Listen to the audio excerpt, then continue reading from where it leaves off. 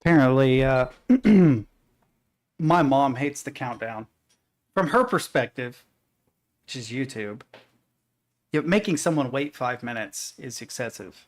It's like, well, that would be true if this were just a YouTube video, but it's not. YouTube is just there to like keep a redundant copy of everything. That's like its whole shtick. I should probably make YouTube videos. Honestly, if ever there was somebody who should have a podcast, it's probably me because I definitely like to talk. But man, yeah, I'm trying to make an effort not to complain so much. I have really bad seasonal affective disorder, and it was a rough year, and I also am like quickly approaching 40. So I've been a little bit like I've been a Debbie Downer, a sad Sally, a Whitney Wines a lot here lately. I'm gonna try and break myself of that as much as possible. And there are a lot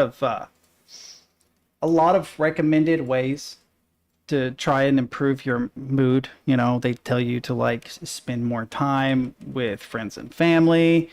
They tell you to like spend time in nature, get in exercise, get enough sleep, improve your diet. Instead, I've decided that I'm going to learn Jamaican patois because why not? I always wanted to learn a language, and it is the silliest sounding language. I don't mean that in like a disparaging way either, because it's got a vibe. But I've been seeing a lot of memes lately where someone will take like a really depressing, sad statement and they'll translate it to patois, and it's like, oh, I'm no longer sad about whatever that was. It reminds me of that Shane Gillis skit where he got told off by some gothic Australian dude. It's like, you can't do that. You can't pull that off. I'm sorry. I wonder if I can find that because it's funny.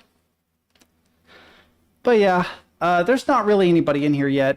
I'm just gonna kind of chill until someone shows up, if someone shows up. If not, then I'm gonna fuck off and play guitar. I don't know. Do something with my day. I am tired. I did just come off a 48-hour shift. But we found a video called Godot Jiggle Physics. We might have found the most important Godot tutorial on the internet right here. This is it. This is the one. I wonder if you guys would actually like screw making a video game. Let's just see if we can do really, really good jiggle physics in Godot. I feel like if I just had a stream called Fun Jiggle Physics, I guarantee you I'd get viewers just from that. Because there are definitely bros that want to see the jiggle physics. Yeah, I'm sure there is too. To be fair, like, it's overdone, and for obvious reasons, but physics systems from like a nerd standpoint are cool. But like, oh dude, yeah, dude, oh, but what if we did do that? Like, what if we did that? What if we led viewers to believe that it was going to be Big Booba, and then it's just like some middle-aged overweight guy jumping on a trampoline or something? We'll make the thumbnail like a close-up of his armpit so that you think it's like a booty, but then it's not. That's how you bait the internet right there. Look at the numbers go up. When did he post this? 4 hours ago. 4 hours ago, it's got 7,000 views. I've been subscribed to Games from Scratch for a minute, but that's pretty good for him, dude. Damn, okay. Brand new feature in Godot 4.0. Do we have any audio? A ton of new features, but one of them that I did not cover in my other video. Oh, you guys got audio. I don't. What's going on here? Hang on. Is my headset dead? Really? Just 2 seconds ago, my headset was working. I swear, I was like watching videos and translating stuff into Jamaican patois, and pretty sure that's how that's pronounced. But what was our boy saying? Hello, ladies and gentlemen. It's Mike here at Game From Scratch, and today we're talking about a brand new What's up, Mike? Godot 4.4. Now, Godot 4.4 got a ton of new features, but one of them that I did not cover in my other video is jiggle physics. Now, you may be wondering about the thumbnail for this video, and that is Mai or Mei Shiranui, and she was first featured in Fatal Fury 2. And as far as my internet searching can tell, Mai or Mei was actually the very first character with one very specific functionality, and that is what we refer to today as jiggle physics. Now, that's actually an interesting thing. Dude, those old 2D, like, pixel art, like, Fatal Fury games, first off, they're fucking fun. There's, like, King of Fighters 2, I think, was one of them. Dude, they are definitely fun as shit. But, yeah, they definitely had a lot of. You can't even say with a 2D game that they're jiggle physics. Wow, that's surprisingly hard to say. Like, her booba had to be hand animated by a dude. And you're probably talking, what, pre-Photoshop when the first one came out? So how did they... I'm not actually sure how they edited sprites and shit back in the day. I know that, like, the Mario games, it's literally one giant sprite sheet with, like, a hexadecimal number that points to each tile. Which is why you have, like, the minus world, because it's not actually minus world. It's blank tile -1, blank tile -2, right? But yeah, this was later, so maybe Photoshop, like 3 or something, existed. But this was the first character it was coined for. I love that he's talking about 3D simulations, and it's... I have no idea what they're referring to when they say just don't get it. But this I don't get it either, bro. that jiggled. So if you're wondering where that term came from, it came from Fatal Fury. Right on. Came from Fatal Fury. So, like, can we get to the gist of this, though? I'm curious. This was packed with new features. I did coverage of it. If you have not checked that one out already, I haven't. To that down below. I actually refer to the 4.4 release as the best release of Godot yet, and on.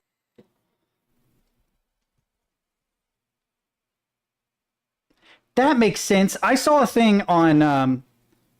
Also, I don't know if you're new, Dreamlike. You can hang out if you want, but I have a weird feeling that Dreamlike is actually just Alfred, because Alfred changes his name every single day. So now I've gotten in the habit of just assuming anytime anybody new shows up in the stream that it's not actually a new person. Well, at least until they're like, you know, Venmo me $50, I Venmo you $40. Yeah, see, here's the thing, though.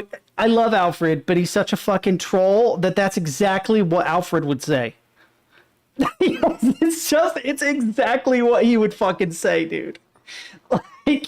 Like, if you had said, no, yeah, I'm definitely Alfred, I would be confused. I'd be like, but is it, though? I don't know. The fact that you deny it, I think you protest too much, man. I don't know. I don't know who you are. I mean, you're welcome either fucking way.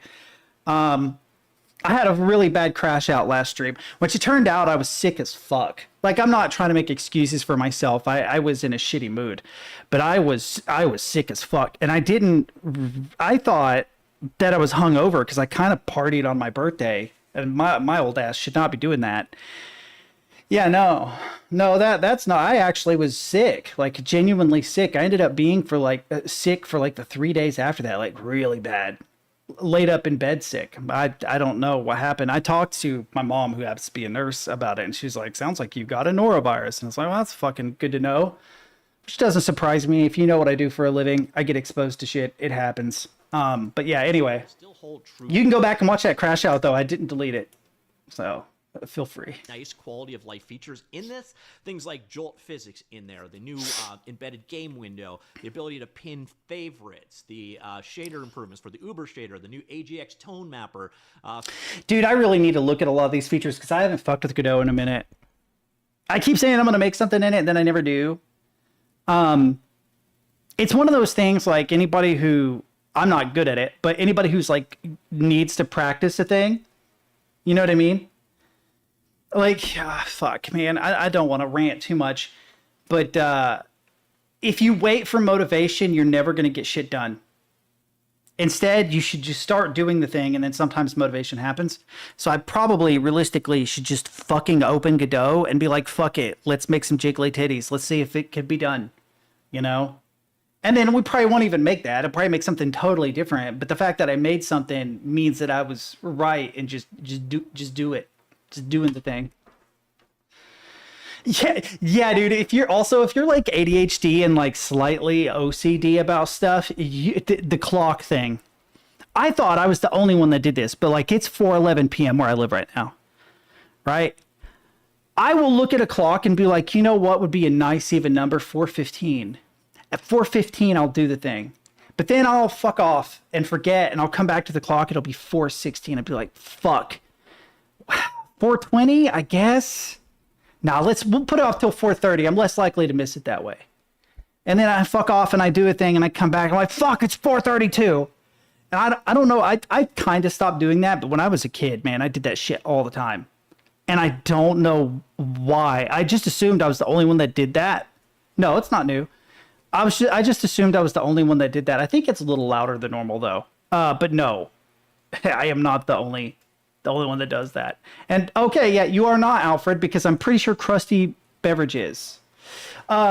I had a whole bunch of filters on it. Hang on. I had a whole bunch of filters on it that I didn't mean to have on it, and I fucked with it last time. I got rid of this high pass. I had this high pass filter on. We don't need this. This makes me sound high-pitched as fuck. But it's probably the limiter is too strong, because if you look at the levels, it's literally hard clipping at 10 always. I could just pull this down until it only at the wow, that's really interesting. It must be overly compressed. Turn the compression off, bring it back up. Now there's a whole lot of variability in volume though, so maybe the compressor is just too strong. Make this like 4:1, maybe 3:1.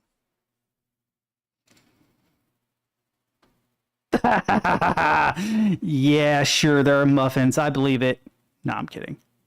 Here, we'll bring this down a little bit. We'll turn the compression down a little bit. I don't have a way of seeing whether the threshold is good or not. The output gain? Maybe turn off output gain? Or just turn it way down lower? Let's see. Then we can maybe actually bring this up. Yeah, this is a little bit better. I'm having to do this visually because I am not monitoring my audio. So if I hit a sweet spot, tell me. Be like, yes, that's it. That's the one.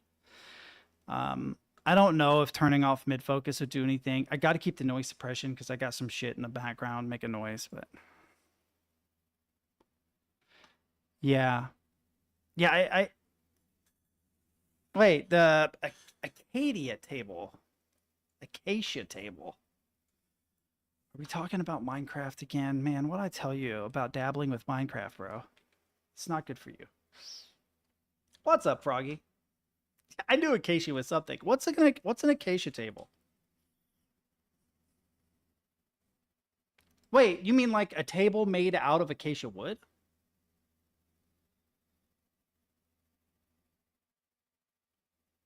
Oh man, I'm so pissed, Froggy. I'm so fucking mad at you. Damn it. How dare you draw people? No, I know you guys don't care, but my ADHD has to go there. So there's this company called Pearson that makes a guitar that's modeled after the Strandberg Bowden, which you probably don't know what that is, but you would recognize the body shape because they like popularized this body shape. I can show you really quick. Strandberg Bowden. It's this weird headless guitar that you see, but this body shape became really popular after Strandberg came out because they did a whole bunch of like wacky things with their guitars. It's beside the point. Well, their necks are copywritten, but their body shape isn't. And so there's this fucking thing called a Hyper B by Pearson. And it's actually, I'm going to be honest, it's kind of a garbage guitar. I'm sorry, Pearson. I don't want to be an ass. Your website's also slow. It's a cool concept though, because it's just thin layers of aluminum, right? It is literally just thin layers of aluminum. They have one cavity here for your electronics, another here for your pickups. Well, there's not even a cavity for them. I'm like, well, that's really interesting that somebody did this, that they assembled a guitar this way. This is garbage right here. I was like, so is anybody else doing this? Is anybody else like making guitars out of aluminum? Because you're like real fancy brands like Skurvesen, which I think is in Sweden. All their shit is just absolutely insane wood crafting. I mean, they have their guitars are beautiful. It isn't comfortable. That was one of the biggest complaints about it. I am not subscribing. But all your top tier like makers generally are doing really cool things with wood, right? I'd love to do woodworking, just separate of guitars and stuff. I think it's really cool. But obviously in my shitty 1-bedroom apartment, I cannot be in here with a fucking CNC machine and like a circular saw and a router and stuff. But get in a lot of trouble. But Skurvesen makes beautiful guitars. The problem is the prices on these are so insane. They are so batshit insane expensive. They have some, you know, the Swan, which is actually a pretty cool guitar shape. The Raptor is a pretty cool guitar shape. Well, mostly I like the headstock. Yeah, you can look at the prices up here. 2,709 euros for this. And this is not like even their custom line, right? And I was like, okay, well, I know that there are aluminum necks. So there's Illuminati. They make guitars now. I didn't know that. But they made aluminum necks. Well, they make aluminum guitars also. I'm like, well, that's really cool. Because these actually look to be comfortable. Like, that actually looks like it would be comfortable to sit in your lap, unlike the Pearson Hyper-B, right? I'm like, dang, that's really neat. And then you look at the price, and you're like, Jesus Christ, $4,500. No, this is a base, but $4,500 fucking dollars? That's fucking nuts. Okay. I'm like, well, maybe, because like, let's say you wanted to build a guitar and you couldn't do any woodworking. Well, you could do the Pearson Hyper-B thing because it's just a bunch of CNC'd plates of aluminum, right? And then to make it comfortable, you would just use acrylic, like poured resin.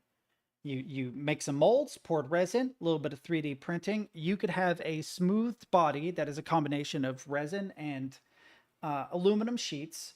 That looks kind of cool and futuristic, but that is actually comfortable. The problem is, how the fuck would you ever make a neck? Because Illuminati is famous for making these aluminum necks. That actually looks like it has carbon fiber on it, but that actually kind of lends itself to the answer, which is fucking carbon fiber. You can work on carbon fiber at home. And I didn't know that you could do that. You could just go buy sheets of carbon fiber and start making shit. And I'm like, there's no shot anybody is making a whole ass neck out of carbon fiber until I found YouTube videos showing it. But when I went down that rabbit hole, I found the most insane guitar brand I've ever seen. It is one dude in Australia that makes these, and he is a fucking nutcase. He is actually insane. These are insane because they're a shit ton of different composites. He, instead of having a convex, he has a concave carbon fiber neck. He has like CNC'd aluminum bits with 3D printed bits, but also with carbon fiber. And because metal is heavy, he has these empty chambered areas to keep the weight evenly distributed. And it's just a dude. This is CNC'd aluminum right here. This is a CNC'd anodized aluminum that he has painted, and it's only the top. If you were to rotate it, because you think, fuck, man, that would be so heavy. But if you rotate it, you can see it's actually really thin, right? But there are these little bits underneath. That's what gives you your comfort. That's what separates you from this sharper edge so that the guitar isn't uncomfortable to play. So somebody fucking went full ham on the idea that I had. And yeah, well, he doesn't make them all of carbon fiber. There's just parts that are carbon fiber. So for instance, like if you look at the bottom of this, this is just a sheet of carbon fiber over CNC'd aluminum. This is 3D printed, right? This is probably, I believe he uses steel for his fretboard, which is interesting because usually you have a truss rod to adjust the bend, right? But if you have a steel fretboard that is perfectly measured, you don't need a truss rod to adjust it. It's perfect the way it is. It can handle way more tension than wood can, right? So then what you do is you just 3D print the foundation of the back of the neck and then coat that with carbon fiber. And the combination is so strong, you don't need a truss rod. You can have a concave neck instead of a convex neck. Only brand I've ever seen do that, by the way. It looks incredibly sharp. And the weight distribution is actually really nice because carbon fiber and chambered 3D printed stuff is hollow. So you actually find with a lot of people will bitch in a live setting that their guitar's neck dive. My SG does that. The neck is just heavier than the body, so you're holding it like this, you let go, and it goes pew, like it wants to smack into shit. Very cool. These, however, are ungodly expensive. These are also like $4,000 or $5,000 a piece. But I have to hand it to the guy. In a world where everybody is making a Fender-shaped guitar, everybody is making basically this this double cutaway shape. He's one of the only ones that's like actually making new shapes I haven't seen. Actually, like, is it over the top? Yes. Would I own most of these? No. There are a couple that look nice, but most of them are just too much. But I have to hand it to him. Bro is like really going ham. He's like, fuck it. I'm going to do the craziest, most extreme shit I can. And my guitars aren't going to look like anything else on the market. And they don't. They look completely unlike everything else on the market. But what blows my mind is it's just one dude.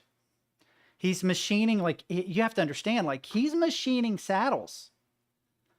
Like, this is not some brand you go out and buy. You can tell by the shape of the plate underneath it. He's having to have all this stuff machined himself.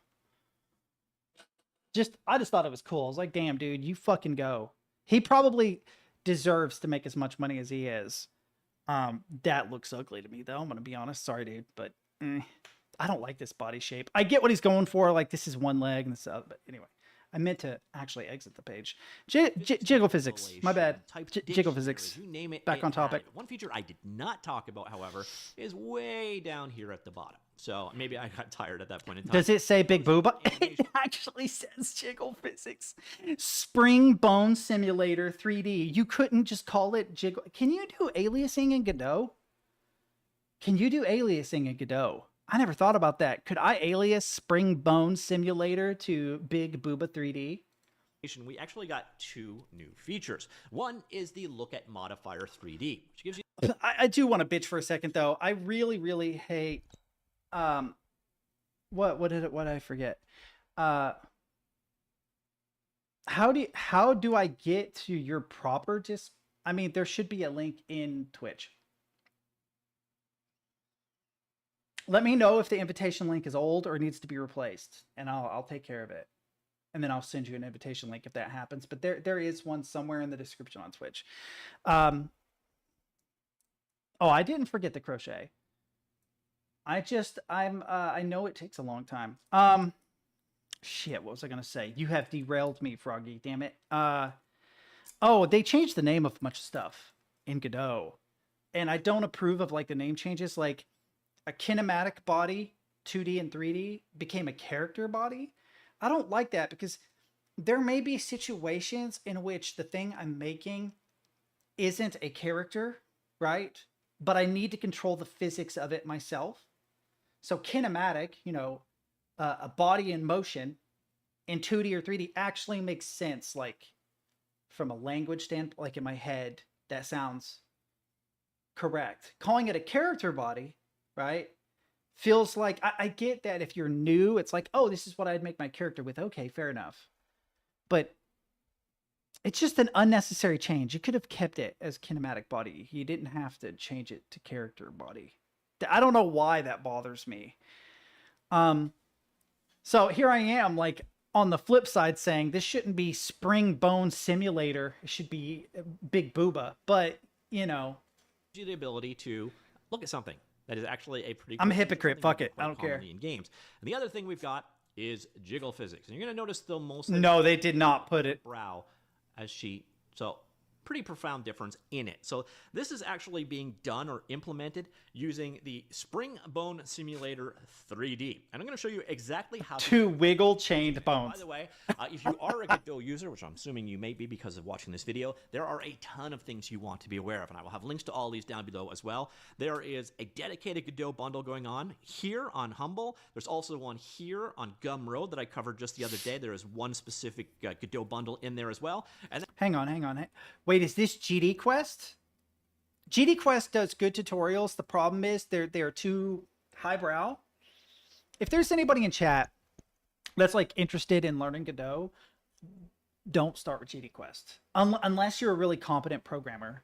If you're a competent programmer, like you've made other things, like maybe you're coming at like game design from like a developer perspective and you already know a language really well, you're like on an intermediate or better level, you'll probably be okay. Or if you're coming from another game engine, they're also really, really good. But if GD Quest is how you learn Godot and programming all together, no. I don't think so. They don't I want to say they don't dumb things down enough, but that's not entirely accurate. They don't describe the why or the reasoning behind things a lot. They're just like, do it this way. Right? And there might be a really good reason that you do it that way, but they don't tell you what that is. And that can be problematic because often knowing the why will help you later when you're programming something else. Yeah, D&D is good.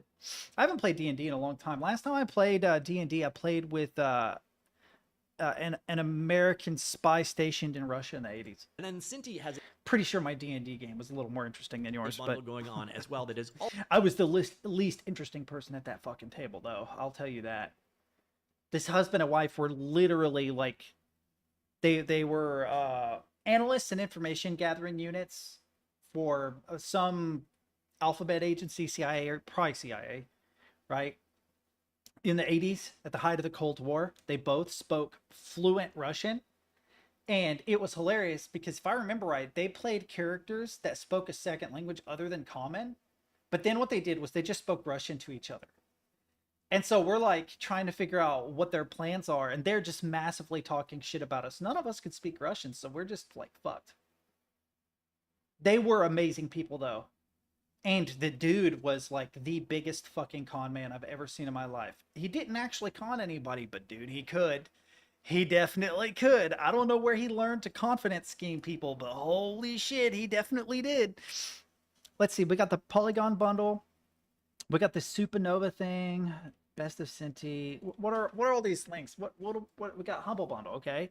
Dungeons, and I don't care about kids packs. Sci-fi soldier HUD? No, I can make HUDs. Not worried about that. Biomes kind of cool. Simple space, meh. Meh.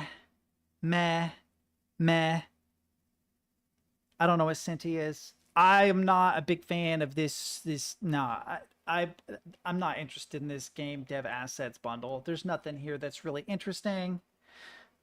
Limited time mega discounted Godot. Okay, what do we got here? Siege of Pontus environment. Let's look at this environment. This, on the other hand, is much more my vibe. I could see using this. Okay. What else they got? They've got Cyberpunk Rooftop Market, Godot engine. I've seen this before. This was used as a proof of concept when Godot 4 first came out, I think. It's okay. Medieval Town. Actually, you know, for like a whimsical game, I could see it. Feudal Japan War Room, Dark Fantasy Church. Cyberpunk Laboratory, Carpenter's Workshop, sound effects for mobile games. I don't need to worry about sound effects. Substance Painter, texturing, a chair, dental pants, and a gun. I don't have Substance Painter. None of these are good enough for me to warrant it. I will say the Feudal Japan one is cool, but neither of these bundles are worth anything. I should have got Retropoflow when I had a chance, and they had a whole bunch of sci-fi assets that were really nice. I should have grabbed those. I swear, bro, YouTube short comments cannot be real. Like, what the fuck is this shit? You want to know something weird? If I leave like a comment on a YouTube short, it is always those comments that get responses, and it's also when you get the. It's good to see you, Gonk. I didn't say hello. Gonk's one of my favorite people. That's right, chat. Deal with it. But it's always YouTube shorts that get comments, and also it's always like shitty responses to simple things. Not always, but a lot. Unless it's a really small creator, and then they're nice. They're always nice. But like, there was a guy, I'm sorry to bring it back to guitars, just how this played out. There was a guy that did a guitar thing. I'm like, this is actually a really cool guitar thing. I see how what techniques he's using and blah, blah, blah. So I left this comment that said, hey, I'm just curious what your signal chain is. Like what are your effects? Are you using like an octaver or, blah, blah, blah. And this guy just was like irrationally angry with me, just telling me like, you just need to learn how to fucking practice, blah, blah, blah, blah, blah, blah, blah, blah. And I'm just like, what? Are you even like responding to me? I feel like it was almost like he had responded to someone else. But after reading the comment, I realized like, no, he's talking to me because he was like, nobody knows anything about pedals or blah, blah, blah. And I'm like, well, the guy who made the video probably knows what he's using. Just the thought. And I don't care how accurately you recreate what he plays. If he's using like a PS6 harmonist and an octaver, you're not going to sound anything like that without those pedals.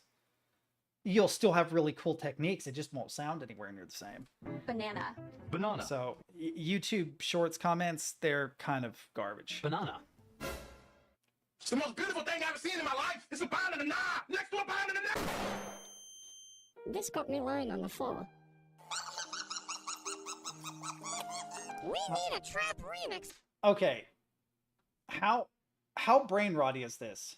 of the way this man says banana. A banana. LOL. The banana next to banana. Got me. The thing you have to understand is that probably a lot of these are bots. I just about guarantee you that a lot of them are just bots. When you laugh so hard that your dad that went to get the milk 5 years ago comes back and says, I was watching that. 100%. I don't know about that last one, but I guarantee you a lot of these are just bots.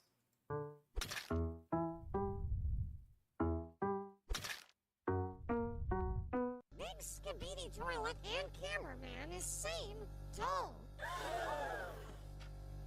I like your short. We are getting big. Alfred, man. Are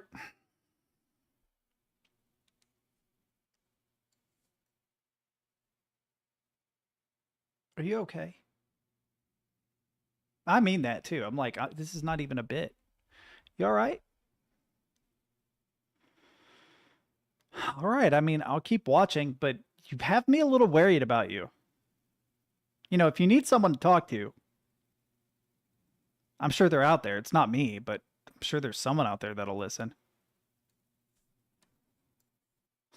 I'm kidding. Actually, if you need someone to talk to, you can hit me up. That's not a problem. We need a trap remix of the way. Why did it go back to banana? Why did they brain slop the brain rot? Why did they slop the brain rot? Big Skibidi toilet and cameraman is same tall. Same tall, Gonk. Get it I right. like your short. We are getting biggie with this one. Brigger. Bueno. We got Skibidi toilet toys before GTA 6.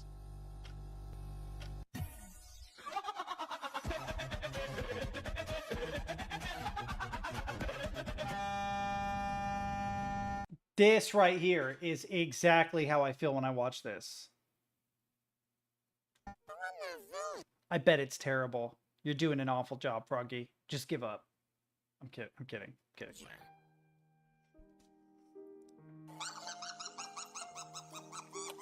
I used to be really good at doing portraits once upon a time. I think I could probably still do portraits. I worry about hair though, because hair was a bitch to draw when I was a kid, and I'm sure definitely not as good at it as I used to be. Team Hero Brian, edit. Well, thank you so much. He got 1,000 likes because he said Team Hero Brian. Herobrine equals Sigma. Stop taking my chips! Stop taking my chips, okay? Okay. Kids say stop take my chip? Kid, stop taking my chips. What is there at some point in this where I feel like I've literally lost a viewer watching because you said keep watching? In the time that I've watched this, 1 minute and 53 seconds, I already lost somebody. Somebody has already given up on me, man. What is this? Bacon, laugh. Kid, stop taking my chips, okay? Am I being trolled right? I'm being trolled right now. Gotta be. Bro's sure to stop laughing before. Yeah, dude, I don't think I can watch any more of this. This is like beyond brain rot. This is like brain rotting your brain rot. This is like the buried kimchi of brain rot. That's a weird metaphor. Like nobody got that, I'm sure, but yeah. Because kimchi is like fermented cabbage. It's rotten. Man, my YouTube suggestions are garbage lately. I don't know what I watched. I fell asleep with YouTube on, and now YouTube is just recommending a bunch of shit. Like, I think her name's Brett Cooper. I don't watch her. I watched the first season of this show like 4 years ago. I do like Watchmen, but not enough to watch shorts. I keep getting recommendations for like lightsaber shit, which lightsabers are cool. I don't care. I just don't actually care. The music stuff I get. I've been watching a lot of guitar shit lately. But I just get Okay, this is funny because that's Glenn Fricker's channel. Glenn Fricker is talking shit about himself. I don't even know what you mean by subnetting and binary. That sounds like you're purposefully using jargon for some reason. Like, you mean like a subnet masks? Hang on. Oh, I don't even know how to do it on Windows 11. Never mind. I was gonna bring a thing up, and I don't know how to do it in Windows 11, so never mind. Yeah, I'm not gonna watch YouTube on YouTube. That's just weird. That's just weird. What? Are you not working? Okay, now you're working.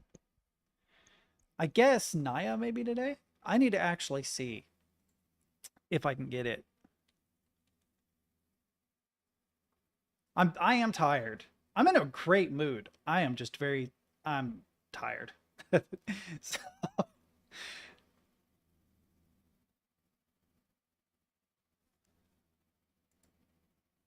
hang on.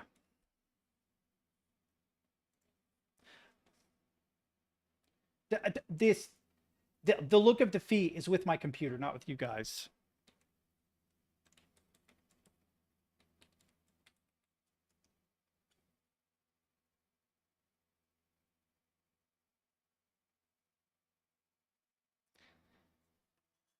What are you converting to binary?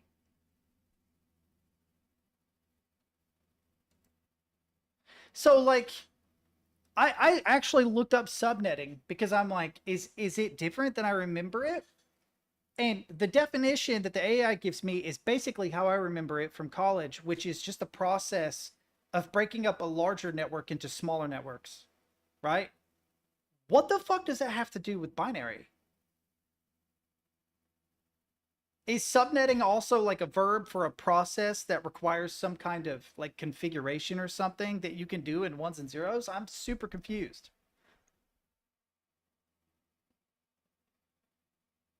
I have never done any subnetting, obviously, that I remember. I don't even remember, man. Hang on. Explain it to me like I'm 10 or 5. Uh,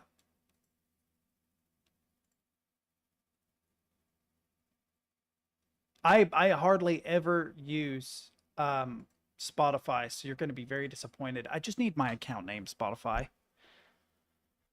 Hang on. I'll tell you as soon as Spotify tells me what it is, because so I got Spotify, like the paid version, once upon a time when edit profile, when they had a deal with Hulu. Dude, I'm gonna have to create a new one, chat. Because where I got it in a bundle, do you guys want to know? Do you guys want to know what my Spotify username is? And I am not shitting you. I knew I didn't know it. But because I got it in a bundle and it bundled it with my email and then created a random username, that is my username.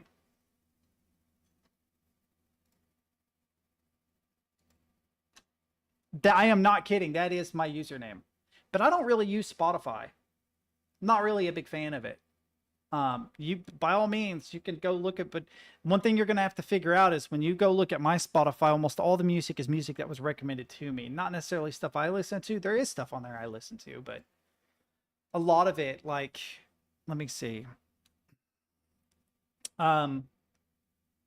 Stemkey, don't remember. Actually did listen to this. These are country artists. That was Lumi. Stemkey. Dax Riggs is actually me. Don't remember. Either Stid or Actress, actually Fire Band. Stemkey, actually me. This is a Chino Marino side project where he kind of dabbled into Witch House for a minute. Ethel Kane, actually like Ethel Kane. Kind of depressing, almost pop music, almost folk music, but I was introduced to her by a video of her talking about her knives while wearing lingerie. And I know that sounds like, oh, you fucking gooner. Actually, no, I mean, no hate. I can't remember her real name. It starts with H. You're pretty enough, but you're not. That's not why I clicked the video. I thought, who's this crazy person showcasing knives on the internet? This is fucking weird. And then I fucking loved her as a person. I'm like, wow, you are I would be friends with you. I could totally see like just going and doing crazy shit with this person because they seem like fun. Castle Rat, lead vocalist, is incredibly hot. But that is kind of like a throwback to like 80s, almost like Stoner Doom, but not as dark. It's basically a bunch of people LARPing, like a D&D game, only they make music while LARPing. And like the lead singers, like the Rat Queen, and I don't remember all of them. But anyway, Glass Beam's fucking amazing instrumental music. That is actually me. Have no idea. Perfect Circle's actually me. Chelsea Wolf is actually me. This is Stemkey. I don't remember who shared Acrid Death with me. And then this older stuff is stuff that was even before I started streaming that people in real life would recommend to me. Like, I don't listen to Hauntologist or Moonlight Sorcery or Texas Hippie Coalition or Viking Skull. I don't listen to those at all. This I found on the internet. King Gizzard the Lizard Wizard, I absolutely listened to. Blood Incantation, amazing. Listen to I Speak. I actually listened to. It's like a German electronic band. MF Doom, fucking amazing boom bap. Fire, Tyler the Creator, actually listen to. Vaudeville Villain, that's MF Doom's alter ego. Daft Punk, I actually listen to. David Maximikic is actually an amazing guitar player. I do really like his music. Arctoria, Duncan Trussell Family Hour is a lot of fun. Delusionism is from ye olde times. I found him on YouTube doing like Tool covers, and I found out that he had his own band. And I'm like, damn, these are actually good. Matthew Cox is a con man. I do actually listen to these some podcasts. Sometimes listen to Breaking Points for news. Not a lot here lately. Acid Bath, that's old Dax Riggs led Doom sludge band from the 90s. Underrated. Fucking love them. Tool, love them. Claypool Delirium, love them. Joe Rogan, I haven't listened in a long time, but yeah. So there you go. Now you know everything that's on my Spotify. I don't hardly ever use it though. It's not like wildly inaccurate. It's just not entirely accurate. Like lately, what have I been listening to? Hang on. I listened to Ginger earlier today. Pisces, but that's like one of their more popular songs. But that came from actually an old Slipknot playlist I found where I listened to Eyeless. It's actually my favorite track off their self-titled album. Who did I listen to this weekend? Checked out Buried Alive. Very cool guitar technique. It's not something I could pass. Oh, Opeth, actually. The last album I listened to was the remix of Deliverance and Damnation. I can't spell, chat. Deliverance and Damnation. Opeth. They have a remixed playlist. 14 discs. This was the last thing I listened to. That was the last like full thing. I don't know that I listened to all of it. I think I started maybe with like Master's Apprentice or something. It doesn't appear to be showing that I've listened to it all, but I did.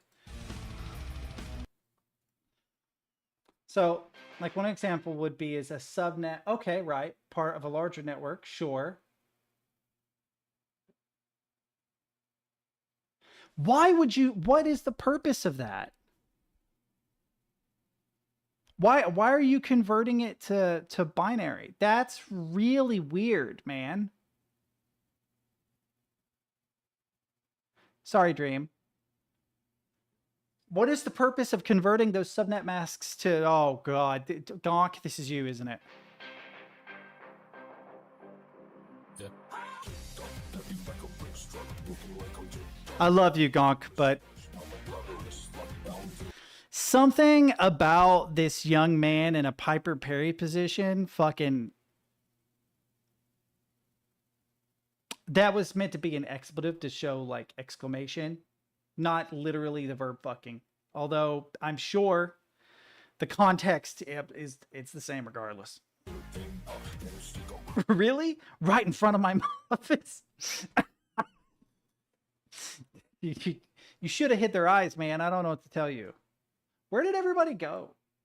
My viewer count doesn't make any sense on Restream. It lies to me all the time. I can never tell how many people are actually in here. Sometimes there'll be like 13, but it'll say like 3, and then sometimes there'll be 3, but there was actually nobody. It's fucking annoying.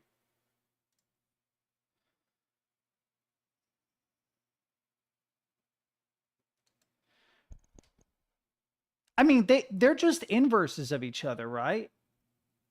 That's how I thought of them when I was in school. And then the final number, like the slash, I don't remember if it's hexadecimal or not, but I think it is, that denotes how many possible IPs are on that particular network, right? It's been a while since I've done the TCP, IP4, IP6 stuff. I did do all that once upon a time, but it's been a long time. Sent me in this YouTube short Hang on, about Minecraft, which apparently scoot this has over an here. interesting maths question in it. It starts showing a player trapped on a platform in the air, and the only thing they have to escape with are some oak planks. How on earth are they going to get out of this situation? So what do they have to do? It's super easy, just make a bow, which is what they did, and what? Why did they die? It turns out in Minecraft, if you fall in a boat, you don't sustain any damage, except at a few very specific weird heights. Unless you fall from 12, 13, 49, 51, 111, So I'm installing Naya. 310 or 315 blocks. Because for some reason from these heights, your boat breaks and you die. I have no idea why. And I have no idea why either. So I don't play Minecraft, and don't panic if you don't. You just need to know that you can mine and collect resources, build things, and if you build a boat... I do feel like you still don't need to actually explain Minecraft. I suppose if you have like a really old viewer, maybe, but like I've played like 4 hours, maybe 6 hours of Minecraft ever. I've not done any. I've never been to the Nether world. None of that stuff ever. But I still get it. It should protect you from falling, but something weird is happening, and it involves some numbers. But what is it about these numbers which mean if... Interesting. I already see a pattern. Oh, but the pattern breaks. What? So a difference of 1, a difference of 2, a difference of 3, but then there's 202 randomly, which this should be a difference of 4, so it'd be like 202, 206, or 198, 202, and then a difference of 5. What? If you fall from those specific. You guys see the pattern, right? I'm not tripping. There's a difference of 1 between these two, right? But there's a difference of 2 between these two, and then a difference of 3, and then an outlier, and then a difference of 5, because there should be another number here that would be a difference of 4. And only those heights, suddenly the protective effect of the boat sinks. I did all my usual approaches to work this out. I had a look on the online encyclopedia of integer sequences, and no. Interesting. Nothing. Googled them. Nothing. I spoke to my friend Oliver Dunk, who helped on my previous Minecraft video many years ago about the dream speedrunning controversy, and Ollie managed to find a bug report. Boats crash / break and can kill their passengers when falling from certain distances. If it's 198 or 206, I'm predicting it's got to be one of those two. I don't know which, but it's going to be a difference of 4 from 202. So either down 4, which would be 198, or up 4, which would be 206. This is the bug report, and you can see it was created back 198! 198! Ooh, I'm a math genius, baby!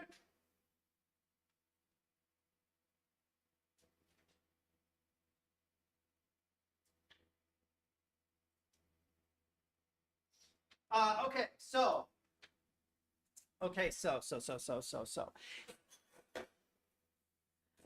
Well, there's got to be a pattern between the sets of numbers. So hang on. 10's place, we move 1. Oh God, is this in binary? If it's in binary, I don't know that I can figure it out. So base of 12, base of 48 would work in hex, I guess. I don't think 111 or 114 would. But so there's a difference of 1, a difference of 2, a difference of 3, a difference of 4, and a difference of 5. But then if we subtract, say, this lower number from this lower number, that would be 37. If we then subtract 49 from 111, that is 11 plus 51 is 62. 37 and 62 don't correlate very well. 37, 62, 87, 112. Okay, so whatever it is, I don't think it's plus or minus, at least not in decimal, because that doesn't really seem to follow a pattern. 37, 62, 87. 17. Glad we're finally getting on top of.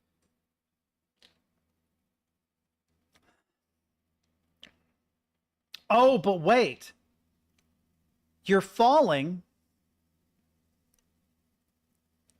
Right, so you have, if there are 48 blocks beneath you, if there are 11 or 12 blocks beneath you, 48 or 50, why is it getting wider? Can I get a hint? Can I buy a vowel? You have to admit that I immediately saw that pattern. You have to at least give me credit for that. Like, okay, I'm not an MIT graduate. I'm not about to get a SpaceX ship to the fucking moon or whatever. But you have to admit, me like immediately seeing that pattern is at least pretty good for my old pattern recognition some bitch up here in my head. I've got like 2 brain cells. They both went to work on that one. For this, and there's a lot of discussion, people trying to work out what's going on. There's the values we saw earlier there, and then a lot of discussion down. See, I was thinking it was multiple. So like, see, here's the problem though. 37 times 2 is 74, right? 74 and 87, 74, 87, you add 13, 74, 87 is 13 different. Hang on, there might actually be a pattern to this. Down here? Wait. Then Difference is 62, right? No, but see, 62 times 2 is 124, which is not one of the numbers. It was like 112, which is minus 12. I feel like it has to do with some kind of base 12 numbering system. Saying what's going on? People trying to work out what the code. Because there's like a whole lot of ways to do the math where you end up with 12 or something that is divisible by 12. Work out why different values appear, which versions of Minecraft it does or doesn't appear in. If it were 16, I'd be like, well, Hex is doing something weird. Source code from Minecraft to try and sort out what's going on. So huge thanks to all these very clever people from digging through it and trying to work out what's going on. And of course, also, you can do the hair frog. Yeah, I believe in you. We're not just going to trust Camman18 or the bug report. We're going to try it ourselves. Oliver set up a huge grid of boats, one at every possible height, let them all fall, and we tracked exactly which ones broke and which ones survived. And sure enough, the vast majority survive, except for a few at those very specific heights. Just looking to see if there's anything different. The problem involves both triangle numbers and floating point inaccuracy. That might explain why the numbers don't add up exactly. 37 is really close to being divisible by 12. 36 is 3, right? In binary representation of...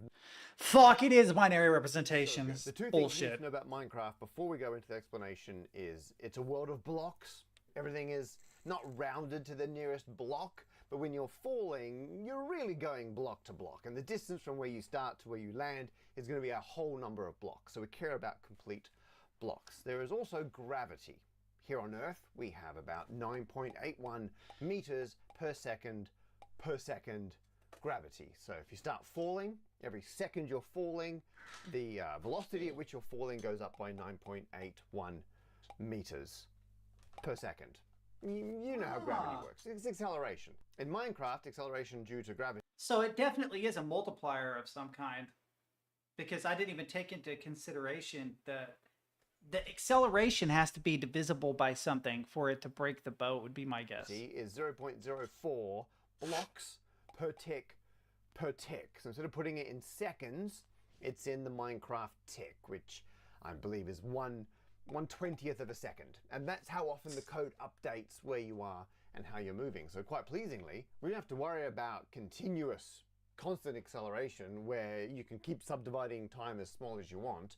There's a finite little chunk of time and we just recalculate each one of those. So we can see what happens if you fall by going through it one tick at a time. So you start your free fall descent by either dropping off a ledge or destroying the block underneath you, and at t equals 0 right at the beginning, your velocity is 0. Sure. One tick later, your velocity would be 0.04 blocks. Now, what the time is, I don't know how the code deals with when it updates your velocity based on the acceleration, and actually the exact times are irrelevant, so don't panic too much about those. The point is...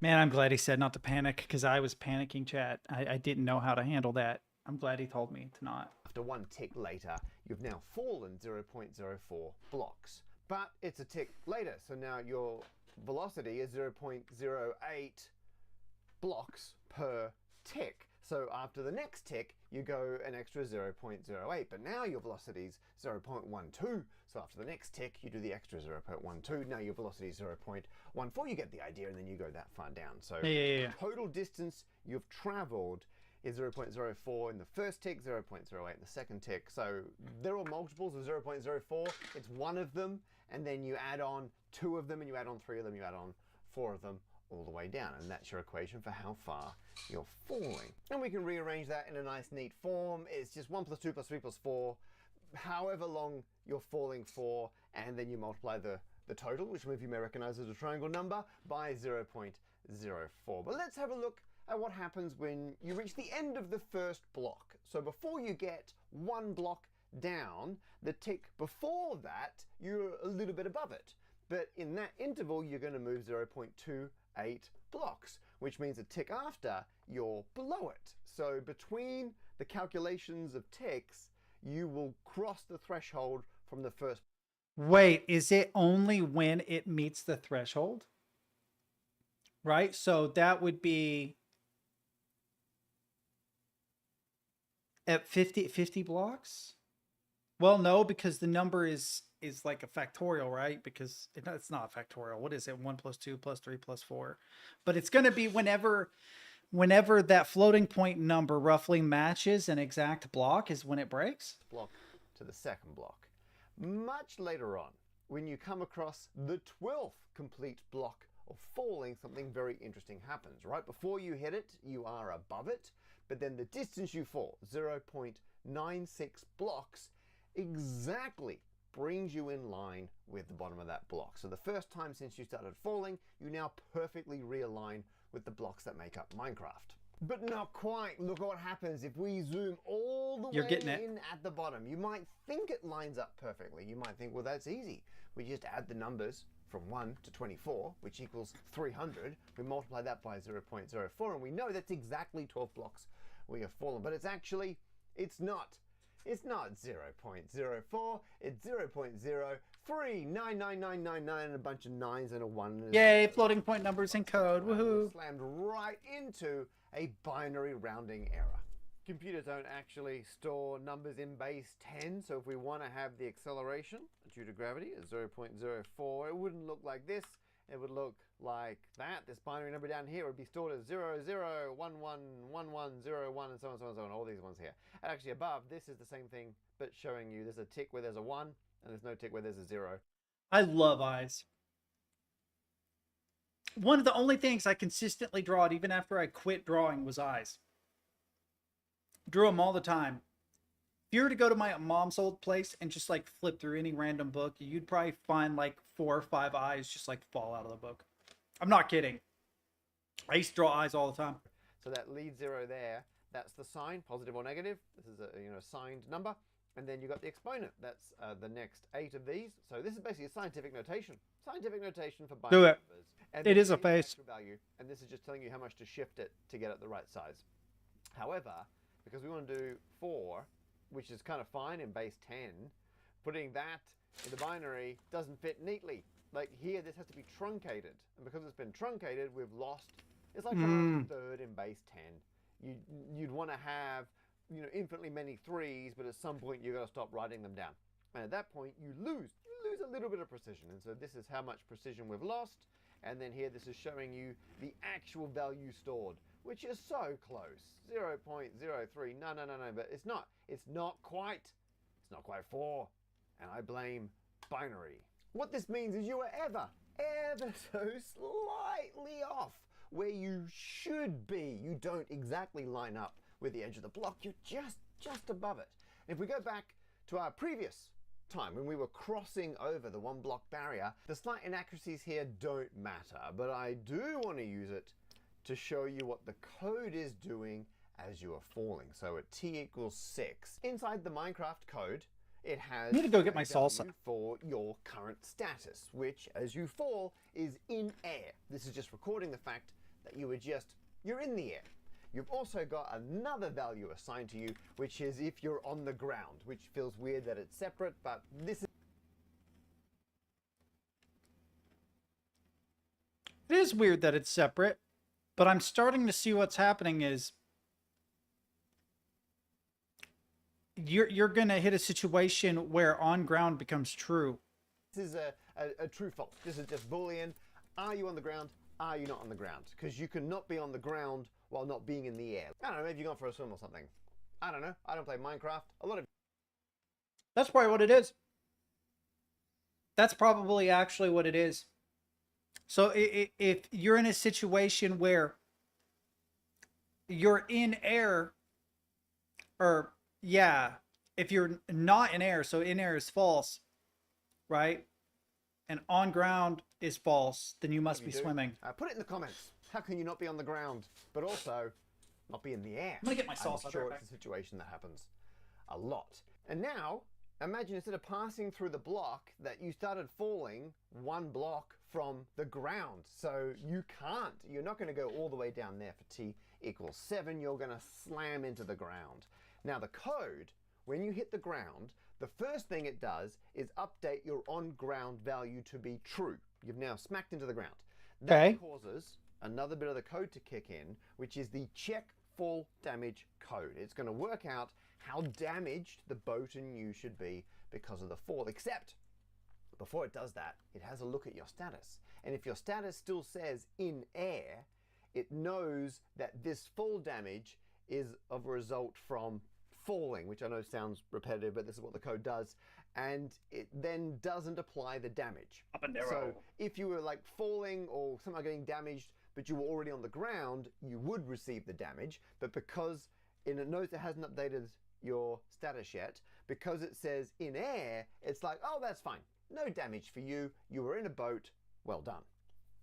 But what happens in the case where you're very, very close to the ground? Well, the code's still doing exactly the same thing, except on this point here. You've not hit the ground yet because you're only 11.99999 blocks down. You're still 0.000. You're a tiny amount above the ground. Sorry, Chad. I gotta know what happens. Changed. However, the part of the code which checks to see if you're in the air or not, it's got a tolerance on it. It's within 0.1%. It checks 0.001 block away from where you are just to catch edge cases. I assume this was fixing a previous issue in the code. They're like, oh, fine, just check around a bit. So if you're so close but not quite, it's still going to register it. So it actually records you as being on land.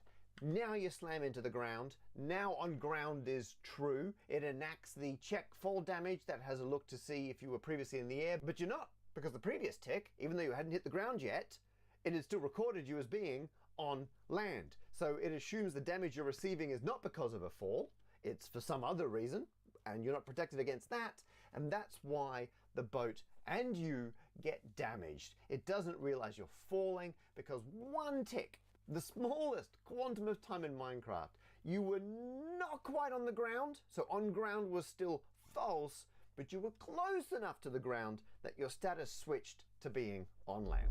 Now it's time to work out where those numbers were coming from. We saw before that it's 1 plus 2 plus 3 plus 4 all the way up.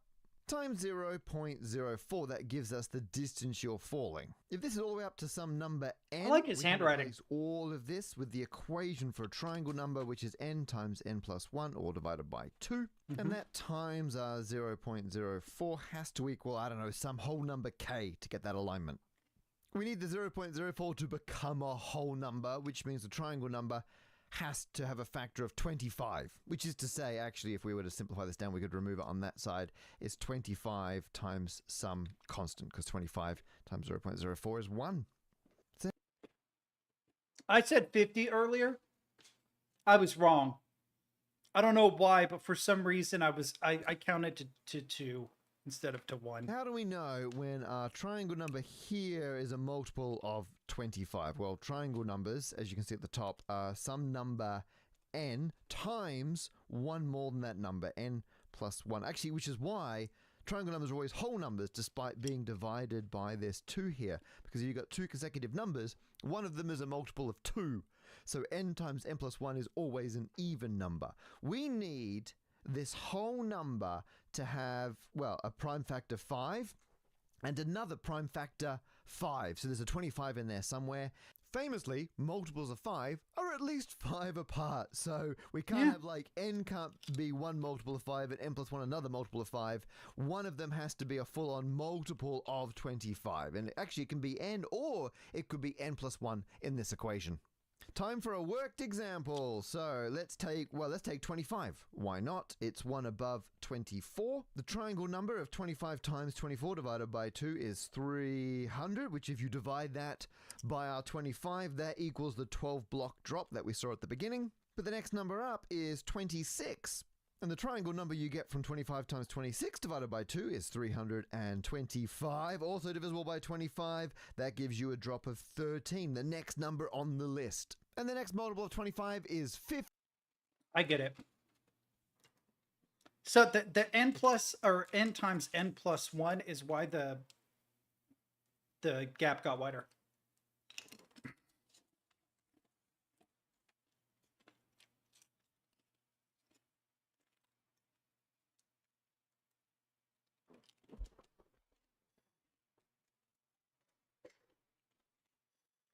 Very fucking cool.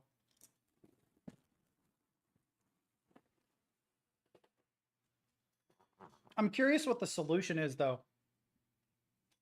50, that works. I'm sure he doesn't The actually between fix it, 49 but and 50 is 1,225. That gives us a fall of 49 blocks. And 50 to 51, 1,275. ate gives salsa us too quickly. It's what I get. 51. The equation in general is you've got 25, some multiple of it. You then multiply it by the number either above or below it, because both work. You divide that by 2 to get the triangle number, and then you divide that triangle number by 25 to get the number of blocks you're going to fall. And this equation perfectly generates and explains all the numbers we saw in the original short. Oh yeah, and we could cancel these. Fun side point, of course I made a spreadsheet to double check my formula definitely worked and check that it would generate all of the values we saw in the short, and sure enough it does, except this one here, which was missing. This one wasn't in the original short. For some reason, when it comes to this pair, they've only got 202. There you go. Oh, and yes, of course, you can extend this for bigger values, but this is the ones that we see in the game. One last footnote, I had to mention before, the boats were empty in Ollie's simulation because he noticed if you've got a player in the boats, it slightly changes the behavior and it doesn't break falling from some level. Something to do with how the game is processing whether or not it counts as a vehicle, but we decided that was one step too far for now. That's it, and that... Pretty cool. I love number file. Oh, wait. This is stand up? Well, did they change it? I thought this was number file. I know he's on number file, right?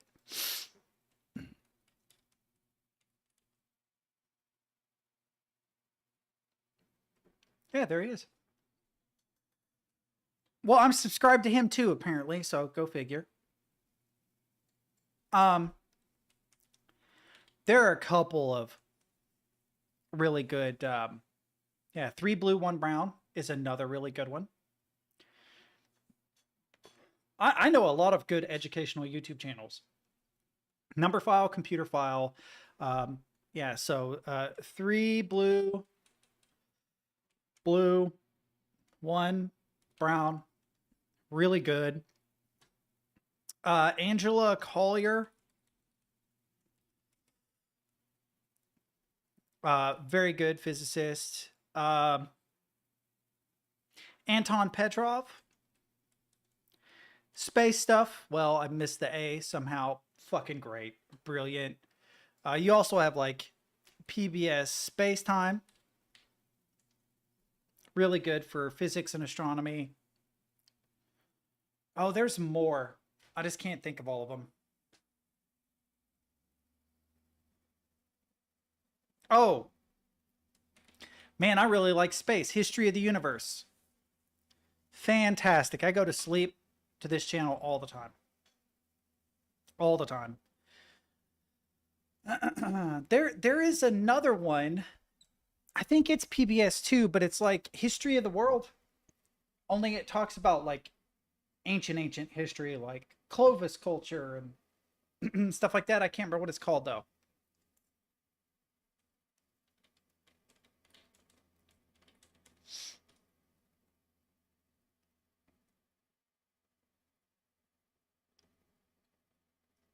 I'm telling you, it's like a special channel, but I can't remember what it's called. It might be Nova. But yeah, also like really old history stuff.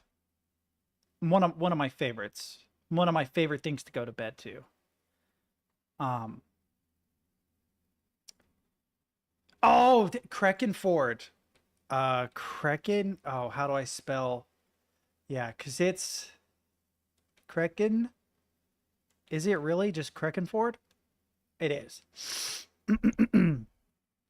This is I think he's a doctor in ancient literature or something like that. Very, very, very cool. A lot of really interesting, like, comparative religion from the perspective of mythology. He's also really soft-spoken. So, like, Mom, if you're watching, this would be a great channel for you to go to sleep to. My mom likes to, so both me and my mom put on this kind of stuff when we go to sleep. And yeah, Mom, I don't know if you're watching right now. I know you like the talking segments of my stream. You definitely should check out Creckenford. It's spelled weird though. Crecganford. I know you like the history stuff a lot. Very cool. There are some longer ones. we're going to go back 10 to 12,000 years in the past. And he's just a soft-spoken guy with a really good microphone.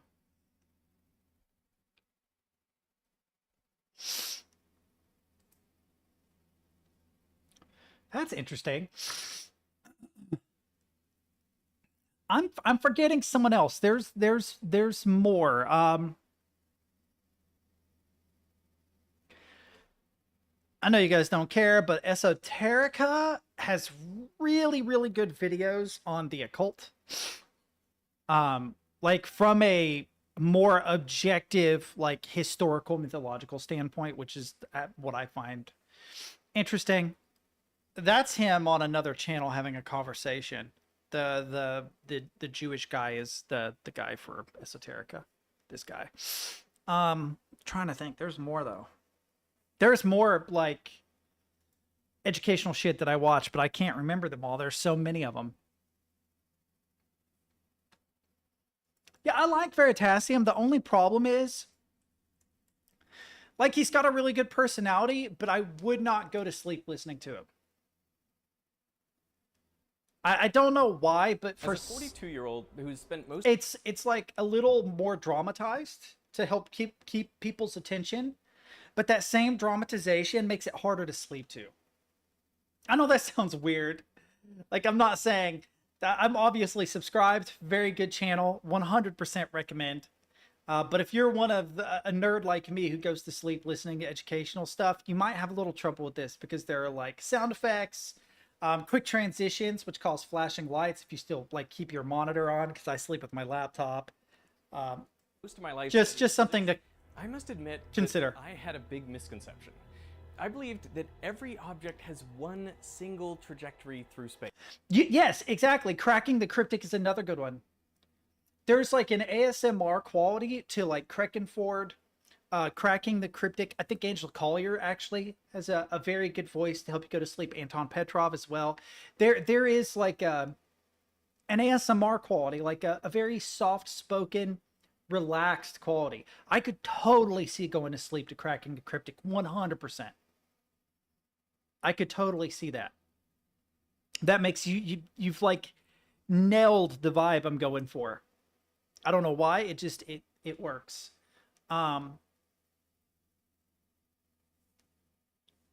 There's another one like Veritasium. Is it Ad Astrum? Something like that? Astrum, just Astrum. Not as big a fan of this, but more space stuff. If you've loved the latest... The problem with this one, though, also, is that they, like, insert, like, dramatic music and stuff. Space images. You need to... That will interrupt your sleep. I know, so I don't actually watch him when I go to sleep a lot.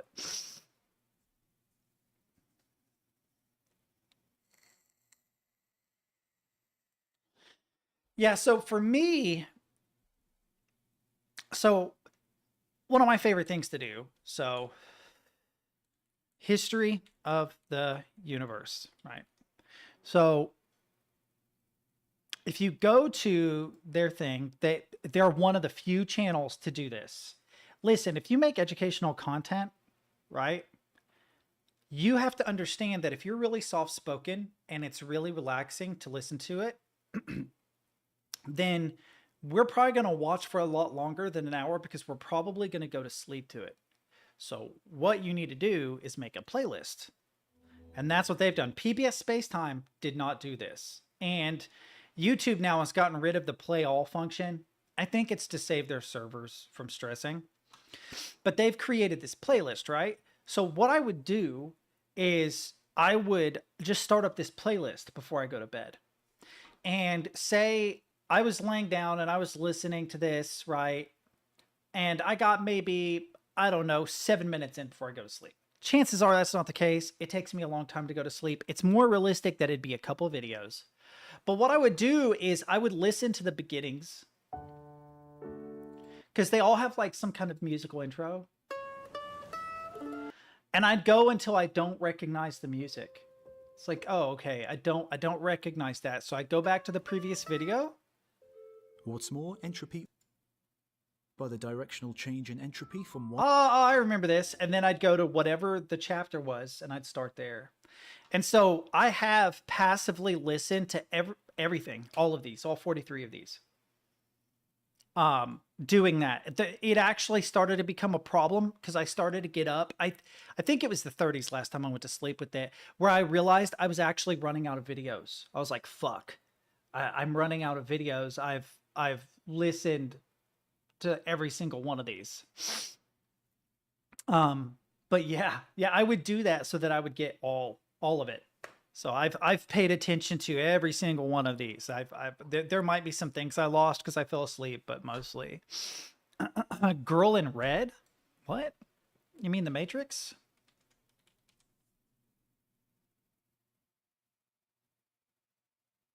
Oh, you mean the music? I'm curious.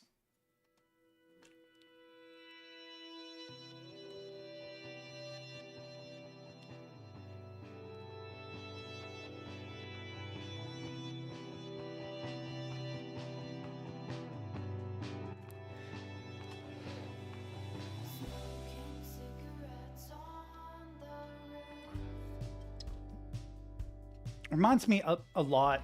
Oh, I didn't mean to play that. Of some of the alti shoegaze that came out when I was in high school.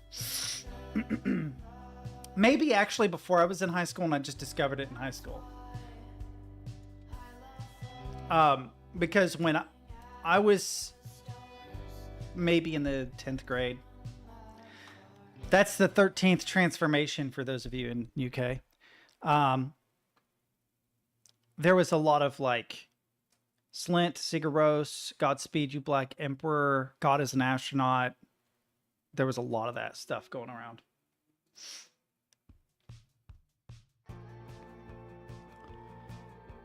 This does kind of remind me, hang on, for whatever reason, she reminds me of this Lovertown video. Have you ever seen this video? I'll show you in a minute.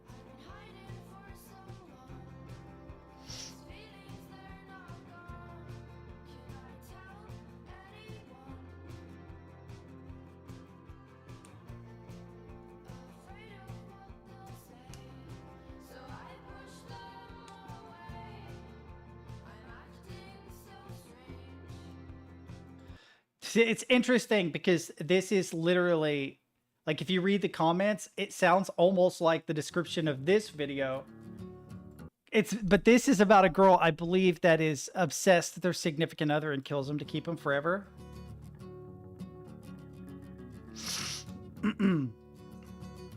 She kills all her boyfriends. It's super campy too. It's like, it's always like a squirt gun or something. They blow his brains out. Does she stab him? No, she poisons him. The first one is a poisoning. I watched this whole video because it's just a dramatization of her killing boyfriends back to back to back to back.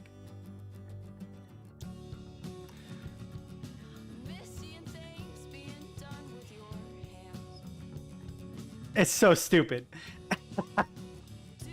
Yeah, the first one's poisoned. I don't remember how they all die. One gets shot. Oh yeah, he gets strangled. So he gets strangled. Pretty sure he gets shot. Wait, does she stab him or shoot him? I don't remember. Oh, stab. Yeah, stab, stab, stab. Good shit.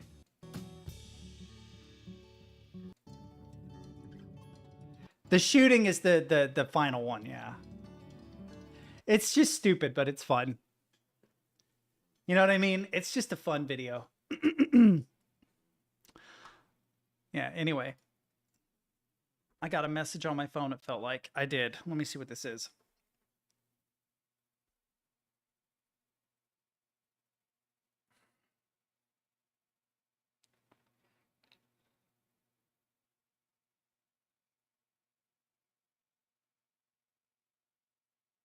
Damn, okay.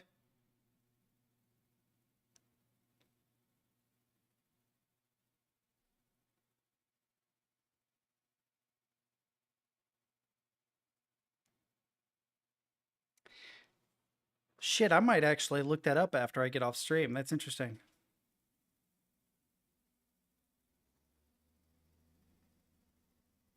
He sent that as a multi-message. My phone is going to blow up now.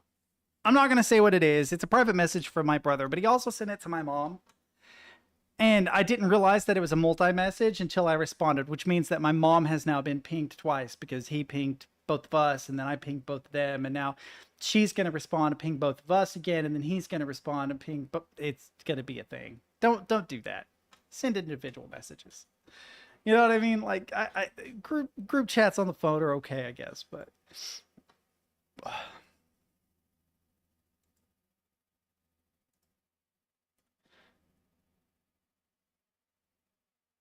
I swear. Wait, is this what I think it is? This is Battle Bit, but with the sliding and jungle music. God, their field of view is so small. Okay, the grapple's cool. Meats Doom? Nah. It's more like BattleBit, Titanfall, and Ultra Kill.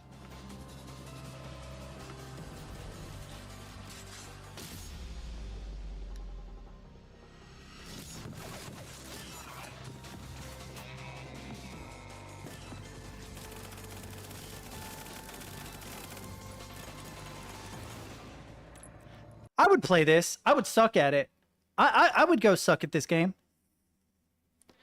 I'll wishlist it for now. I don't know about paying $17 for it. I am kind of waiting for Splitgate to come out. All right, hang on. I'm going to go use the restroom. I can't say. It was a private conversation from my brother, so I'm not going to say what he told me to look up. It has nothing to do with anything that we've done on stream so far. It is also just completely out of left field. I'm going to go use the restroom really quick. Come back. We're going to play Nea, something like that. We'll figure it out. Anyway, I'll be back. Just hold your horse.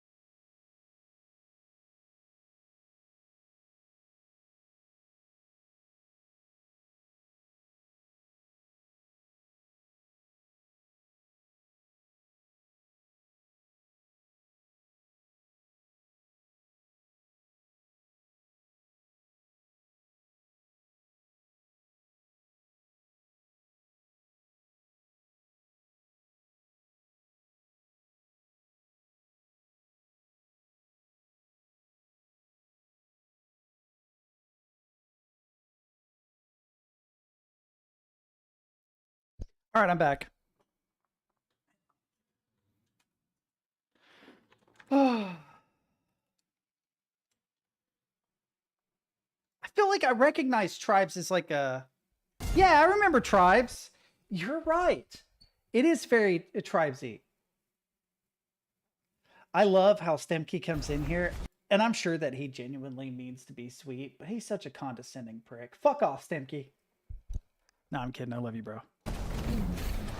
It does remind me of Tribes. Hopefully it's better than Tribes. I didn't like Tribes. I remember playing these games. I was not a fan of them. At the time, it felt like it tried to do a lot of Quakey stuff, but not as good.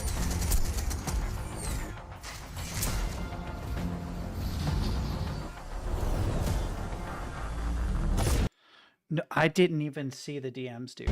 I'm gonna be honest, I had no idea you even DM'd me. That's funny though.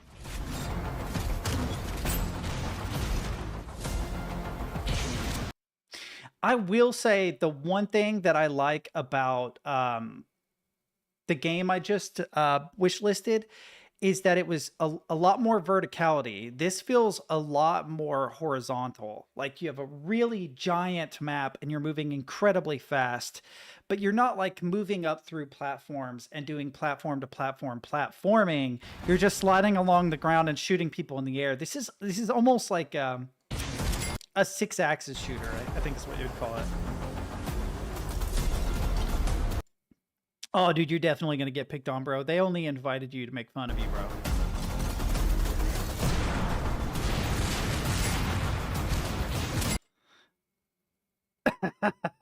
I'm just kidding. The fact that he didn't respond, I'm like, oh shit, I might have hit too close to home with that.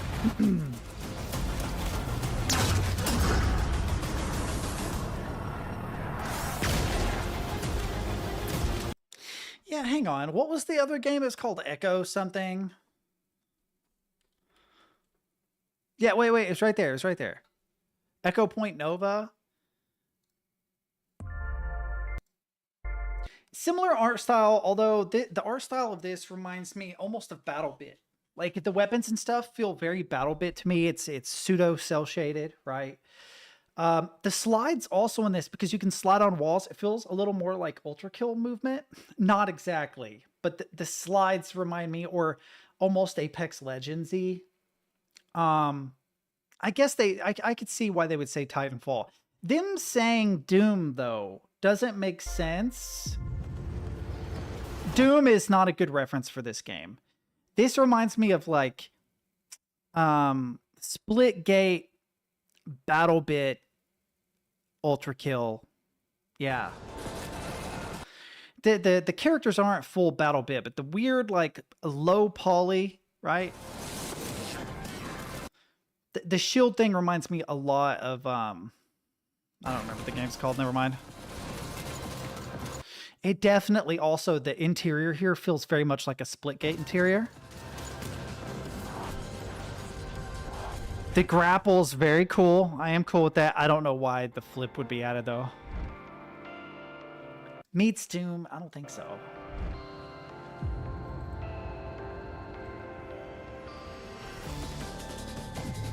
See, being able to trigger a slide from standing still, I don't know that I'm a fan of that either. Because it did not look like a downward slope.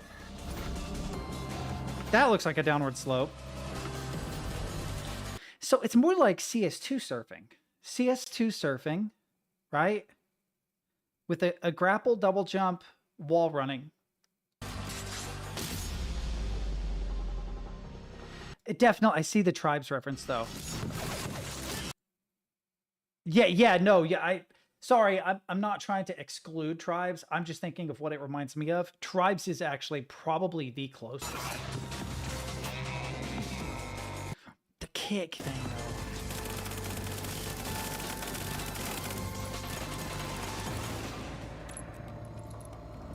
Also kind of reminds me of Crunker.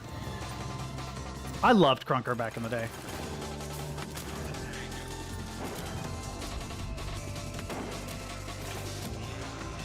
That downward slam is very ultra killy.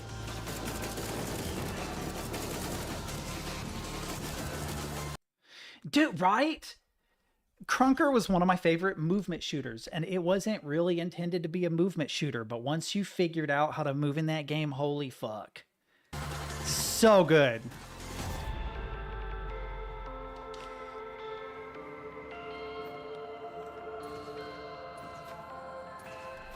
Part of the reason why I like BattleBit is because Krunker. It's like, oh, Krunker is a movement shooter. BattleBit's boots on the ground, much more like Battlefield, you know? Unfortunately, BattleBit died also. I mean, there's still lobbies and stuff. It just doesn't feel the same. I knew that BattleBit died when Batman disappeared.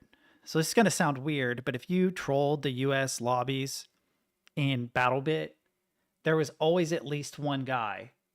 Always at least one guy who's like, I am Batman. I have to save Gotham. Where is she? Where is, you know, doing the whole like Christian Bale thing. Fucking hilarious, dude. It was so fun. If you hopped on a game with Batman, you knew you were good to go. And then when Batman disappeared, I'm like, oh, this game has actually died. It's dead. It doesn't feel the same anymore. I don't think that magic can be recaptured. I think we need a new game to replace BattleBit, sadly. I don't mind playing with you. It's just BattleBit's kind of dead. It's also like a real pain in the ass to find decent lobbies anymore. Well, that's partly due to it being dead. Me bad. Me did depress lately. I forgot that I wrote my fucking title in fucking Jamaican patois because I thought it would be funny. Made me laugh. Shut up, chat. Is there any other recommend? Still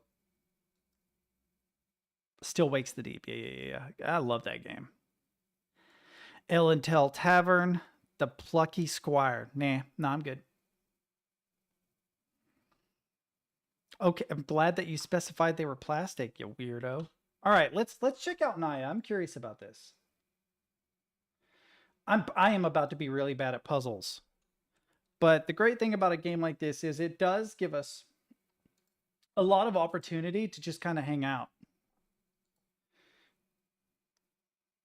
You know what? When I saw it, I was like, you know what? I would consider that game if it's just like a casual, laid back, just enjoy your time. I am super excited about Naya.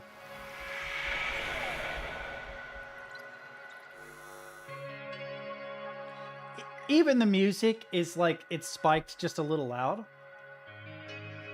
Which is very much like Myst. If you were to go open Myst right now, it would be so loud.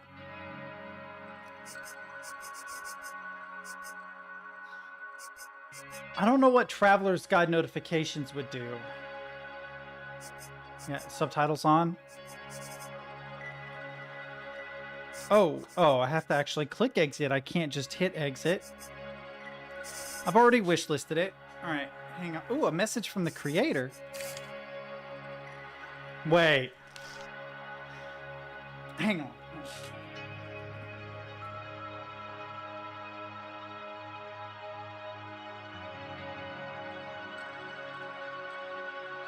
Welcome to Naya, a world I have been immersed in for the last 6.5 years.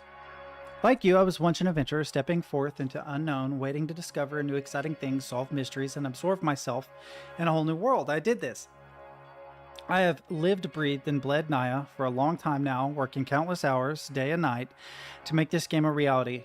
It captures a time capsule of my life from where I started the game to where it is now, finally being able to provide you with a glimpse into its rich, exciting universe. I am incredibly grateful for the experiences making Naya has provided me and the beautiful journey it has paved into existence, and others too.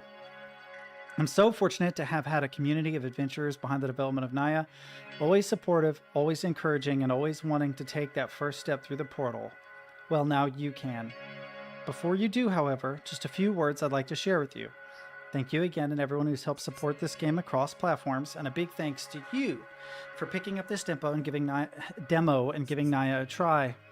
I also want to thank Nancy Knott and the rest of the team at Defy Reality Entertainment for helping bring this vision to life. Against the waves of time, your talents have helped keep every bolt and nail firmly tightened under Naya's hull, keeping the game development afloat, feeding it with amazing talent, time, passion, and above all else, love. I want to thank my amazing family for supporting me in this endeavor too, and my beautiful Sophie, my love, my cookie, for bringing life and light into my world as the game development comes towards its exciting close. Massive thank you to my patrons over at Patreon for your support throughout Naya, and hopefully you will continue to support Defy Reality Entertainment into the future too. Everyone involved in Naya lights up a star in Naya's world, burning bright forever. Looking back over the years, I was happy when I took the hand of Micropose when CEO David Ligeti reached out and found something in Naya that enabled me to go full-time and put my everything into this game. Thank you, David. And everyone else at Micropose for your hard work, patience, understanding, support, feedback, and guidance along the way.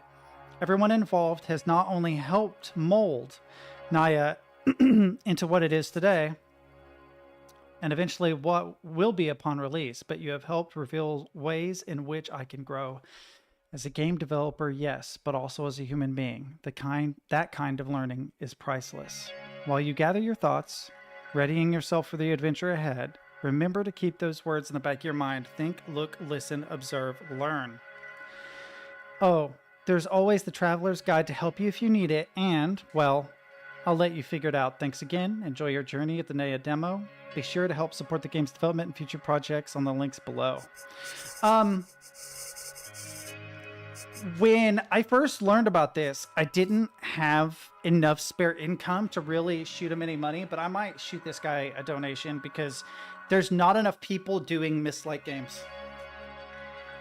We need people that are like really, really passionate about that era in puzzle games, you know? And I can't think of many that are like their own thing. Talos Principle was kind of its own thing. The Witness was kind of its own thing. But Numa felt not as good. Oh, what's the other one? There was one good Myst-like game. They're coming out with a new game too, and I can't remember what it's called. They're doing Dim Haven, but they did a game before that. Anyway, yeah, I would love to see this style of game make a comeback because it's so rare.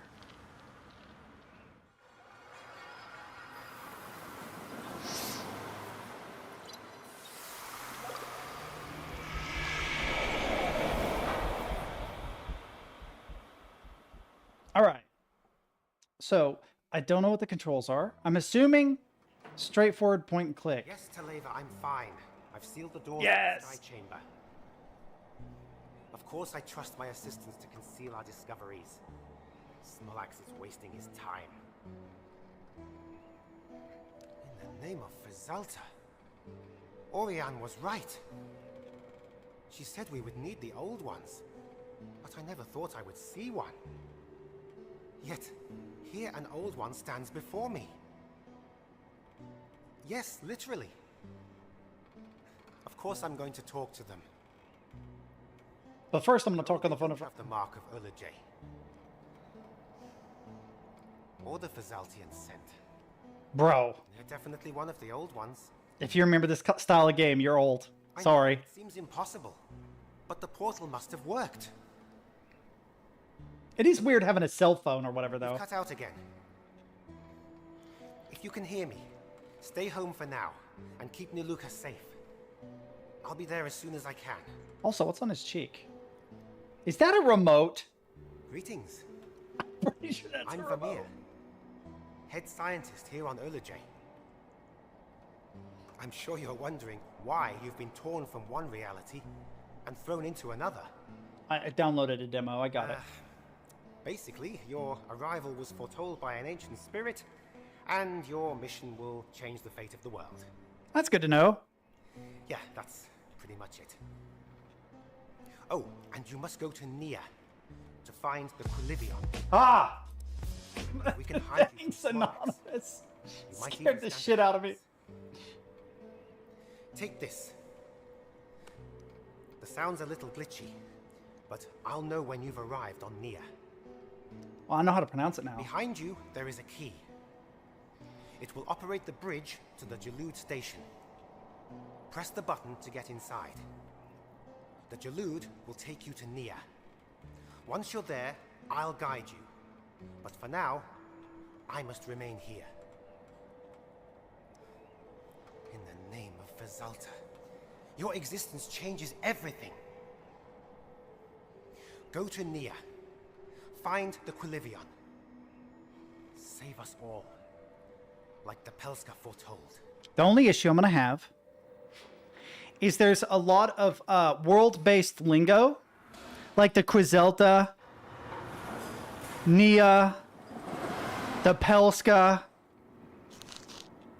During your explorations, you may require some guidance. I can't read today. That's a really bad time to stream a game like this, is when you start stumbling over your words every other sentence. It's like, maybe today's not a day to play a game where you do a lot of reading, but fuck it, let's go.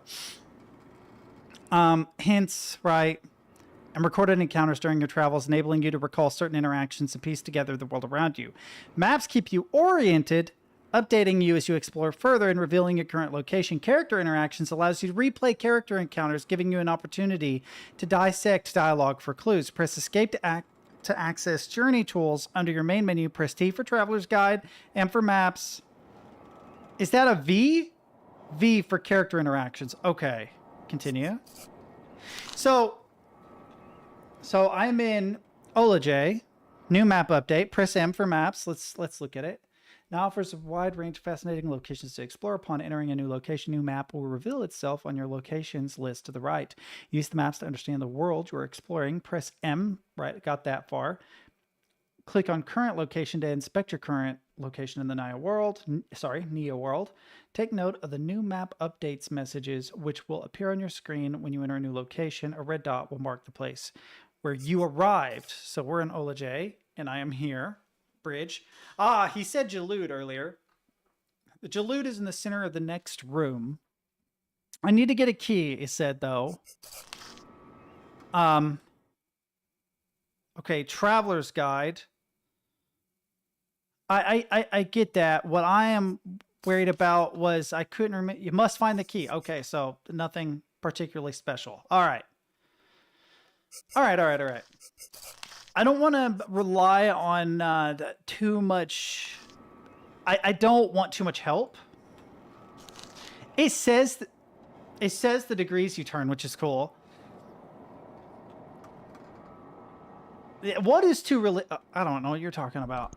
Moving through Nia requires you to understand how the cursor system works. Moving forward, by left-clicking anywhere in the middle of the screen, turn left or right by clicking the sides of the screen. You will change 90 or 180-degree turns. Occasionally, you will have the option to look up and down by aiming your cursor at the top and bottom of the screen. Escape to access main menu and controls to view all cursors, or press F1 on your keyboard. What I'm curious about, one thing I always wanted was the ability to use WASD in combination with point and click, but I don't think they would have done that, because that would have not been a thing. That would have not been a thing at the time. Oh, can I look further up? Oh, yo, I can. Oh, I love this. Chat, we're gonna have to make a fucking Mist-like game. You guys want to work with me on making a Mist-like game? I always, every time I play a game like this, I'm like, fuck. I really want to make something like this. It would be so much work. There would need to be so much like art done and plot done, and we'd probably have to make something small just for the shits and giggles of it. Maybe bug Crimson about getting some art assets done or something. Oh shit. Portal activity. 1 hour ago. Portal activated. Sensor detected. Connecting Aryan to system. Successful connection. Less than an hour ago. Searching for target. Target successfully located. Initiating teleportation. Teleportation in progress. Stable. Final phase initiated. Stable. Teleportation successful. Disconnecting portal from Aryan. The old one has arrived. Yeah, I don't need to be told I'm old. I get it. I get it. I get it, man. You didn't have to do me like that. I'm gonna be real. Okay, so I can zoom in on things. So this is going to be another one of those games where unfortunately you're going to click on a lot of places just trying to see what you can see, like what you can interact with. I hate that, but and it is kind of cheesy. Dude, the view is so... the water is animated. No shot. Look at the graphics, chat. In 1997, I would have pissed myself. That's not even me kidding. I remember the first time I played Riven, it blew my mind. Oh, is that the key? Yes, let's go! You will discover items which you can pick up and use throughout Naya. These are then stored in your inventory. To access your inventory, to learn how to read, press escape. It is I. It said V earlier. Items in your inventory can be used when your cursor changes to 2 cogs.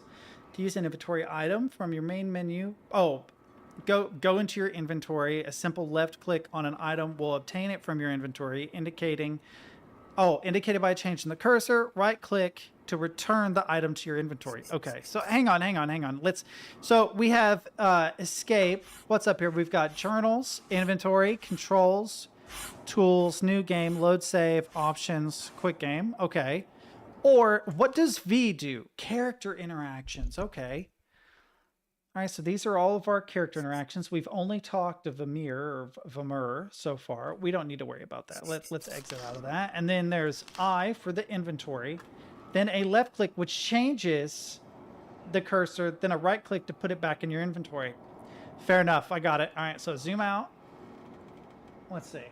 I believe we are meant to head that way, but I'm not sure. Or this way. This is the way we're headed. Okay. I can look down here. Okay, look up. Can I look up further? No.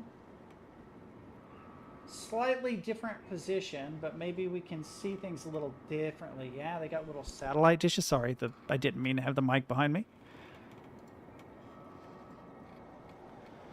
Oh, so it's not the degrees you turn, is it? No, it is the degrees you turn. I thought it maybe was hinting at your actual orientation, but I could be wrong. Cog. Okay, so inventory. Boom. Boom. Yes, let's go. Puzzling good, baby. I want to know what he made this game in. What they made this game in. I'm sure it was a passion project of one guy, but he thanked a lot of people, which kind of gives me the indication that a lot of people jumped on board to help him. And I'll probably, that $3.50 I got from Anonymous, that's probably going to go to this guy. Just going to be honest. I wanted to be a part of it earlier, but it's just, my finances have not been the best. Didn't mean money. No, I'm kidding. No, I definitely have enough money that I could donate some cash to this guy because I want more games like this. Okay, during your explorations, the action cursor will reveal to you that something can be interacted with. However, you can use action highlights to provide further assistance. Enable this feature by pressing spacebar on your keyboard. Any areas of interaction will flash blue a couple of times on screen. Okay, but that's kind of cheesy.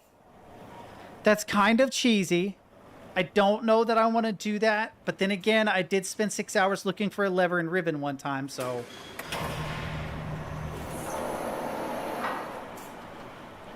Okay, that moves me forward. See, there's a reason why I'm doing this. Every time you move your character, it's another opportunity to look around and get a different perspective. And you never know like what you will see, what will be different.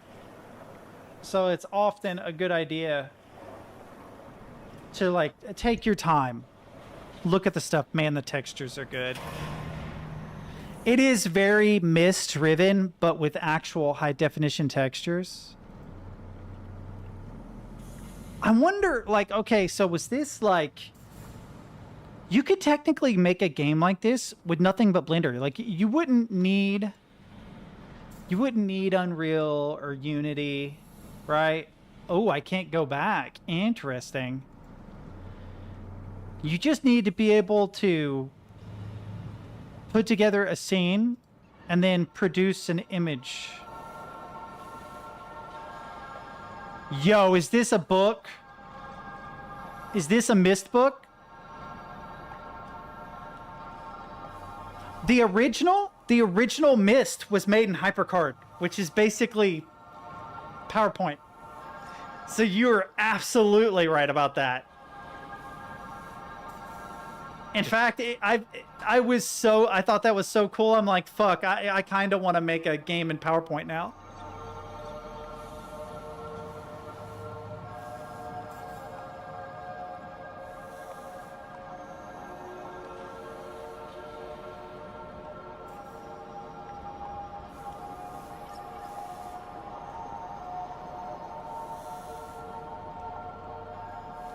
Can I look up from different angles? Oh, I can. Wow. I would like the ability when looking up to be able to rotate. Like if I press left, I would still be looking up, but I'd look up and to the left. Man, it's very pretty. Okay. All right. Let's actually move. Let's see.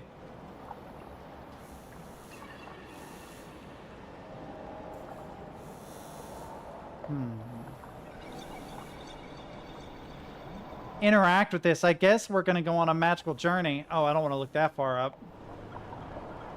Oh, please tell me they... Yeah, it's a puzzle game. If you've never played Mr. Riven, you're going to be totally at a loss. But if you've played Mr. Riven, like, I already know what's going to happen. We're getting into a bathysphere. We're probably going to go underwater. Or at least on a cool roller coaster ride. I hope. We'll see. Oh, please, roller coaster ride, baby. Uh-oh. I don't know what I'm doing.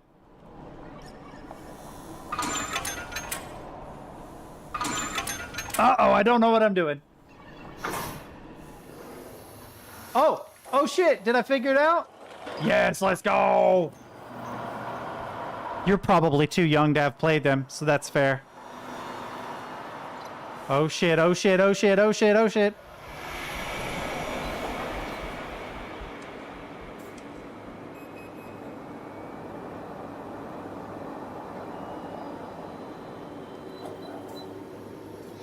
love the compression artifacts. It somehow makes it better.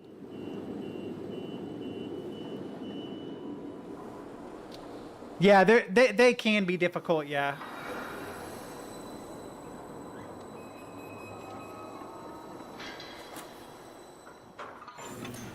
That is fair.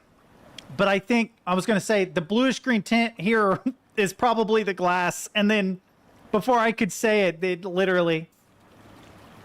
This feels very Riven-y. So I'm on the Falitsu Island of the Gafunky Zone. We're in the Funk Zone, chat. Let's go. Let's check the map. The Get Funked Zone. All right, so we're at the Jalud arrival station. There's a camera to the right, a crystal mechanism to the left, a portable up here. There's the Balulba pools over here, another portal, heater servers, water tank, salt dispensing unit. I like the maps.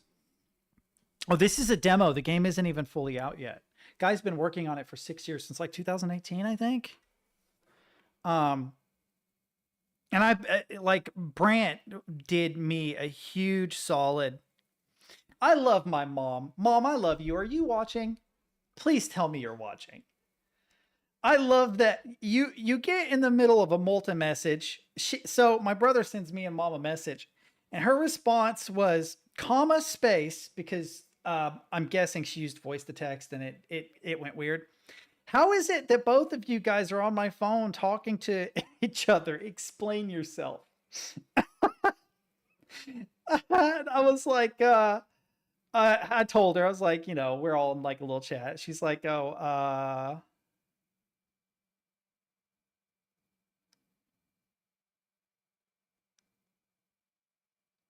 hang on.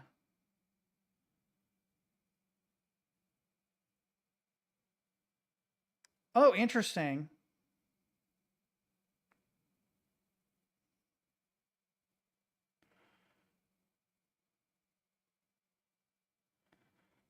Wait.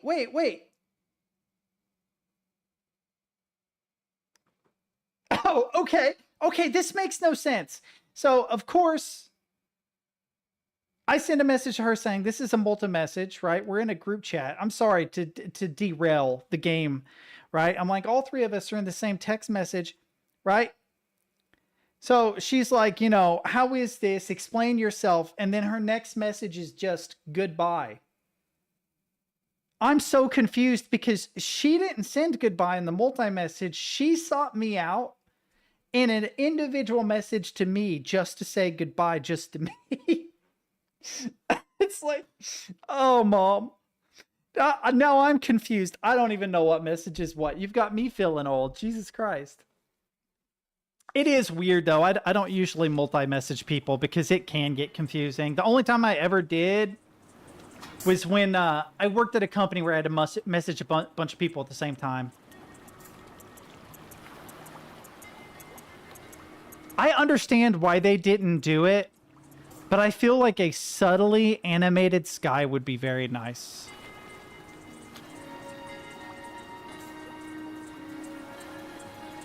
In the name of Fazalta, you've made it to Nia. This bodes well, as an echo of predestiny. I mean, your presence was foretold. Where else was I gonna go? Being alive is not staying alive, but every choice made is a new path forged. Kind of had no choice. Will lead you to the hardy fragility of Pelorian flowers. These distinctive blue blossoms were one of the few miracles to have survived the Fazaltian fall. They proliferate amidst rocks and hard places, simultaneously sustaining life and enriching the environment through altruistic and synergistic willpower. You must be like the petals and roots of the Pelorian. Adapt to your surroundings, bloom against all odds, and rebel against the fall. Face your own most righteous side and find the highest perspective. Rise above the stony ground using yesterday's dirt to nourish tomorrow's beauty. Walk your own path in pursuit of a literal transformation. A leap of faith will pull you to a place that is and isn't mine. Traverse the darkness until you find light. Seek intellectual enlightenment to embrace your own forward motion. So I literally need to figure out how to get up high on a mountain somewhere, right? And it's going to require dirt of some kind, right? And then I have to find my own path while up there, probably a hidden path, and then jump down into a literal mine where it's dark. And then I have to traverse the darkness until I find light.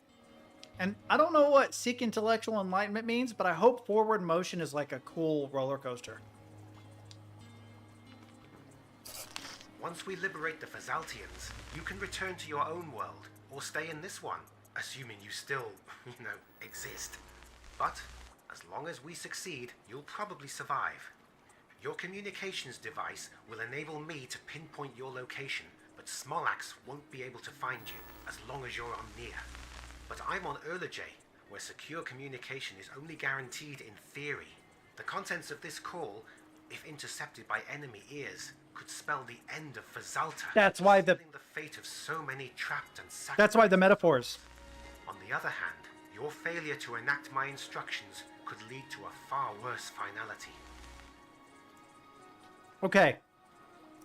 No, if you pay attention, the static images, like the sky, is actually a low-res image. It actually has, I know this sounds weird, but older games, they didn't have digital cameras, right? So if you use like real image assets, they were taken on film cameras and then digitized. It looks like a film picture of a sky that has been then digitized and the resolution lowered. When we were traveling toward this island from a distance, it was a video. And there were, or at least it was made to look like a video because there were compression artifacts, just like you'd have in the old Riven and Mist games. The same with the water. I don't believe that that's actual water. It's just a simulation that has been recorded like a video or an animation that's playing over and over.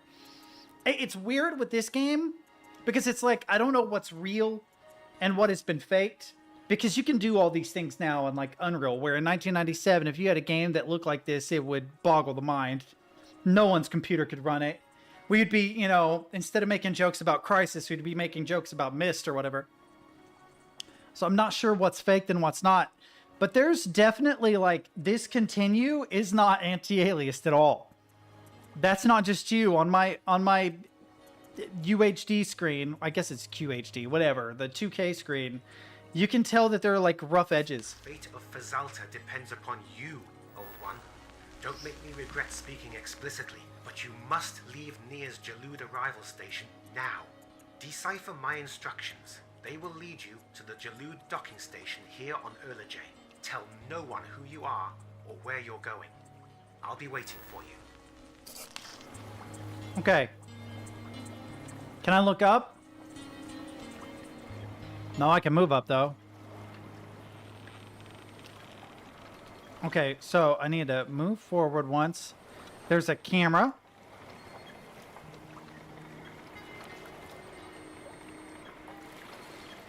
That I can't interact with yet. I want to go 180. What is this? Oh, it requires probably a piece that's halfway between those two.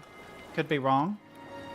I wonder how many notes I would need to take with this game, because like old Riven and Myst games, taking notes often is the only way to get through it. Now, if we look at the map, I have to click a bunch of times. We need to get to a high point. The first thing we need to do is get to a high point. I would guess that the main island is probably the high point, but I'm not sure. Wait, is it quicker to go in here? Where's maps? No, it isn't. Dang. Okay, so we got two paths. I can go up there. Let's take the right path first, I guess.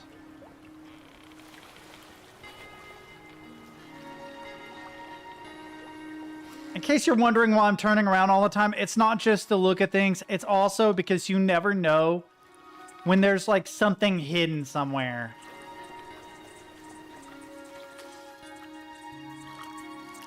All right, we're going up. Oh, another island. So there's some high points up there and to my left.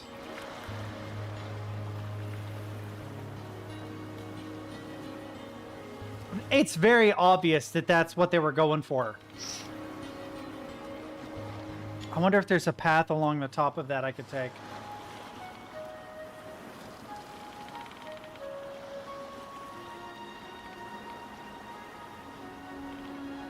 What is that?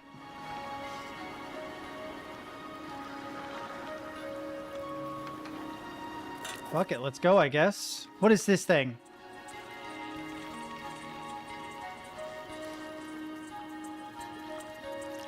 There's no cog symbol, so I must not need a tool for it.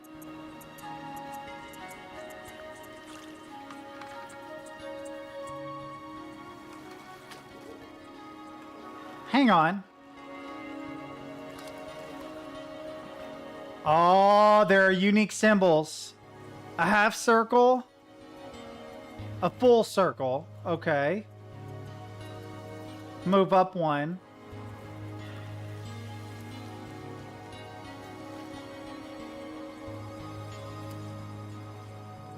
I don't believe I can interact with that yet. There's going to be a full circle one on this side, right? No. They're opposite of each other. That's interesting. Full circle, half circle.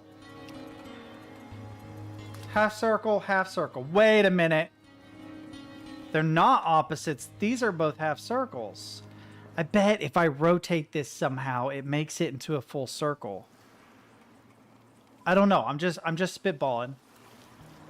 Then we got these boxes here. Oh, you're kidding.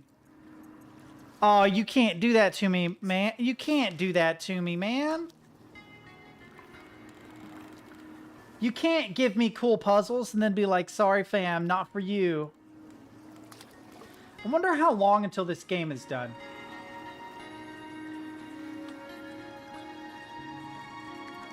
Also, if something happens and I disconnect from stream, someone shoot me a message in Discord. Like, actually at me.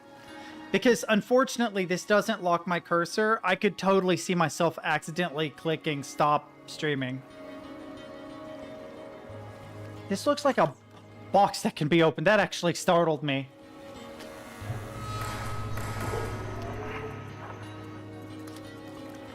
Nyashka site 28. Enter. Jaloo detected. Loading console. Okay, so Jalud color registration code required. Successful Jalud landing. Jalud color registration verified. Registration should be visible at all times. You are advised to check the Jalud after landing has commenced. Uh-oh. Hang on, hang on, hang on.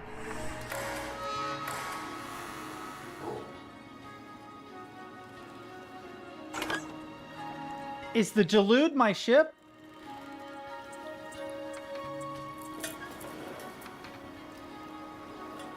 Okay, this actually moves very quickly. Is there some color code here I'm not seeing? No.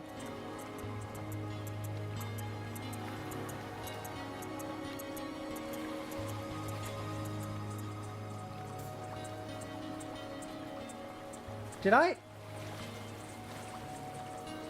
What is this thing? I don't know.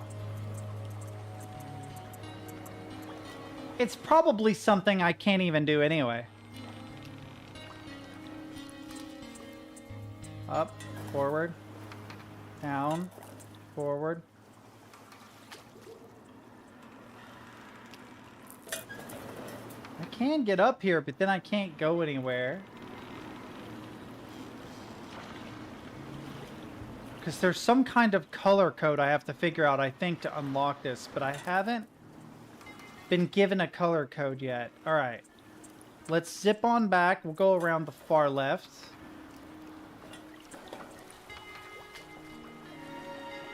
Look around. 1, 2. Look around. Wait, what is that thing?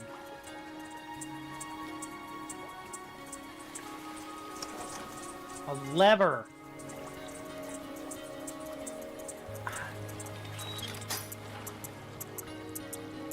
Okay, I've turned a lever and...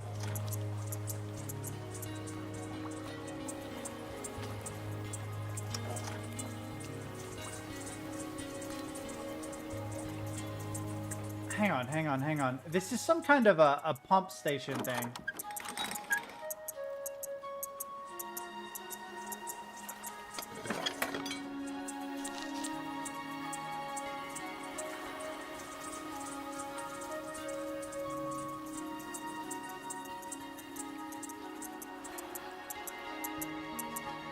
Hang on.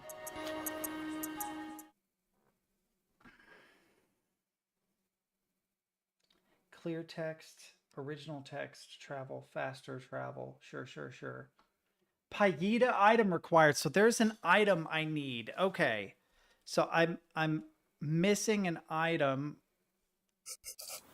I would like the ability to press the escape key when in a menu to just back out. It's a small thing, but I keep like spamming the escape key, expecting it to leave the menu, and it doesn't. You don't have to do that, but it'd be a nice little quality of life thing. So I think I need something to get this to work, and it starts with this. I need to get in this machine, put in an item, pull the lever, pull this lever, and turn this thing. I'm going to turn it back to what it was. So then the only other direction we can go... I love you guys, but damn, you are spamming me.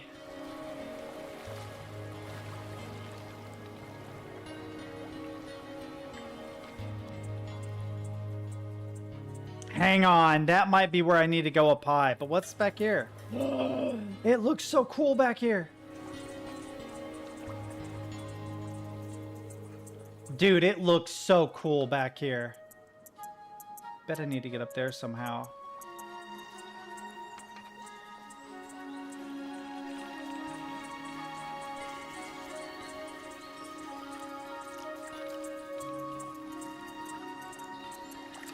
Backwards S with a 5-inch ruler above it. Okay, good to know. Oh, it's a 180 swing. Unfortunate. Thought there would be something. Oh, I can't look up there either.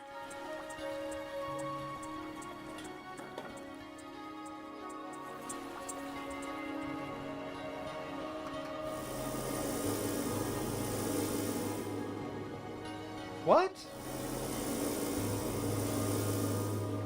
What does that mean, though?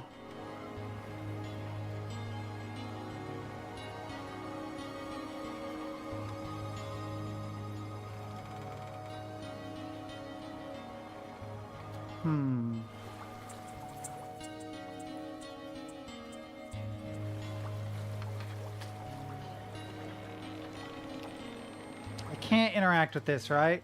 Right, I can't. Okay. Well, I've explored the paths I have access to, or I believe I have access to. I need an object for this. Probably one of these, but I don't know where one can be found. I am missing an object to interact with that thing over there. This also looks like a doorway. How do I open this doorway? Oh, well, there's a lever I missed. I'm glad I came back. My guess is it all starts with that pump thing. Just about guarantee you it starts with that. If I press spaces or anything... No, there isn't anything on the screen. Okay. Yeah, because this pump, where does it come from or go to? Hang on. Okay. Goes around the bend. Down here into this water. Ah, then under the bridge and that way. So to open that door, I need to get water in here. I think it's water. But then the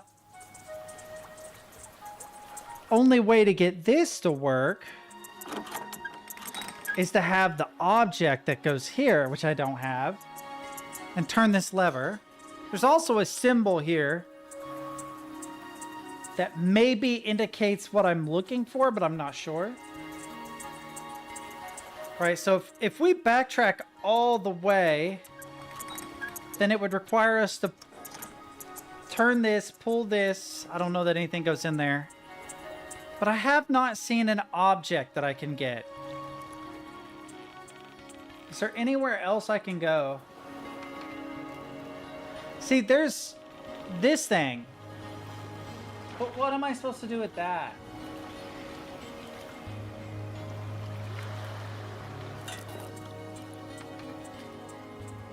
There's this thing that I can't open or interact with.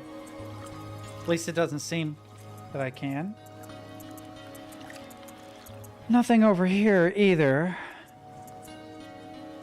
Okay, I think I'm a dumbass. I don't know what I'm looking for. Well, I know I'm looking for something, but not what I'm looking for.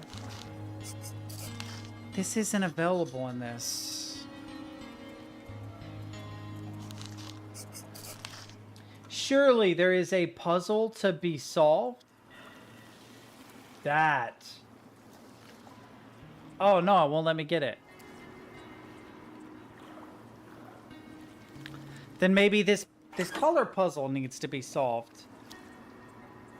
But I don't know where there is an indicator of what the colors are.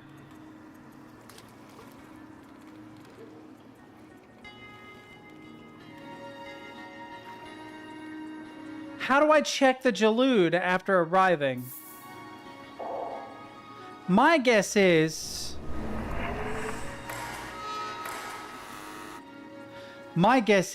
that I could totally be wrong about this, but we'll see. Oh. Right. That's not going to work because I haven't solved the puzzle. I don't know which puzzle is first, though. Right. So, I think that the color puzzle is the result of the camera adjacent to the Jalud, which I believe is this orb. So to figure out the color, there's like this image that looks like they're looking down a scope at this thing. No, not there. At this thing. Which tells me that you're probably using this camera thing to get an image of it, right? The problem is it just shows red. I don't know if that's meant to be the color or if I'm meant to use that with this in order to get a color. We got 2 buttons here that don't seem to do anything. Right. Can I go around the ship at all? No, it doesn't appear that I can. I'm sorry you're bored, Froggy. You must be very young.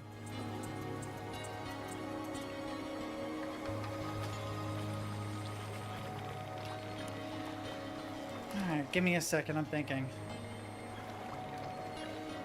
So, looking at the map, right? This is where I arrived. That's a camera. That's a crystal mechanism. That really told me a lot. A salt dispensing unit. There's a portal here and a portal here. I have been able to get to both of these portals. Have not been able to get through this doorway, right? There's a pipe system that runs from this water tank all the way around into that door. So my guess is it's a classic like steam, right? A steam mechanism in order to open the door. The problem that I'm having, and this might be because it's a demo, is I've been given like 4 puzzles. I don't know how all of them connect. So I have a color puzzle related to the thing that I came in on. I have a crystal puzzle related to this mechanism here. I have a water steam puzzle related to these mechanisms here, right? So I need an object for this crystal. I need an object for the water tank.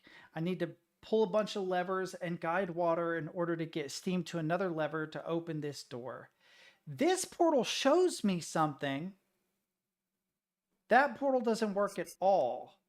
What does it mean for the portal to show you something? Can I go through it and it'll take me somewhere? Or does the portal just show you a thing, not actually take you anywhere?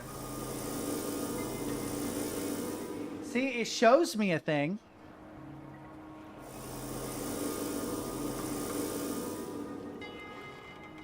Maybe the other side of the portal is closed and I can't.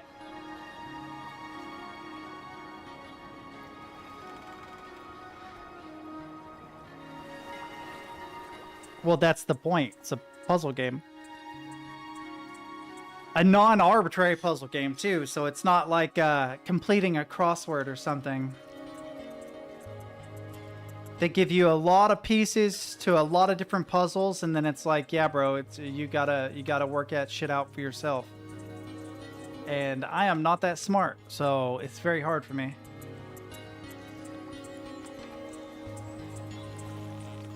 See, if you follow the pipe, it goes all the way to this door. Which tells me that if I can get water to this door, I can pull this lever and it'll open this. It'll open, I'll have access to a new path. But to get water here, I need an object, which I can't find. I can't find an object anywhere. They didn't give me a lot of places I could go. Well, we can operate under the assumption that it already works, I guess. This is a new angle I hadn't thought of. What about the opposite way? No, that just moves me up. Yeah, it's 180. But yeah, if you follow this pipe, It goes under the ground on my left here, but then it comes back up there. So if you go this way...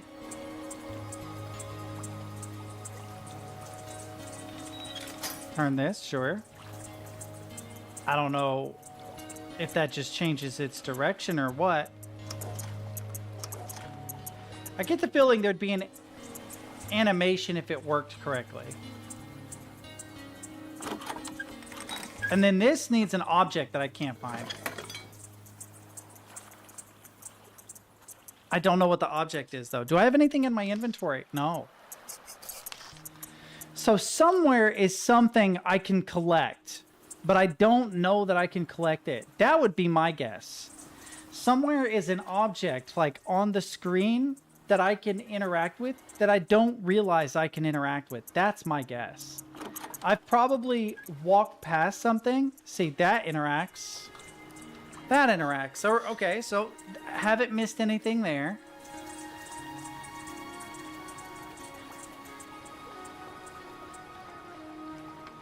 What about here? Anything? No, I didn't think so. Hang on. Back at the start. Right. Can I interact with this thing at all? No. There is no interaction, although it does say red, so maybe that's important. I don't know.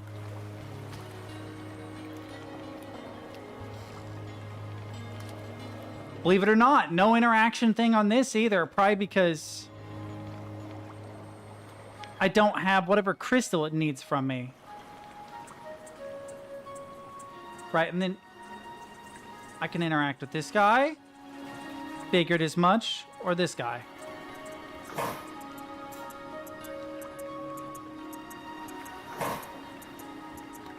Okay. Oh my god! Red, blue, green, yellow. Oh my god, I'm a fucking idiot. Red, blue, green, yellow.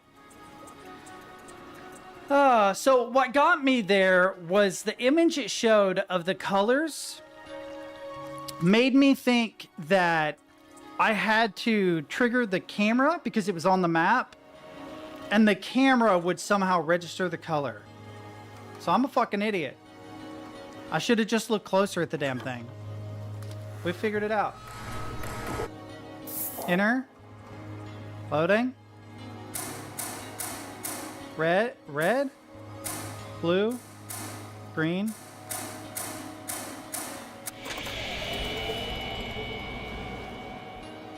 What?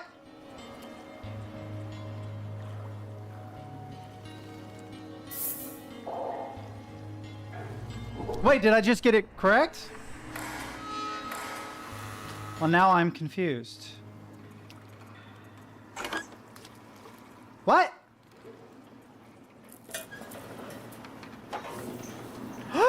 We did it! Let's go!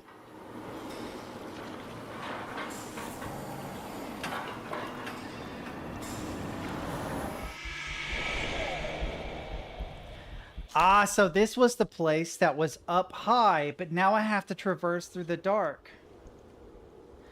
Oh, dude, this... Okay, this is fucking cool. All right, so now we're in the mines. I said we'd end up in a mine. Okay. What was the thing? Traverse through the dark, something about enlightenment, blah, blah, blah. Don't remember.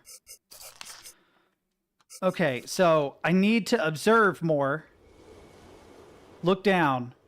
Okay, so I can go that way, but no. I'm looking at everything. Okay, I can't go back through the portal, sure.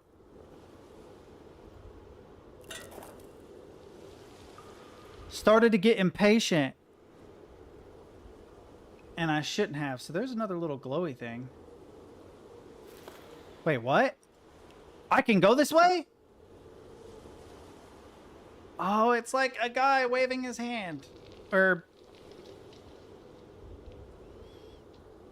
Can I grab this? No. See, if I had not explored, I would not have even known that I could have taken this path back here. So that's going to probably end up being important now.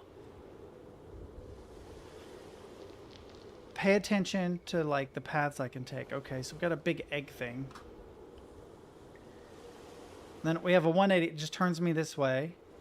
And I can kind of take this left path. Turn around. Oh god, where did I come in? Okay, I don't know what this is all about. It's really dark in here.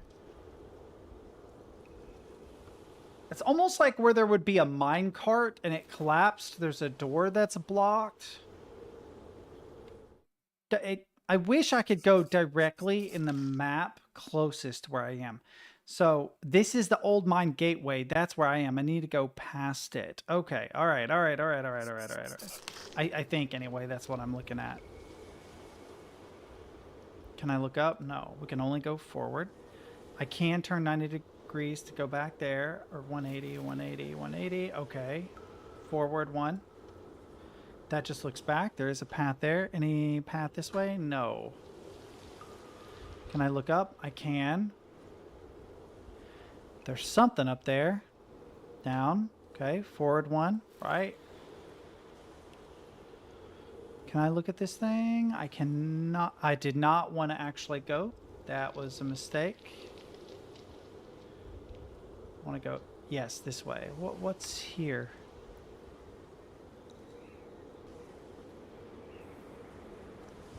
There's like a walkway through there and it leads outside. Interesting. Nothing to interact with in the dark here. I feel like that's going to end up being important later, but I don't know. Okay, so I have a left path and a right path. The right path goes to something. The left path goes to a different portal? Or is this where I came? This is where I came down. Okay. Look at the boxes.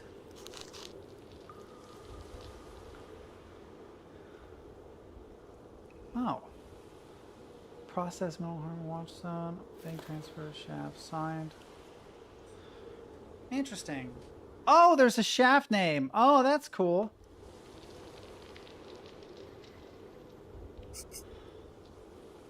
Okay, so we're in the question mark shaft. Fair enough.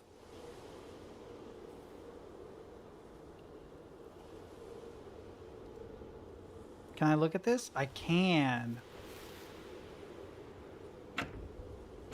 Aw, damn, that's stuck.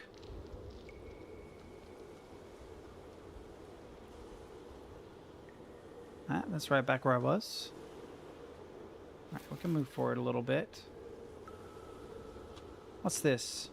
Oh, it's not interact. Oh, I can go this way! See, this is why you go looking. Alright, so this is also blocked off. But there's something up above. Yeah, okay. I think it's showing where the path is. Yeah, so this is the shaft we're in. So this is like the passage to the shaft we're in, I guess. I don't know. Can't interact with anything there, it doesn't look like. Okay. What is this thing? Oh, I already looked at that. Never mind, it just looks different from a different angle. Alright, we're gonna go this way, I guess, because there's not really any choice but to go this way. Oh, we can get in here. Look back, okay. Oh no, I scared the kitty! Damn it, I scared the kitty, chat. That's my bad. Oh, I'm sorry, buddy. I didn't mean to scare you. That's my bad. Wow. I feel like he's a bit too spiky to be pet. Yo.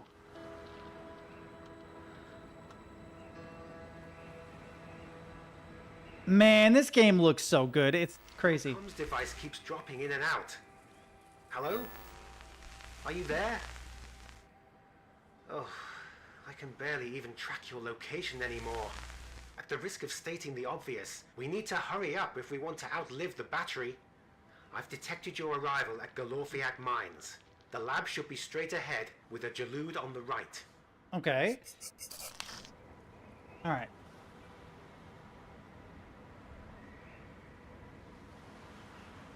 Hang on.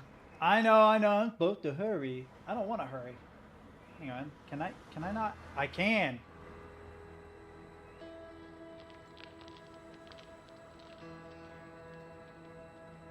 This must be where the Jalood or whatever is. Dude.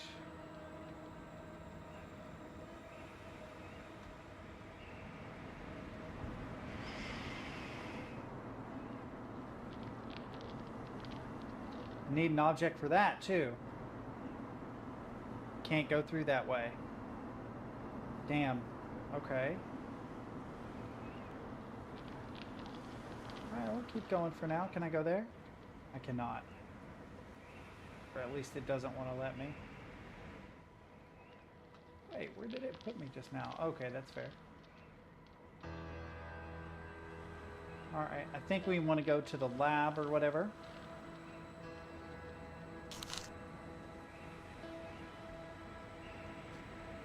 It's an old note. So, there's the 2 shafts we saw, plus an extra one. We got times in and times out. Got 2 different languages.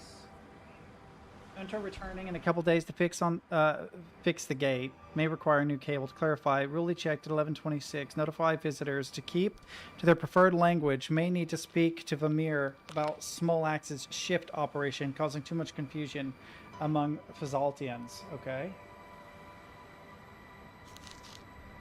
Fair enough.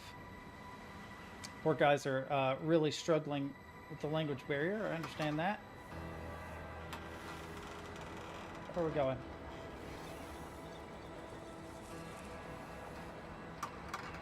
Oh, that looks very much like a... Damn it! Let me explore demo, damn you. I do like how everything is broken down. Like it's falling apart. Oh, it won't let me walk off this way. I won't let me look that way. I can't look up at that. I guess we just need to get into the laboratory.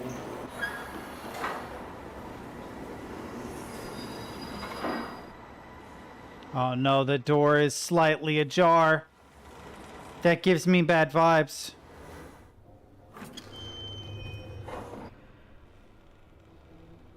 Ah, Vamir. I've just finished stacking these heater shells. What did you do with the 4th one? You're not Vamir. Are you the one they were talking about? Vamir and the Pelska? Yes, yes. Yes, she said the acting is just a little... I'll let it slide though. If she's working for Slums. Did he send you here? Oh, it took too long. I mean, Vamir was never gonna trap. Vamir was never gonna trap what? I should have spoken full sentences. I should have spoken full sentences. I must get to J.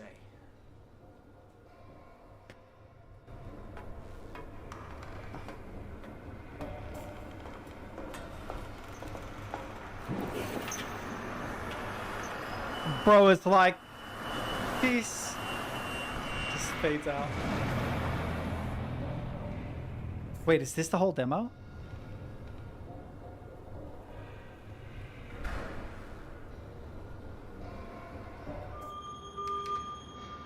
Whoa, okay, it's... Uh-oh. No, no, no, no, we got alarm sounds. Not a fan of alarm sounds. So, I heard Mason went through the portal and blew himself up, along with the Jalood. Why would I'm trapped on an island. such a waste? Never had that happen before. Never been trapped on an island. Return to J. The portal that brought you to the lab will take you to the other Jalood. It will be useless to you, of course, without the right programming, which is why you must find the secret portal. The portal that took you to the laboratory will take you to the other Jalood. Emergency video. Okay, throughout your journey in IA, you will discover journals and maps which you can use to reveal more information about the world, story, and characters. Sure. Right, so under J, we got this.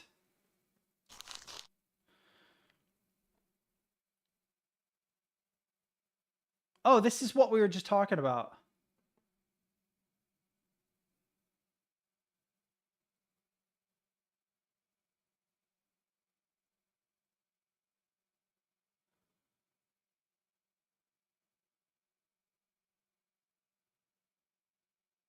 Oh, interesting.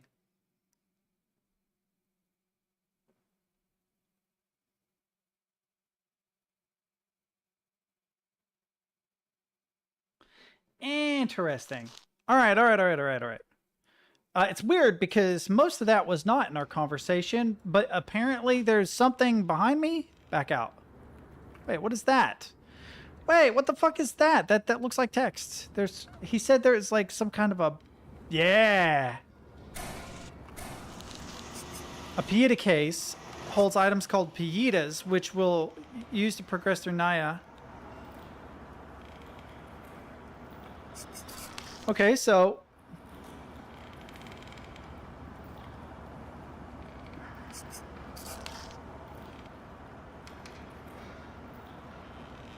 wait, what?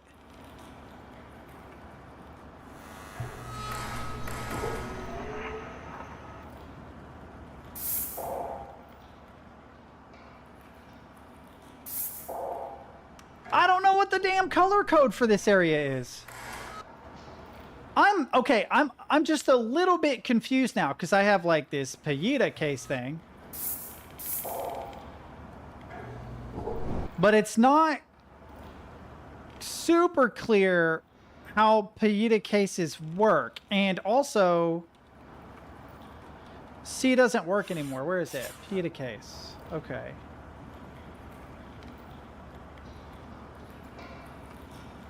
Ah, but okay, so it's not here, but I do need the color code. I don't know.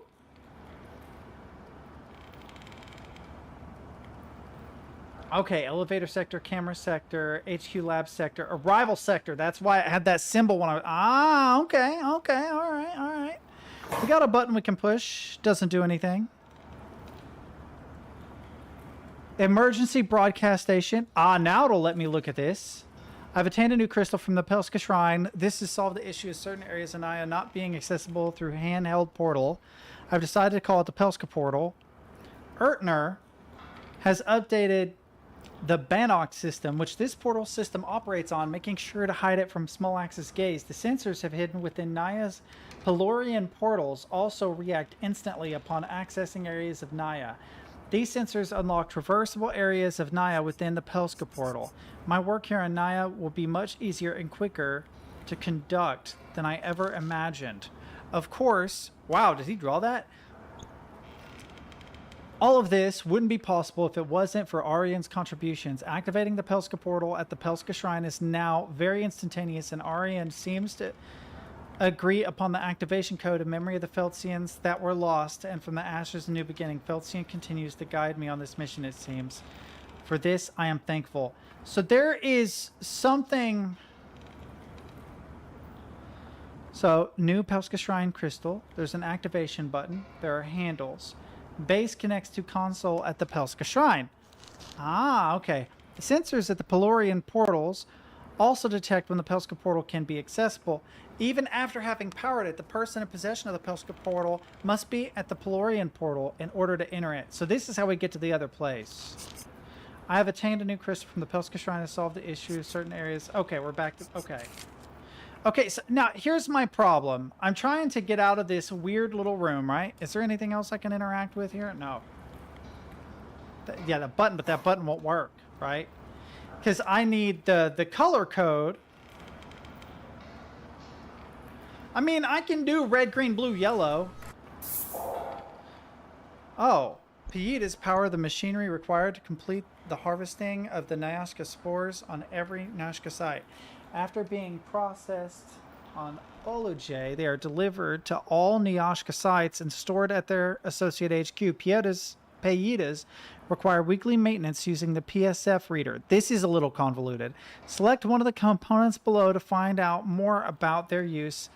Pieta activity. Okay, so what's this?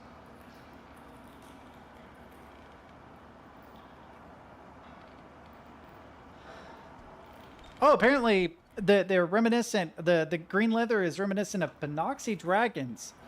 Toledo portal symbols are used for the emblem set within the center of the case, representing the 4 sectors of the Nyashka Site 28. When you need to use a Pieta, find them in this case. Okay. So I have a set of them.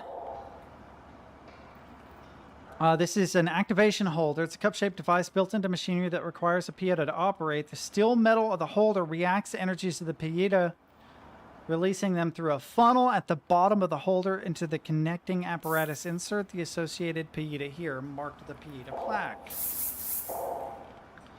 Pieta device are powered by the power source from Nyashka sites, developed in red, blue, green, and yellow designs. 3 components make up the symbology of the pieta device. The delete a portal triangle, representing location. Okay. A line of 4 squares representing the pieta energy level. A circle with a line through it, which makes the pieta unique to its given location. Click here to find out more about pieta's origins. Before the manufacture of pietas began on Olajay, the Fezzaltians, discovered the pietas deep below the ocean and gathered them using a machine called the levitation crane.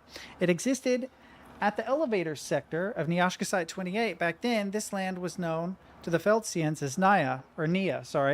These pietas were delivered by boat to the old harbor of the arrival sector and then transferred by cart to the pieta factory. A powerful group of Fezzaltians known as the Peoltish clan created the energies required to power the pietas through the factory.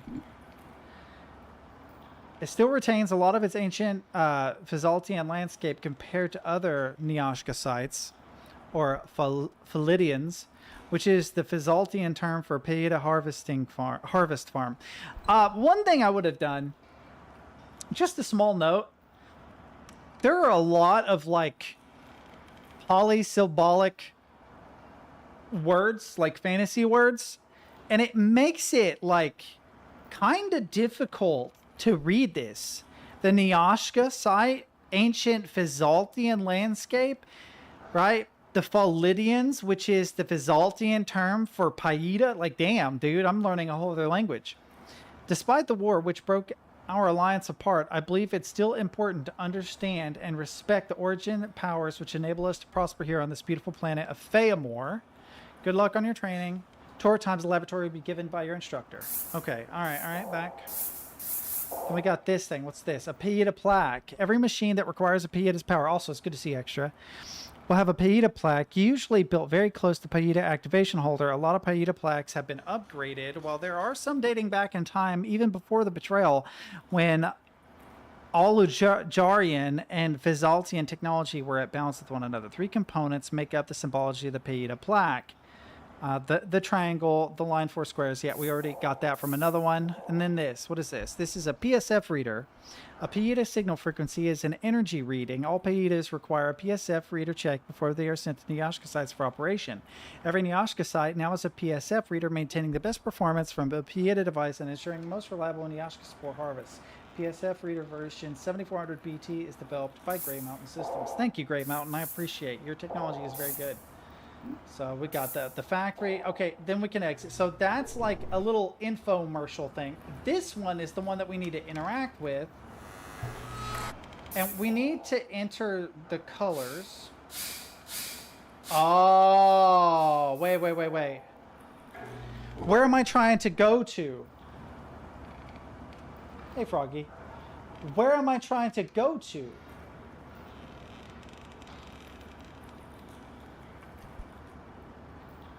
So we've got the sectors. Did he say we needed to go to the elevator sector? I don't remember.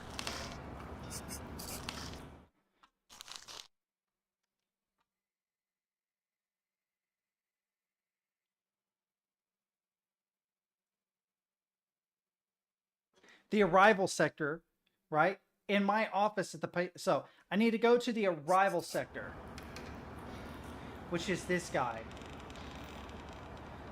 I am in the lab sector, so this to this to this. Let's see.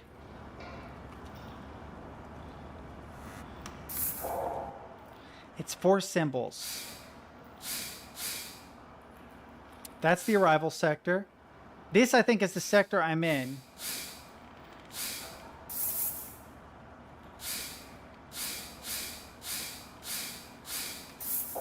Okay. No. This is the clue, I think.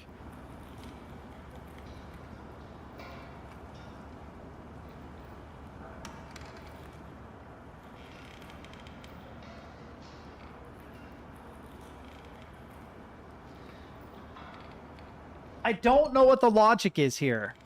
Hello, everybody. I don't know what the logic is here, so I can't get this to work because I need a 4-symbol code, but each sector has just 1 symbol. I can't travel this way. There's nothing else to read here, right? I did read about the peyote devices, so this has to be the clue about what I'm supposed to do, right? The thing is, like, if the way my brain works, it says, okay, so we're here, right? So I'd input that symbol. This is like a hub. Otherwise, this cross makes no sense. So I could see traveling through this to a different sector, and we need to go to the arrival sector because we need to get to the dude's office, right? So you'd think it would be like 3 symbols. I suppose we could put all 4 of these symbols in.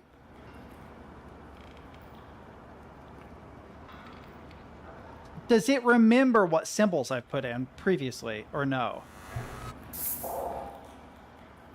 It does, unfortunately. But that would be the first one, I guess.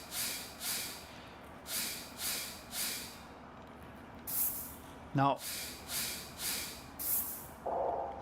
Okay, so we know what... Okay, we know what the symbols are. We just don't have an order. And I could brute force it. No, I couldn't either because there's 5 symbols, not... Shit, there's 5 symbols, not 4. Because that would be what, 5 factorial? Something like that? 5 plus 4 plus 3 plus 2? Or is it 5 times 4? I don't remember. I don't remember how to calculate that. Doesn't matter anyway. Is there any other clue in here at all? There's nowhere else I can go. Then it has to be in my communications, my maps, something.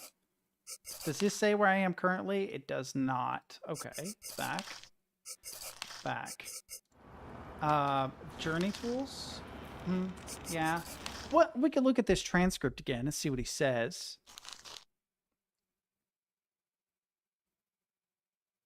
All right, I get that I have to go to Ola J. Right, and the portal that brought me here, right, can also take me to the other Jalud, which I can use to get back to Ola J. It will be useless, though, without the right programming, which is why you must find the secret portal. Right. The tracking system I had installed on the communications device I gave is no longer active, so I won't be able to guide you. You are on your own. However, follow these instructions. Firstly, grab the peyote case behind me. Did that. Once you take it, power will be restored. Don't really see that, but okay. To access the rest of the lab, the other areas I have secured on Naya, you'll need a key. It's in the office of the peyote factory in the arrival sector. You're skipping a step. But thank you.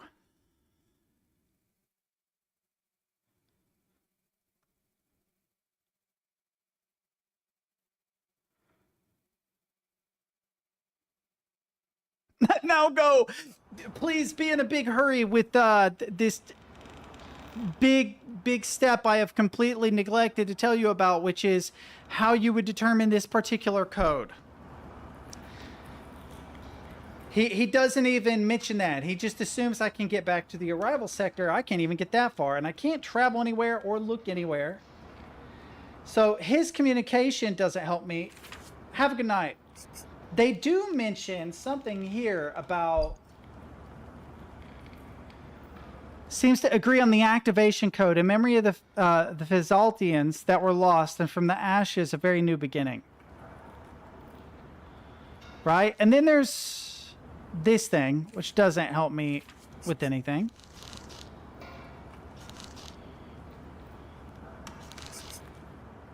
Back to page 1.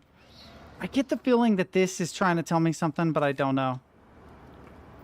All right, hang on. I'm going to turn the air back on, go use the restroom really quick.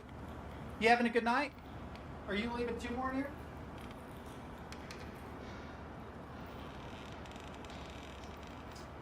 to use the restroom really fast. I'll be right back, chat. I just haven't played a puzzle game in a long time. I'm sure it's super fucking obvious and I'm just missing it. But I'll be right back.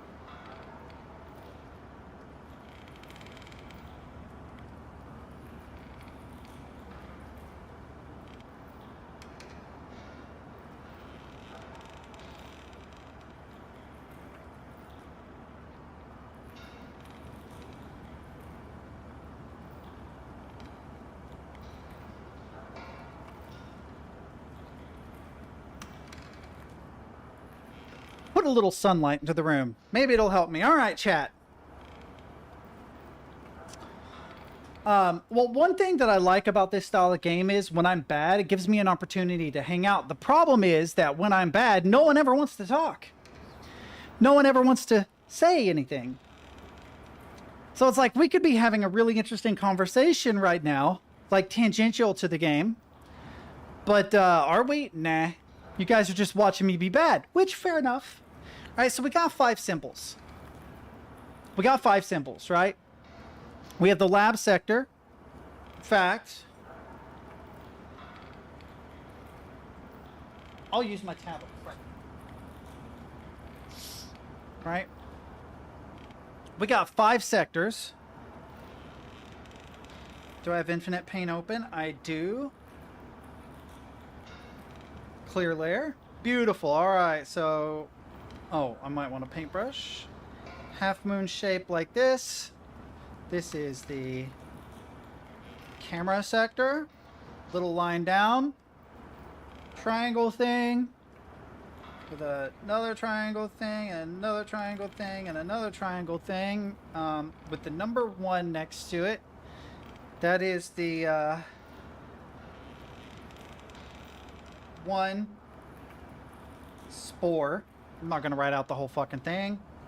Another little line out here, another little line out here. We got another half moon going the opposite way to the camera sector. That is the lab. Right? That's my current position too. It's also the exit station. So we can say 2/4. 4. Exit. Fair enough. The full circle is the arrival station. That's 3. Arrival. Because why not? Cute little joke to make about Voices of the Void. Then another half circle with the circle at the top. This is the elevator sector. It is not listed. Okay. So we have... So hang on. There's no way. Is it just straight up telling me the combination? Yeah, hang on. It might just straight up be telling me the combination. If it is, I would not expect that. Which is why I didn't try it. But I'm just gonna fucking do it because that would be hilarious if that's what it's doing. It would be this. This would also be that. And this would be the full circle.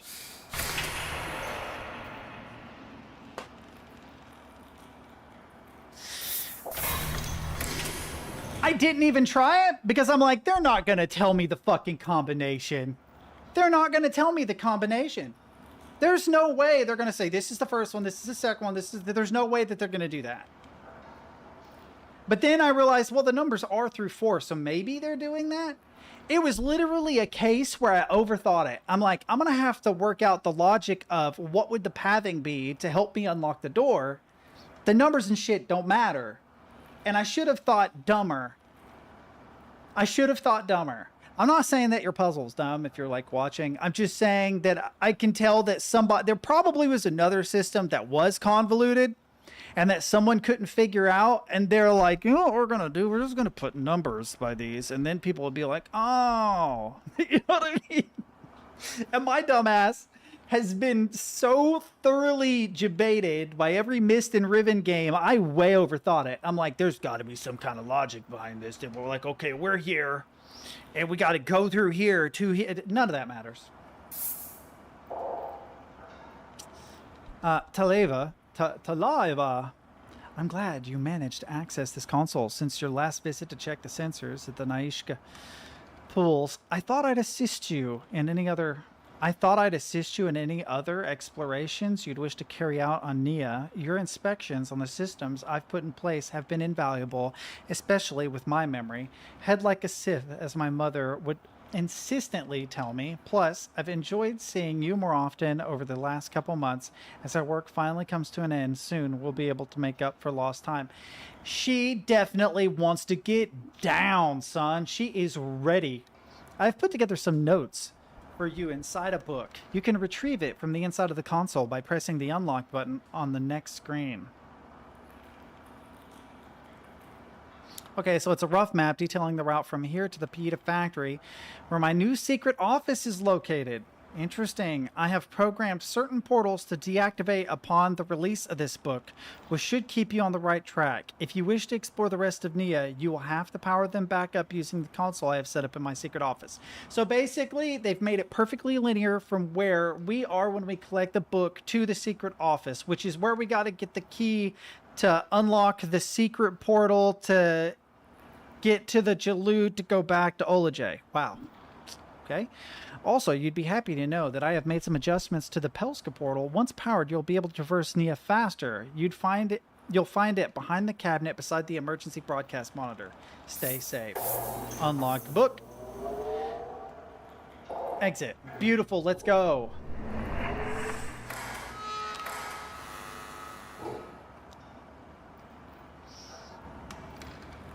Blade Runner's fucking amazing, man. I love Blade Runner. Blade Runner was almost unintentional too, because you know, Do Androids Dream of Electric Sheep, written by Philip K. Dick. There were a couple attempts to like make, is it C? J? Yeah, J. A couple of attempts to make movies out of his stuff, out of his writing. And the only movie that I know of, the only one I know of, where Philip K. Dick said, "Holy shit, yes, this is basically what I pictured when I wrote this story." You managed to fucking do it, was Blade Runner. And the problem is that there's like a couple of director cuts, and they sort of change the meaning of the ending. It is still sort of implicit in the theatrical cut, so if you watch the theatrical cut, it's fine. You can kind of come up with the theory yourself. I'm not going to say what that theory is. But if you watch the director cut, they make it a little more obvious. And it's like, oh shit, I didn't even think of that. But I'm not going to say until after you watch the film, then we can talk about it. Because Blade Runner is like in my top 10 movies of all time, which actually so is Blade Runner 2049. This is the only time I've seen two directors do two movies that far apart based on the same material, and both of them absolutely make a brilliant fucking movie. It's super rare. Okay, so you are here. Wait. What? Oh man, you've like erased a big thing. Kind of. You're kind of on the right track, but it really depends on which movie you watch. And it also depends on whether Blade Runner 2049 is canon. If Blade Runner 2049 is canon, Deckard is not a replicant. He can't be. Right? So it depends. But you really have to think of the original Blade Runner as its own thing. They had not even considered that Blade Runner 2049 would ever be made a thing. So if you think of it as existing in its own universe and Blade Runner 2049 is like an offshoot, then yeah, you're kind of going in the right direction. It's pretty interesting. There's a lot of weird theories too. The thing that I like about Blade Runner, and this is not because of Blade Runner, it's that if you pay attention, do androids dream of electric sheep or Blade Runner, right? Is very closely related to we can sell your dreams to you wholesale, which is Total Recall. But it also has ties to Wayland Industries in Alien, because it was a competing industry. I can't remember the name of the company in Blade Runner, but they were both competing to try and make basically a slave workforce, right? The replicants, robots, clones, cyborgs, whatever. So they technically exist in the same universe, right? But what's also crazy is we know that Blade Runner and Total Recall kind of exist in the same universe because they're both written by Philip K. Dick, right? But because the Alien Wayland Industries company exists in the same universe as Blade Runner, that means that not only was Arnold Schwarzenegger tangentially in the same universe as Blade Runner because of Total Recall, the first one that came out in the 80s, but because of Predator, because we know Predator and Alien exist in the same universe, which is even crazier. But it gets even wilder when you consider the possibility that Ridley Scott, who did Aliens, also did Terminator, right? I think it was Ridley Scott, or was it James Cameron? James Cameron might be who I'm thinking of. I might be getting them mixed up. But there's the possibility that the order of operations is an alien comes down to Earth. It's wreaking havoc on our soldiers. We send a spec ops team. They're supposed to be retrieval experts, but they're really good at fucking killing people. So you lie to them. They go into the fucking jungle. It's Arnie and friends, Jesse Ventura. They fuck up this alien, right? He's the only one that survives. So the CIA begins doing secret operations to try and figure out how to deal with the alien threat. You see examples of that in the Predator sequel, right? The solution that they come to is we need to create the perfect soldier to deal with the perfect hunter.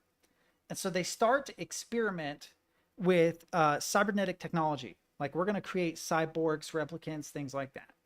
And then the universes begin to split off.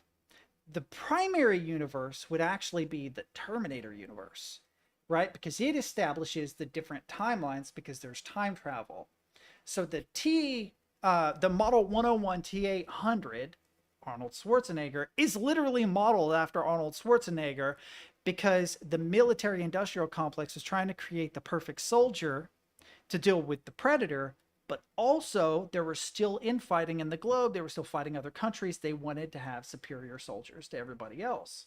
That's the reason why they gave too much power to Skynet. Skynet becomes self-aware, destroys the world. Whole bunch of time travel happens. Whole bunch of splinter universes. That's how you get Terminator Genesis and all this other shit, right? But that means that there are splinter universes in which Skynet does not become self-aware, and those programs continue, and the cybernetic organisms become more and more organic to the point that you begin having replicants, right? Maybe, in fact, the fact that they can't exist as long is literally to prevent them from like learning too much, becoming too self-aware, developing resentment for their creators, and having a Skynet type situation. And so a number of privatized companies compete to create better workers, like Wayland Industries, and the industry in Blade Runner starts with a T, right? So literally the replicants in Blade Runner could be the result of a program that was designed to deal with the Predator, modeled after Arnold Schwarzenegger, that had gone completely out of control in Terminator, right? And then those replicants then get improved even further later on down the line when we discover the xenomorph, and suddenly you have Ash from Alien, you have Bishop from Aliens, you have Call from Alien Resurrection, right? Yeah, what was the guy's name in the new one, Romulus, like Eric or something? It's just interesting that they all are like vaguely fucking tied together. The most tenuous technically is do we can sell your dreams to you wholesale, which is Total Recall. But you know, Arnold Schwarzenegger both fought the Predator, right? He was the Terminator, and he played in a movie that was written by the same guy that wrote Blade Runner. It's wild. It's just weird. All right, back to the game. Sorry, that's my weird pop culture rant.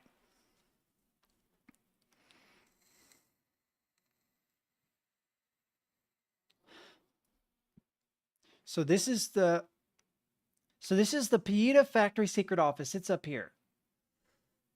I'm missing part of the map, right? So it goes in reverse. 1, follow the path back to the cave and take the Pelorian portal to the heater servers of the Filitsu Islands Garfunkel zone. Then cross the heater servers to make your way to the Bululba tubes, right? Then 3, something in blue. 4, pass through something. And then 5, we're done. Please refer to this map if you struggle to reach the Pieta factory from the lab. I've decided to hide some of it. Mason's salt trick will come in handy. So I need to trigger the salt dispensary and the main island in order to reveal the ink, I think.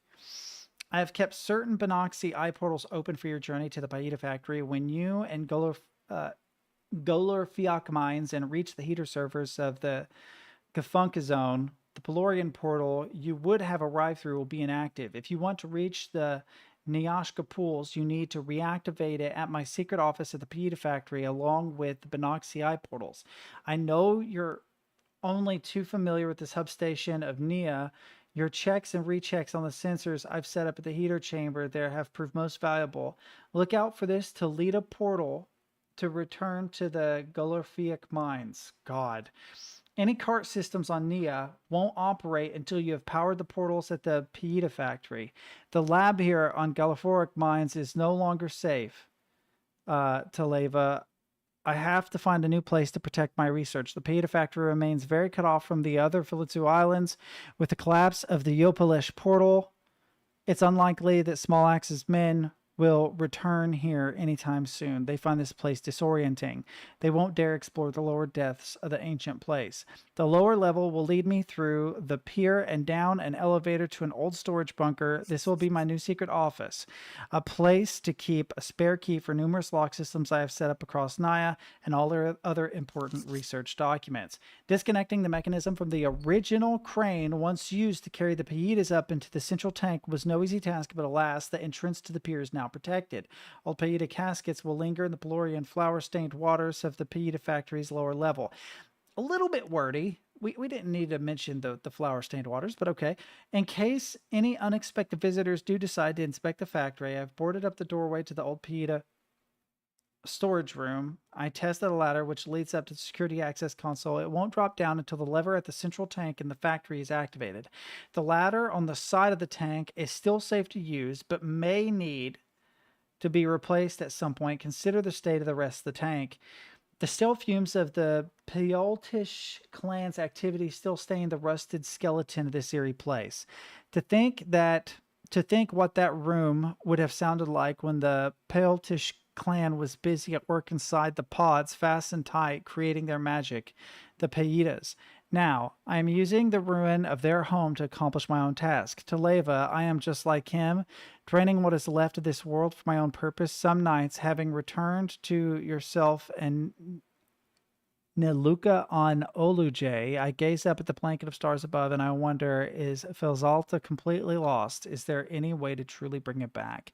Then I remember seeing our son a few mornings ago before returning to my work on Nia, and was so bound to his pen and paper, sketching his own interpretation of the old Fezaltian world, even labeling places in Galahanti. He has taken such a shine to their language, and in such moments I tell myself, yes, I have to keep going. Not long now. Find what you need in the secret office factory to get access to Resonea. I'll see you both soon. Okay, wow. Let's do it. Let's actually keep moving. You come in. I ran about movies for a minute, and then you're like, all right, I gotta go. Sorry, bro. Can't look up. I can go forward. That's where I came from. Oh, no. There are a couple of paths.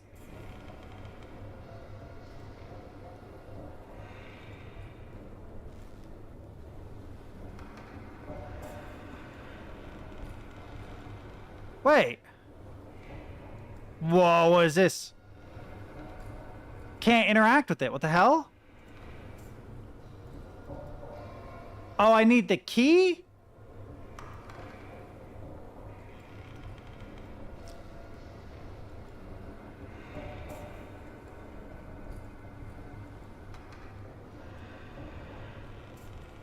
I need something there too, okay.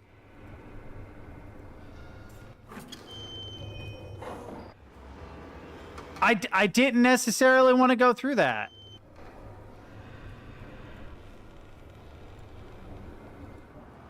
Is this where I came from? Yeah, it is. Okay. Can I go anywhere else? Okay, so the only way I can go is back out the door. Okay, fair enough. All right, we'll go then.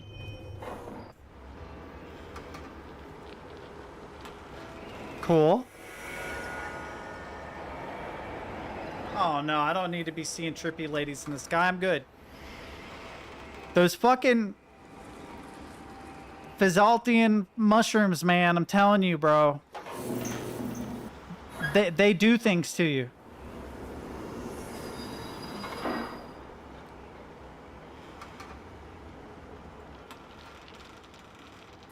This is not available in the demo, right? Yeah, okay.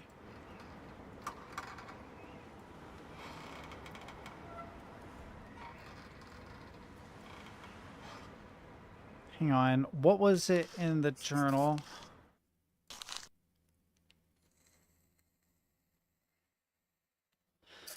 Find the path back to the cave.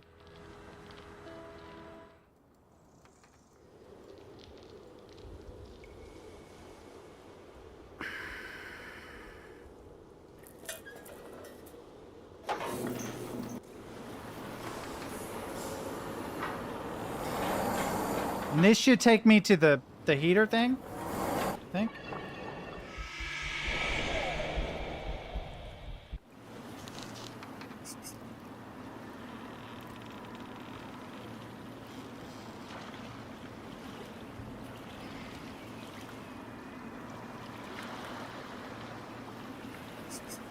Ah!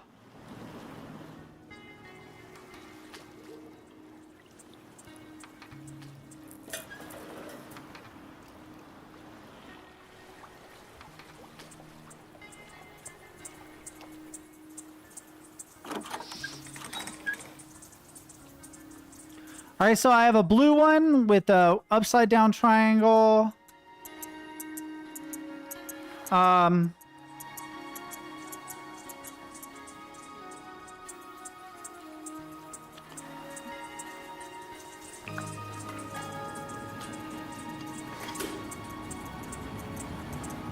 Yeah, let's go.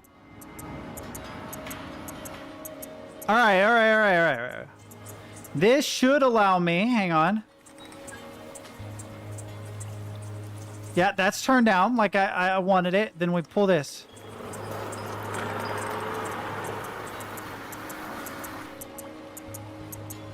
Is that good? Did that do the thing that I wanted it to do? Does this mean that I can go?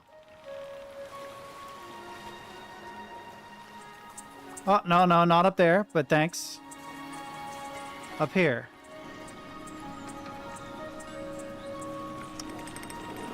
Yeah! Let's go! Oh, I turn faster travel off now that I'm in a new place. Okay, I didn't go that far, though. Wait, does this close up behind me? Cool.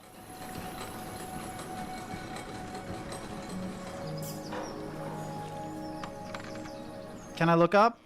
Yeah. Down. Up. Down. 180. 90. Okay. Look up at the trees. Very cool. Now, hang on. I am in the island zones. I came through the portal. Am I? Yeah, I'm going through the bull pools. Hang on.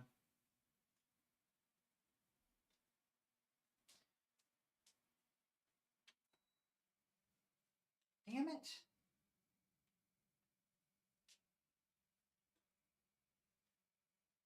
There's like a plastic cover on the air conditioner and heating unit, and it has dried up and cracked over time. So I need to make an exact duplicate of the red power plastic cover that's like a sticker, and like exactly duplicate it, like maybe draw it up in like Photoshop, have a sticker made of it and put it over top of it, so that if I ever leave this apartment, the next person doesn't have to deal with the fucked up looking power button. It doesn't affect the actual button itself. It just looks funky. It's sort of like when you rub the writing off of a knob in your car, you know? See, I would like to be able to hit exit to just bounce out of that really quick. Wrong.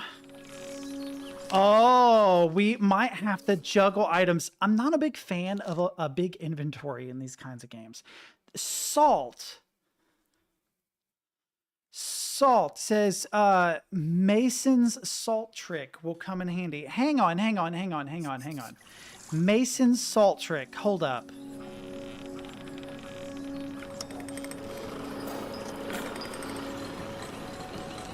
See, the machine that I triggered, right? Oh, I can't go fast. That's a bummer. The thing down here that I triggered, it will not let me go fast at all. Dang it. Maybe if I do this, can I? No. Yeah, so this is a salt dispensary thing, it says. Yeah, now I have salt. Okay. Then, in my inventory, collect the salt. No, oh, is it not inventory? Salt.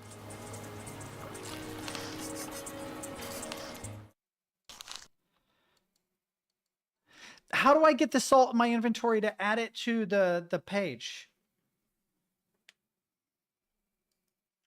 Right? See the problem with that?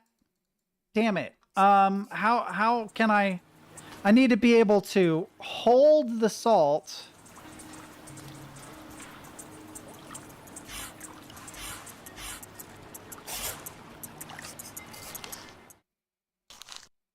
No.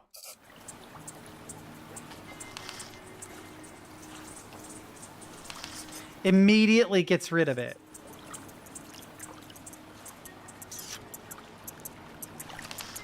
How do I use the salt trick on the damn book?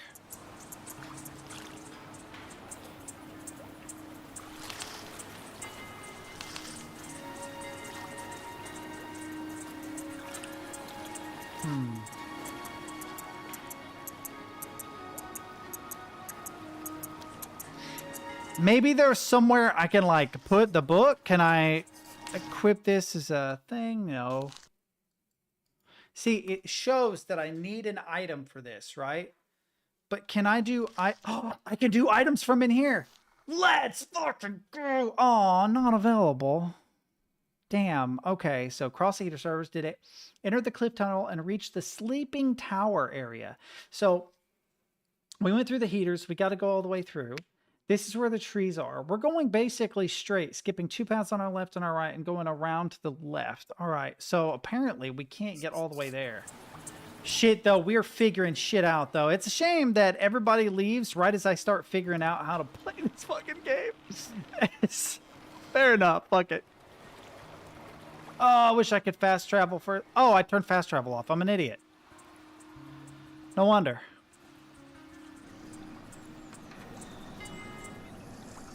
Okay, we can turn it off now that we're in a new area. Go here. So, we've got a path to the left and to the right. Let's check the left path, but I don't think this is the way we're supposed to go.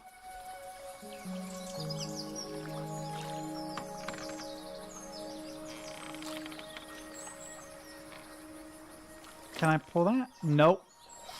Not allowed in. Damn.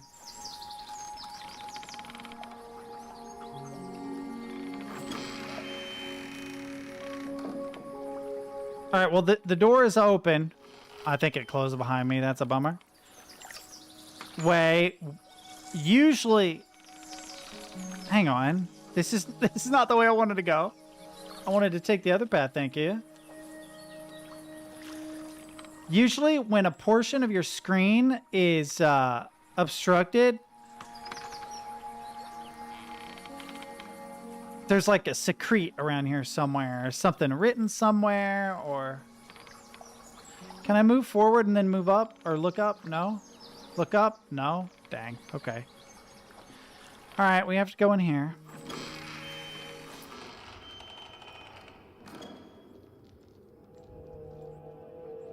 Now, we got to go straight back. There will be a path to the left and the right. You can see there's like a hidden path to the right. We do not need to take the right path. This is not the path we need to take. But I thought it'd be cool to explore anyway. Oh, yeah. It's not available. Probably also not available.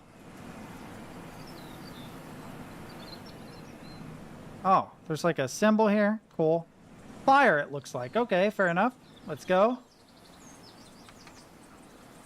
Can I like... Oh, yeah, I can look up. Cool.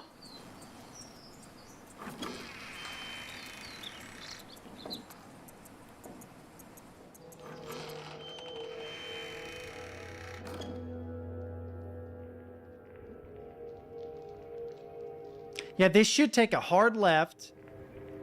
Oh, but I need a fire thing.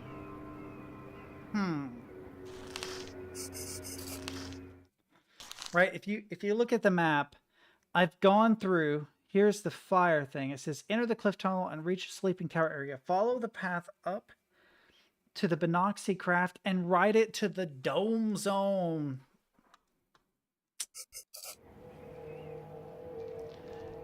Oh.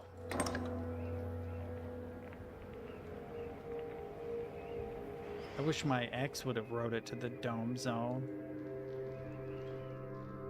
Get in the zone, auto zone.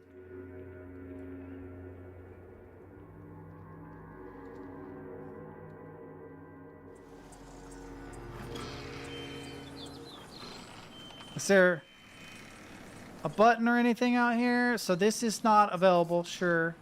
I have a feeling... Yeah, this has to be powered by a fire under something. But where is that? Right?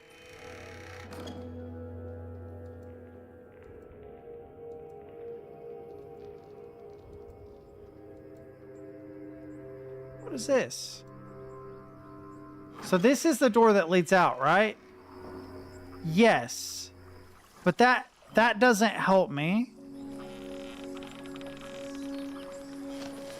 Gotta figure out how to do the... There's an animal there. What's up, homie?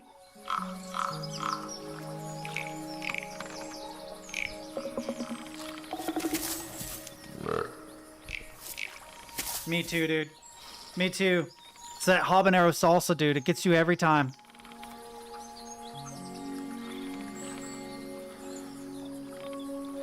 Right, and I can't go in this. You wouldn't let me in there earlier. Why can I go in there now? What? Excuse me? What did I do? Did I just need to see the frog? It's the frog, isn't it? The frog is... This is the sleeping tower area. Okay, so the other area is just off access. So I went the wrong way, but for some reason the animation or whatever didn't show. So I'm here. I need to go around this left side, and we're trying to get to this craft or this portal. I don't remember which. I can... let me go to journals here. So enter the cliff tunnel and reach the sleeping tower. Follow the path to the Binoxy craft and ride it to the dome zone. That's right. Get in the zone, the dome zone. I can explore over here. Yo. Oh, I thought there was an animal there. Oh man, yeah, this doesn't remind me of the OG Riven at all. You know some round thing is supposed to go in there. That's what she said anyway. Man, I love the art style. The acting is a little hammy, but, you know, it kind of lends itself to this era in puzzle games, so I can't, you know, give them too much grief about that. I do feel like they went just a little overboard with, like, really fantastical names. It's not even that they use a lot of them, it's that they're kind of difficult to say. Especially back to back.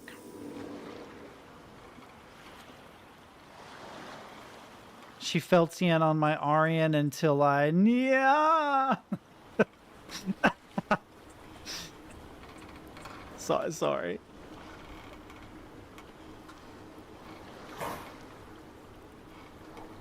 Okay, I'm missing something. What am I missing, chat? Okay, this goes to this thing. Do I get in this thing? Oh! Okay, do I have to push a button? Oh, no, it makes a beep sound. That's not good for me. Forward. Oh, that's left and right and forward. Okay, very Riven-like. I approve.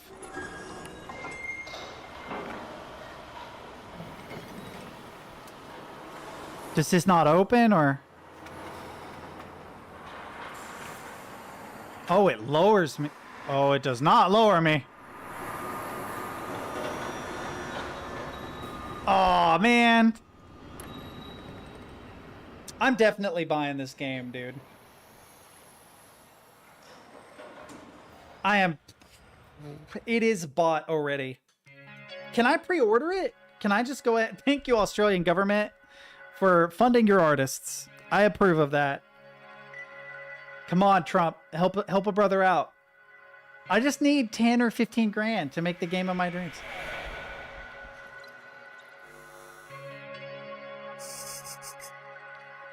It's already wish listed. Can I pre-order it though? I'm pretty sure. Yeah, I was gonna say it's. Damn it! You cannot pre-order it.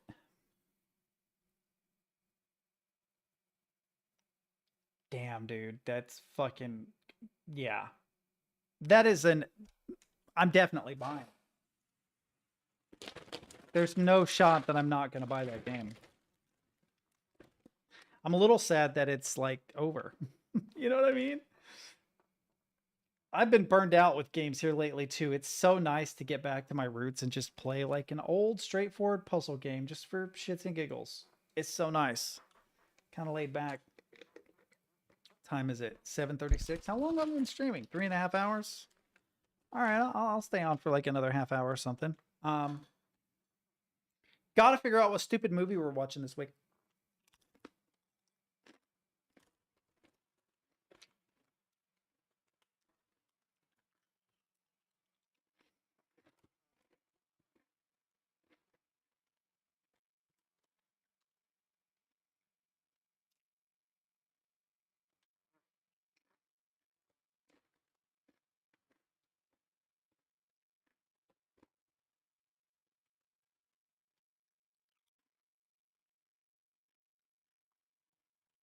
What do you think? All 4 of you in here right now. What's a good dumb movie to watch? Mom, if you're watching. Nah, never mind. No shot I can get Mom to join Discord and watch a movie with us. That would be great, though.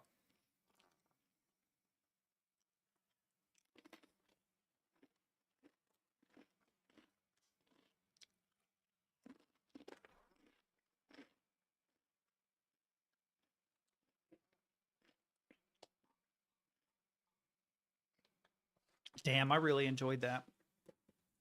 Damn it.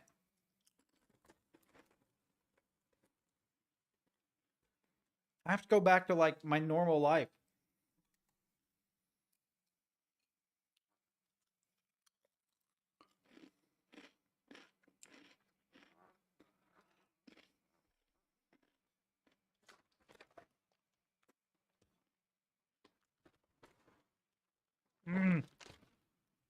I keep getting like teeny tiny itty bitty chips.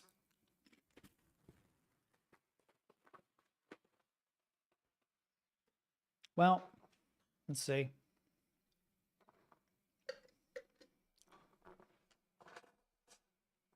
I know what I can do before we get off here. Make it quick. I forgot. It's only 30% off. I'll think about it. It's overwhelmingly positive. The finals was so much fun. It's a shame it kind of died. Man, I really loved the finals. It's interesting because like the old first-person shooters come out and a lot of them just straight up fail. It's not even their fault. Like the finals was a fantastic game. It is a fantastic game. Still died. Rivals blows up. And Rivals is an okay game. I'm going to be honest. I enjoyed the finals more. By like a lot.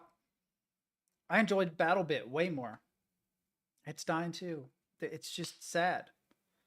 Why do the shooters that I like die and then the ones that are like popular I don't like? Because I loved the finals. I loved BattleBit. I loved Splitgate. Splitgate might be making a comeback with Splitgate too. I don't know. We'll see. What's up, Froggy? Godot. You know what? I have Godot. I don't think I've got it installed. Let's see if 4.4 comes with this. Let's see. I've got to go back and relearn fucking Blender again because I've forgotten how to do a bunch of stuff in Blender and it drives me crazy because I was learning it and just kind of stopped. But I feel like I could actually be really good at Blender. My problem is the 2D art aspect. I'm not very good at it anymore. I'd have to practice a lot at it. I'm okay, but I used to be able to draw, like come up with characters super fast. I used a technique even when I drew with like a pencil called silhouetting. Some of you might know what that is, but you basically just put random fucking shapes on a page until a shape strikes your fancy and you're like, I think I can make that into a character, you know? And so I used to make characters and stuff all the time. I probably, if I hadn't stopped, I probably could have been like a concept artist or something, but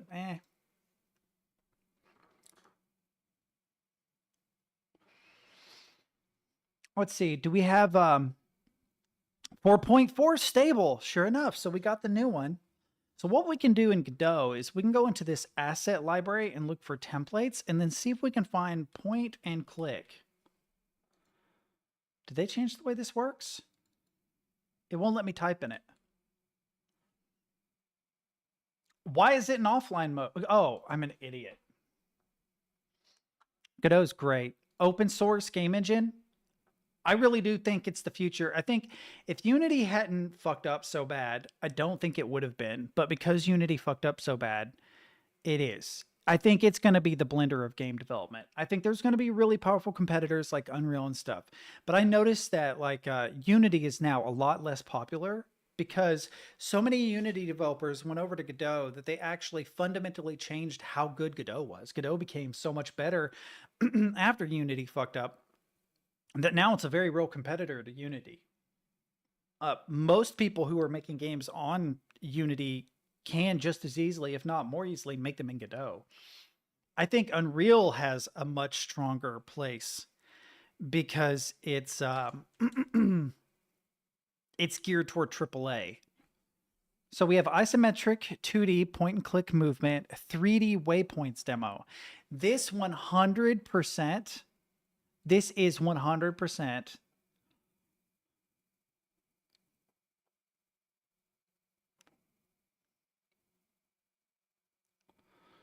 I think this is what this waypoints, because that's sort of how these work. Yeah, 3D waypoints. I don't want this in documents. In fact, I don't think I have a folder for this yet.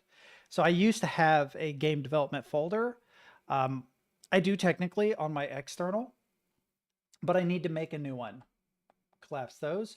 So what I need to do is I need to go into libraries. Can I right click new library? Yep. Game development, enter. There's no folder for this, so I need to include a folder, the new folder. Oh, make sure I spelled that correctly. This guy, include folder. Give it a second to figure out what it's doing. This should have been instant, but apparently it's not because Windows 11 sucks. You okay, buddy? There we go. Okay, we got it. All right, so we can grab this, Control C, go in here, and then just grab all this, Control V. I need a backslash for this. Uh-oh, I don't remember how to do backslash on my thing. Hang on. Oh, you can just use forward slashes. Well, that's handy.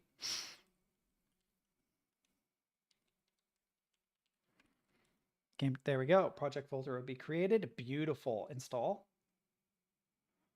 It should be fine that it's 4.2. It shouldn't hurt anything.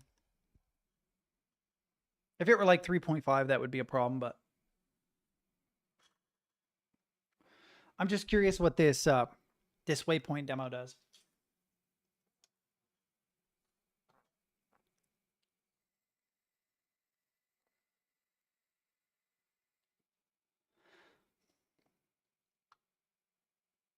Restart and upgrade, it'll be fine.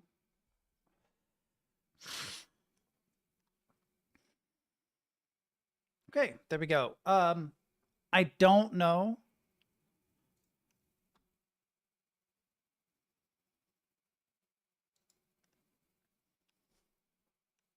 Okay, I was like, are you going to work? Oh! So we have a red waypoint. Blue. Interesting. Okay. I don't know that this is what I was talking about. It doesn't. So non-sticky, a red waypoint, a blue waypoint, and a green waypoint. This does not help me. I am not sure what's going on here. Do we have notes on this? Read me. This is an example of displaying GUI elements, such as labels, in a 3D world by projecting the 3D position onto the screen and displaying the GUI elements directly. Ah, I'm an idiot. So I thought it would mean that you were transporting yourself from waypoint to waypoint, but unfortunately, that is not the case. I need to... Oh, wait. Will you... Yes.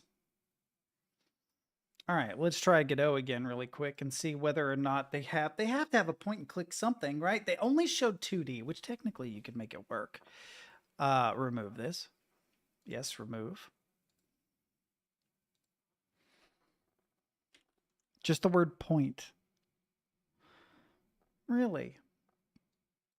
What if I were to stick like mist in here? No. Interesting. There's really not one. There used to be.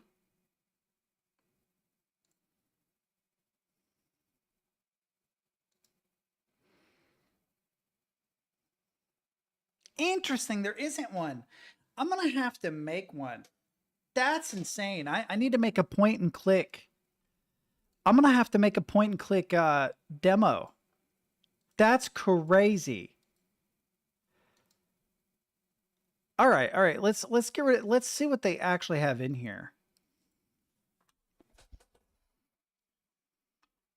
Side-scrolling shooter, some game templates, looping arcade platformer.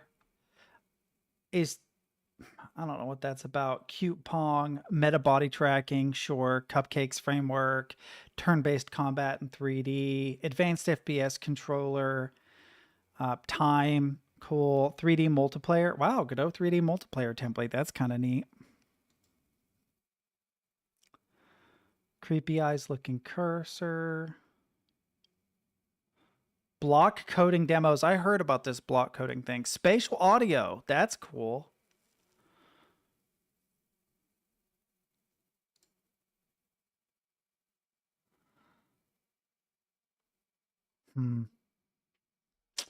Dang. I was hoping there would be a point and click game. Let's see what YouTube says.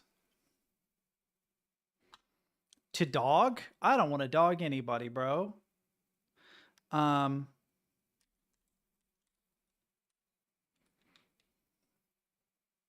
point and click puzzle game. Godot? It might be adventure. Let's just go point and click Godot. Let's see what this does. Right. Escoria, adventure game engine, Godot powered. Interesting. Escape room. Make it how to click sprite. You're losing time. Save hours waiting on. Why would you? I've never waited on Godot to do anything. It's almost instant.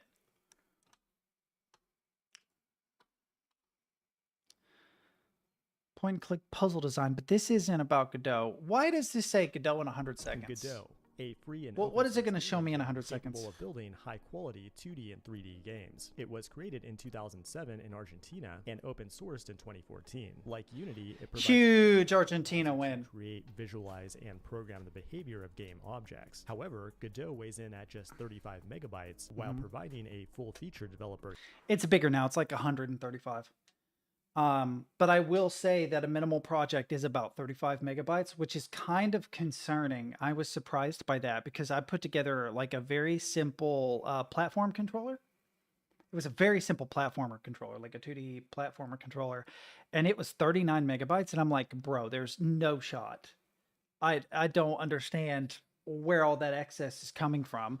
So there is definitely something to be said if you're like a hardcore minimalist in building your own engine. Experience that's approachable. I mean, I know like, oh, 39 megabytes is fucking nothing, man. It took me like 6 hours to download Call of Duty Black Ops 3, you know, and I was like, I get it, but I don't know. I feel like it could be smaller. You heard it here first, chat. The Call of Duty Black Ops. Beginners. Game code can be written in C#, C++, or a purpose-built language called kind of in C++, kind of. And dramatically reduces the amount of complexity and boilerplate when coding game scripts. To create a game, you start with a scene, which itself contains a tree of Okay, nodes. you don't need to explain what Godot is to me. I know what Godot is. Damn. Okay. All right, well, shit. I'm going to be wrapping up here pretty soon.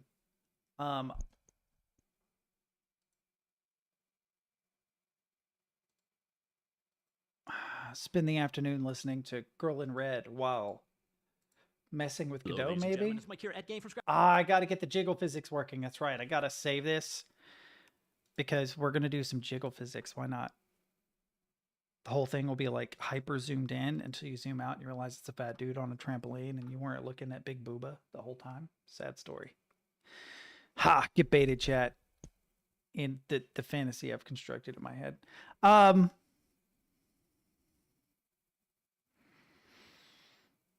You can't. Ooh, Road to Vostok. 6 hours ago had an update. Hi. Taking a look.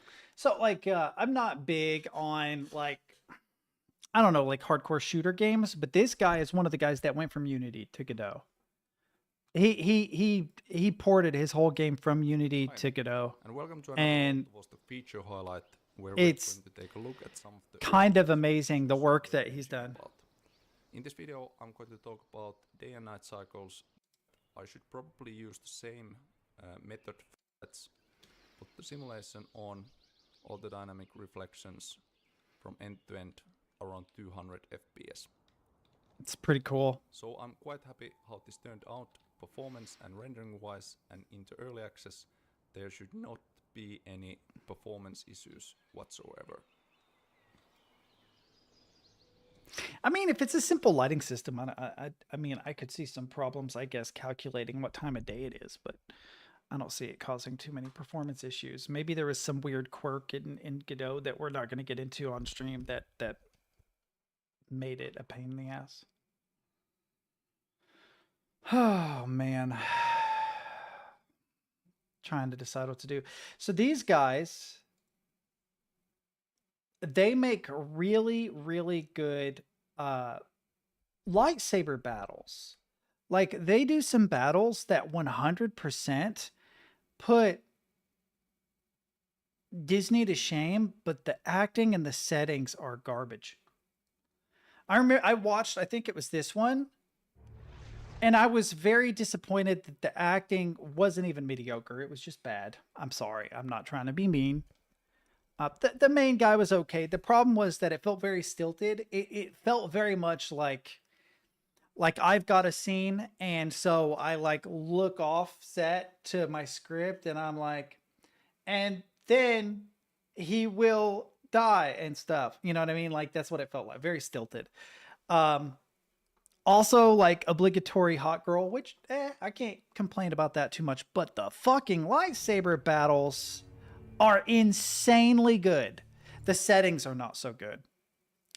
It definitely looks like somebody went down to the park and recorded some footage. The effects, like, can you feel the darkness growing? It's just melodramatic for no reason. The special effects, the visual effects aren't very good either. Shouldn't be too much further. The lightsabers, though, dude, the lightsabers are so fucking good. Lightsaber battles in this are so stupidly good.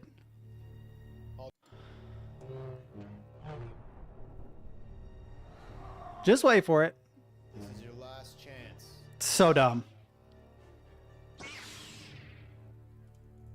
Yeah, we don't care about them fighting the girl like dude gets fucked up.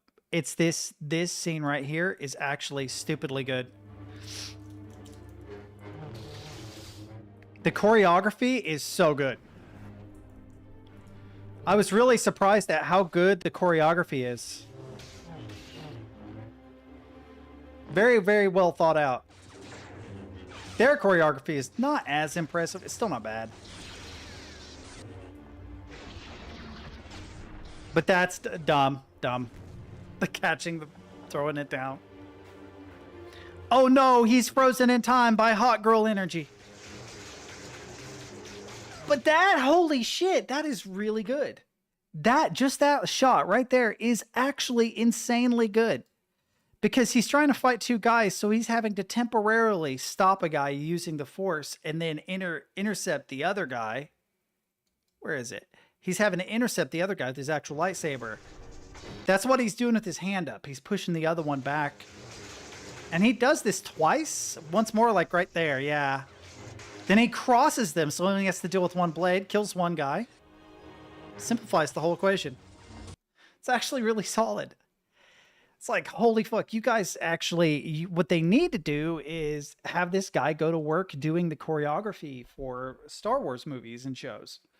Shows, I guess, now. Because the choreography is insanely fucking good. The acting, not so much.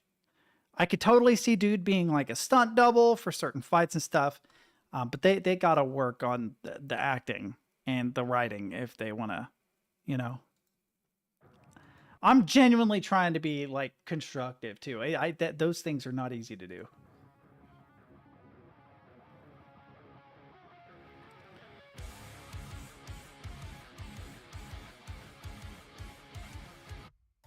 Drop. Okay, that's weird. She shows the chug rhythm, but now she's doing the lead.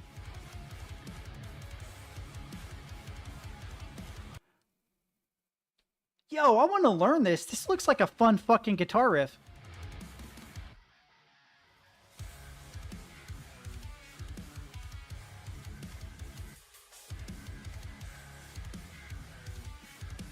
I also don't remember the last time I saw a PRS with the fucking Floyd Rose.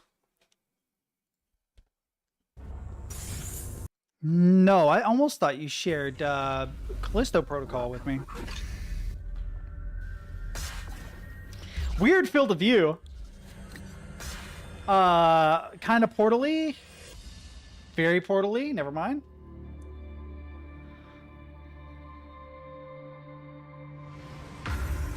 Coordinates reached.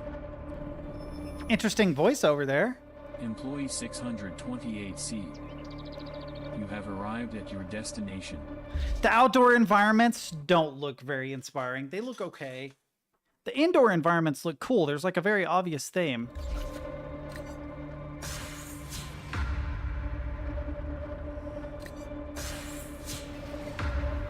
You know what this makes me think of, though? This makes me think of the movie The Cube. Like, how come there's not a The Cube video game? Only instead of having to find, like, the prime root of some giant number, each room is a different puzzle, and some rooms are just straight up death rooms. Sort of like Portal, except darker, grittier, you're in a group, and the goal isn't even to get everybody to survive, just to have one person survive. Yeah. The fact that I haven't heard of them tells me that they're pretty bad, but I feel like you can make a game. It doesn't have to actually be a Cube video game. Just a game based on that premise would be pretty cool, because you'd have like the overarching puzzle of, okay, this thing is constantly moving. We need to find the path out, right? Then you have the smaller puzzle of which rooms are red rooms or dead rooms and which rooms aren't. Right? And then you have the interpersonal problem of what if you actually have like group management in which you have to make sure that characters don't kill each other, because that totally fucking happened in the movie. That last part, I don't know if I would actually implement that or not, because it would be very hard. It would also distract from having cool puzzles and shit. It would be better if it's just one person or two people. Like if you made it a co-op game where two people had to escape from a cube-like situation, that would be cool. But that's basically what Portal is, I guess. Minus the co-op. Computing power lock override required.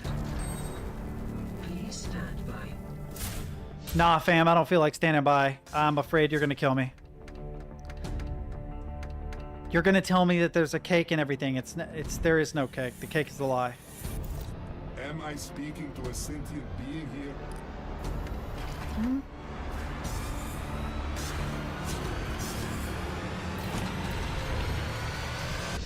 Thank you for your collaboration.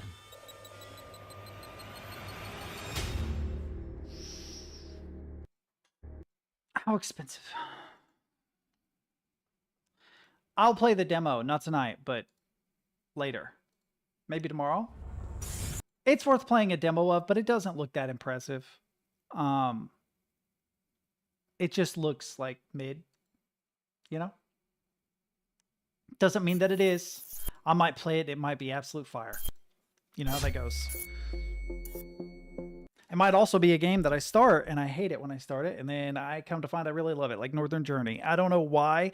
I was so fucking angry at Northern Journey the whole time I played it, and of 2024, it is probably the most remarkable game I played. It's the one that stuck in my brain the most, for whatever reason. Don't know why.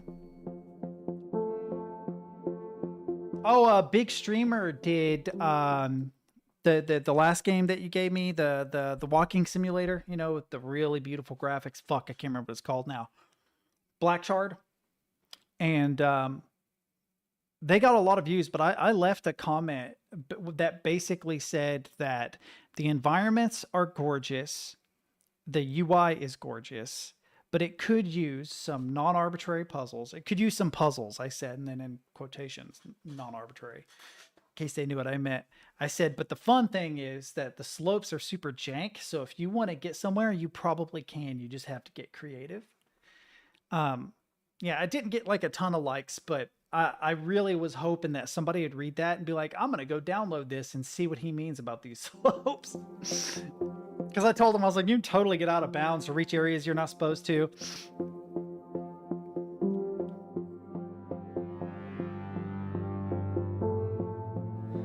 Now, the level design of this, the actual look is very nice. The character design looks awful. Very much a Tron. Yeah, it's like PlayStation 2 Tron.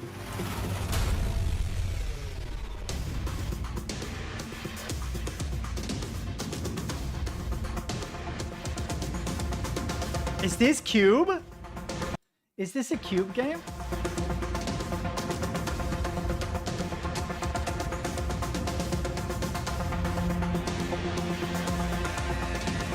Yeah, man. When the robo dick comes from the roof. No.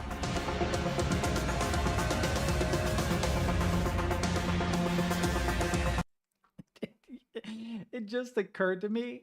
It just occurred to me that because RoboCop existed, you know that there's like a porn parody called RoboCop. You know there has to be. There has to be a RoboCop movie. Just it has to be. It has to exist. Sorry, it's where my brain went. Behind the Green Door all over again. Immensely improved character design, though. I actually already like the level design better. Yeah, because it looks just like regular people. I do think they went... Actually, I take that back. I think the level design of the last one is better because there's too much going on here.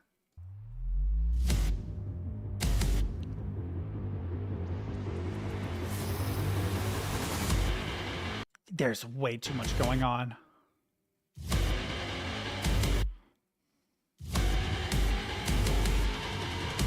Way too much going on. I do like that they're color-coded.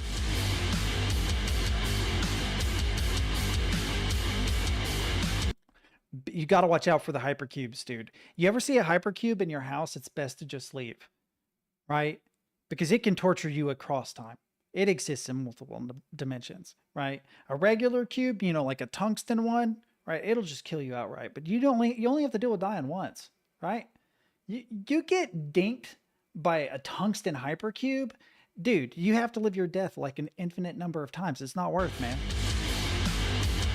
I love how there's just like a chick in a black skirt with broad shoulders, just like, she's totally like Giga Chad walking into a room full of fucking...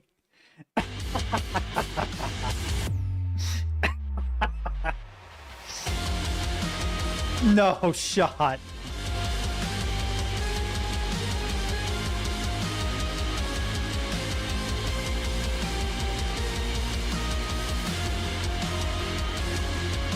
Oh man, this game looks like fire.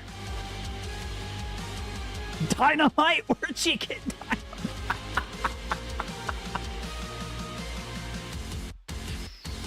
I love how when I was thinking of like Cube, literally nothing you have shown me is anything like what I was actually picturing in my head at all. Like, and now I'm gonna have to make what I'm talking about just so you guys will know what I'm imagining. Because these look nothing at all like what I pictured in my... Not even a little bit. I was thinking a puzzle game. Not a fucking combat game where you've got like riot shields and football helmets. That never even occurred to me.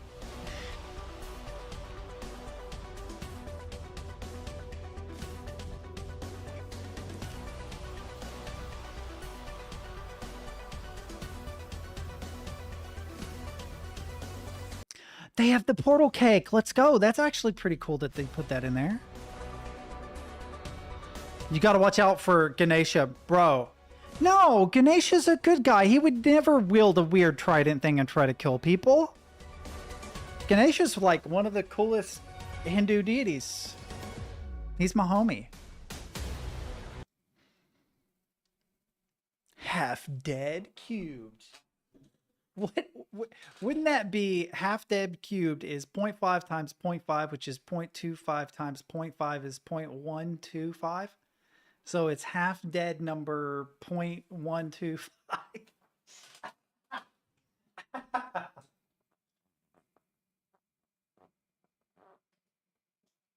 Wait.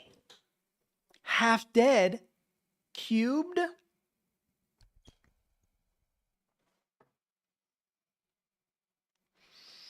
You sneaky fuckers probably thought no one would get that. I have to give it to you, Room 710 Games. It's clever not putting the 3 as a regular 3, but putting it as a superscript. You sneaky motherfuckers. You knew what you were doing there, half-dead cubed. You sons of bitches. Like, I almost want to spend $5 on your game just because that is a really good fucking subtle pun. In fact, it's so good, I have a feeling you didn't even notice it yourself. I bet you someone pointed it out to you after you made it. And you were like, oh shit, we did do that. I didn't know. I tried to change scenes to the scene that I was already in. I was trying to say scene a third time, but unfortunately, emo kids don't really exist anymore. There are no scene kids. Do you guys know what scene kids are? I just realized I'm an American, so scene kids were definitely a thing when I grew up. I had a bunch of scene kid friends and scene kid enemies. In fact, I knew a girl in high school. Her name was Roxanne. Looked exactly like that. Not kidding. Looked exactly like this. This basically what Roxanne looked like. Jesus Christ. She was mentally ill. A very sweet girl. Not trying to be mean.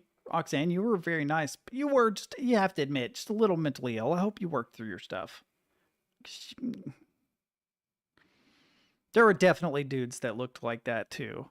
And every single one of them listened to the whiniest emo music. I couldn't do it. Like, there's some talented, like, emo and screamo artists out there. I can't do, like, whiny punk music. Never could do it. And I like 9 Inch Nails, which arguably is, like, sad sappy, you know? Like, Radiohead, too. But I don't know. There's just something different about it. Radiohead can literally say that he's a creep. It's cool. Some emo kid screams it into a mic and it's like, ugh, damn it. Can't.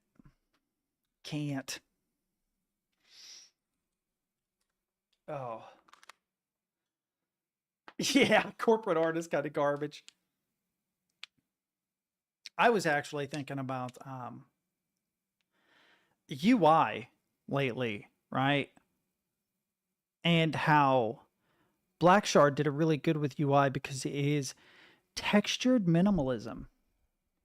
And what really brought it up actually was I was watching a Weaver Beats video in which there were some like synth VSTs and stuff that had come out for FL Studio. And he was talking about how the UI looked straight out of like 2008. And he was right, it did. It looked really bad. It looked like a Ronald Passion plugin. Thank God, there's probably like 4 people on the internet that know what I mean by that. Hang on. I'm going to see if I can actually find one. I haven't used the Ronald Passion plugin in forever. Yeah, holy shit. Yeah, like this bass preamp. Like it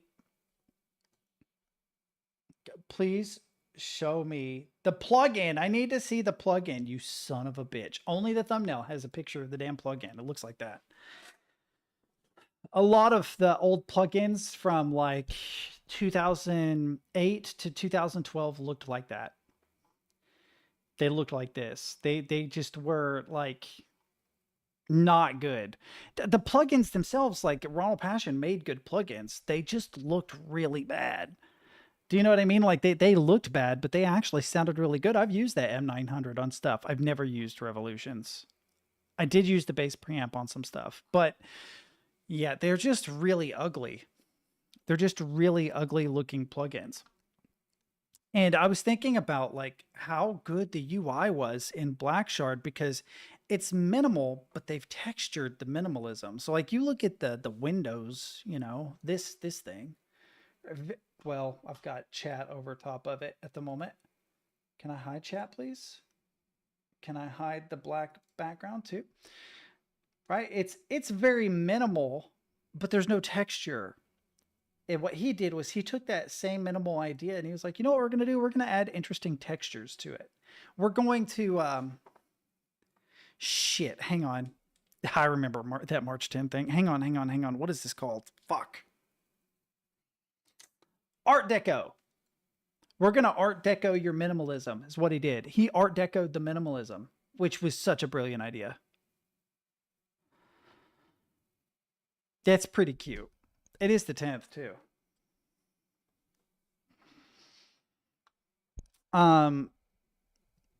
It's like this, and like May 4th is a good one. You know, May the 4th be with you.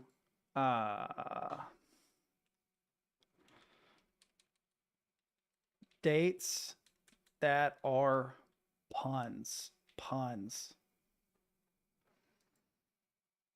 No, not dating. Calendar days that are puns. Okay, so we got 123, January 23rd reads as 123. Great. Then we have Mario Day. There's an awesome band called 311. I don't know if I'd go so far as to say awesome, but okay. Yeah, Pi Day. We know Pi Day. May the 4th, sure. 7-Eleven, right? Free Slurpee Day. My first girlfriend's birthday. I didn't wish her happy birthday last year. I should do that. No intention on being offensive with this one. 911 reads as the emergency phone number used to United. Right. Pun for 10-4, sure. National Mole Day. Avogadro's number. Oh, because it's a mole. 420. We just got to forget about that.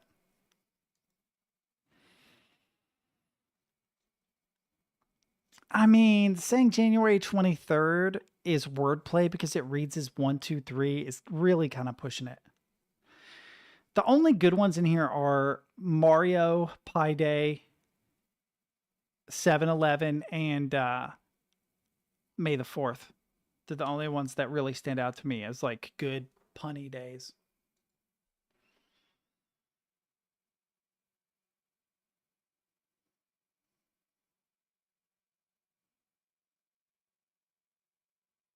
Wait, what?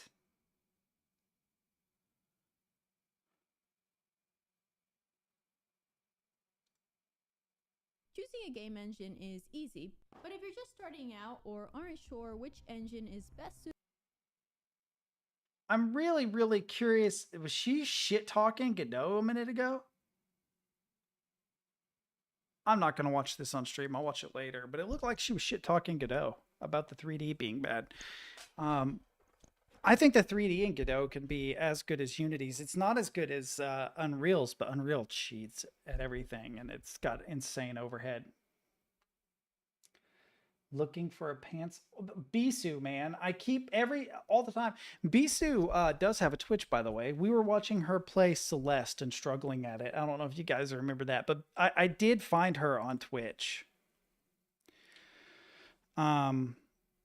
It's like Bisu, Bisu, Bisu, or something like that.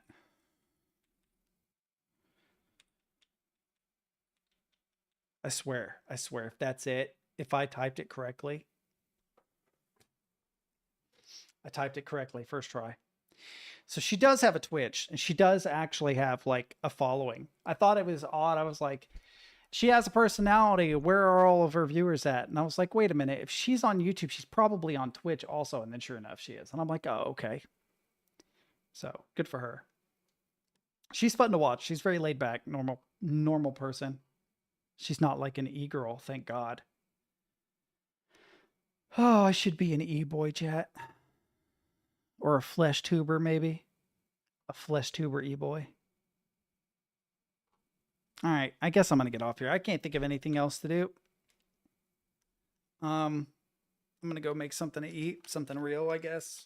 I'll be back tomorrow. Let's see. So we played the Nea demo. We got some more demos we need to play. I've been playing a lot of demos lately. But we got to figure out a stupid movie for this week. We got to do, I think we need to do Among Us 3D. I think it's time to do Among Us 3D. I think we need a day where we all just murder each other. Shit. Had fun until you said something. Bonked my head. It's your fault, Matt. You made me bonk my head, dude. No, I'm kidding. No, I had a good day today. Actually, it's amazing because as tired as I am from work, damn, those are all the wrong size.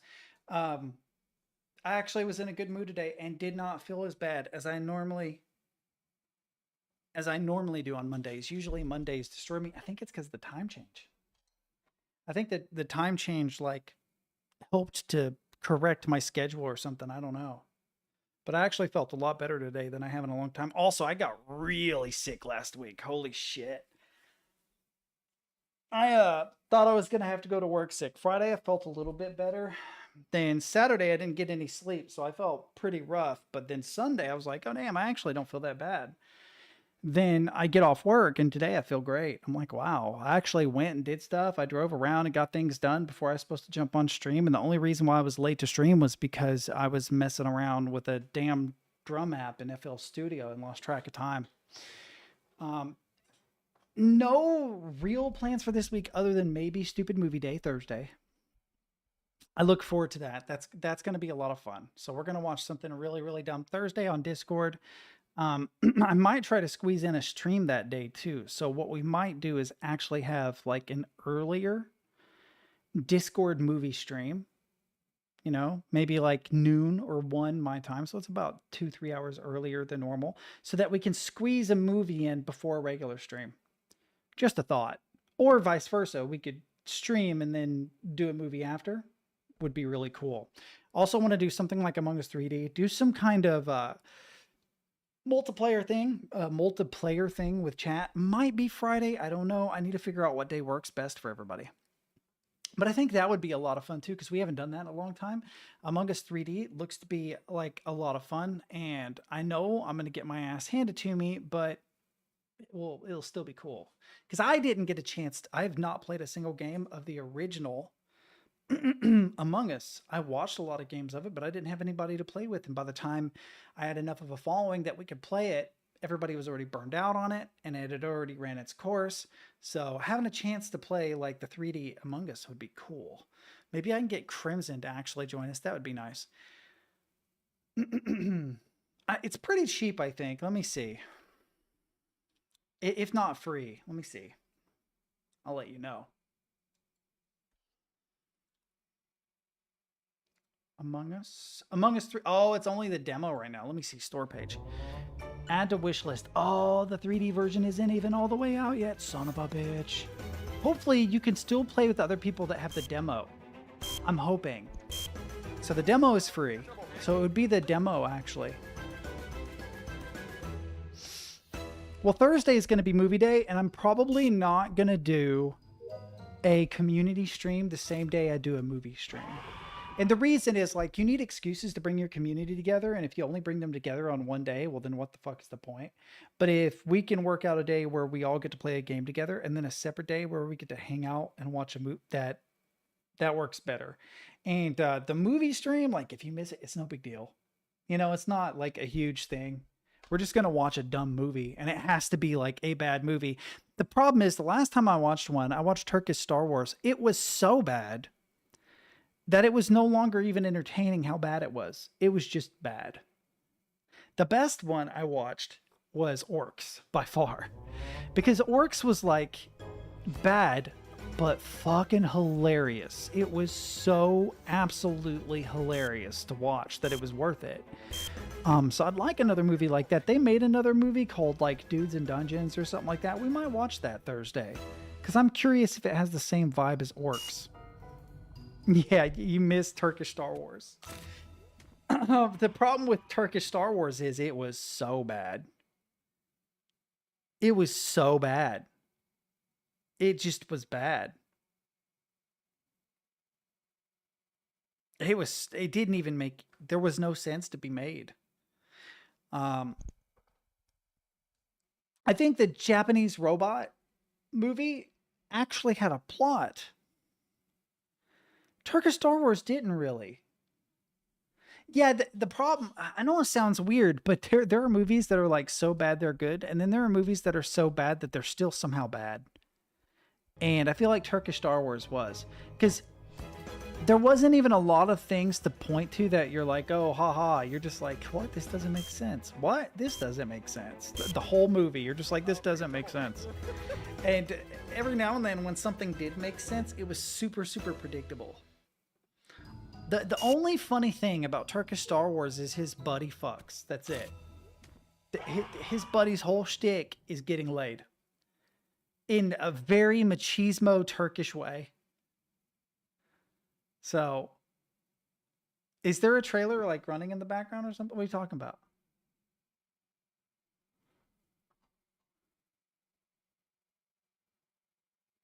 Was this playing in the background with volume? Oh, it was. I'm sorry, chat. That's my bad. I don't have headphones on, so I didn't hear it. I can just force mute desktop audio for the time being. Oh shit, I hurt my ribs somehow breathing. That's how you know you're getting old. The Ballad of Burt Gummer. You know what we need? We need a Tremors game. Is there a Tremors game?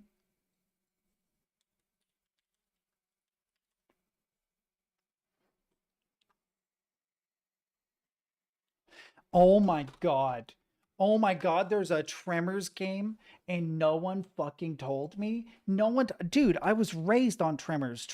Tremors is basically where I lived. This movie was my...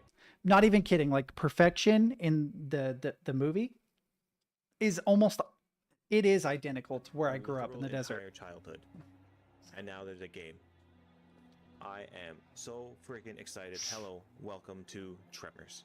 Perfection Valley, September 15th, 1990. That's the actual town. Yo, that's the actual town, chat. I hate when they add that extra layer. Hello, welcome. So that is absolutely Kevin Bacon. I can't remember Burt Gummer, the actor's name. Welcome to Tremors. Hang on. But if you look, can I do period to go back? I can. Oh, it's like 20 frames a second. This must be a mobile game. But if you look, I feel like they've got it backwards though. So if I remember right, the water tower was on that side. And then there was a little shed next to it. It wasn't on this side.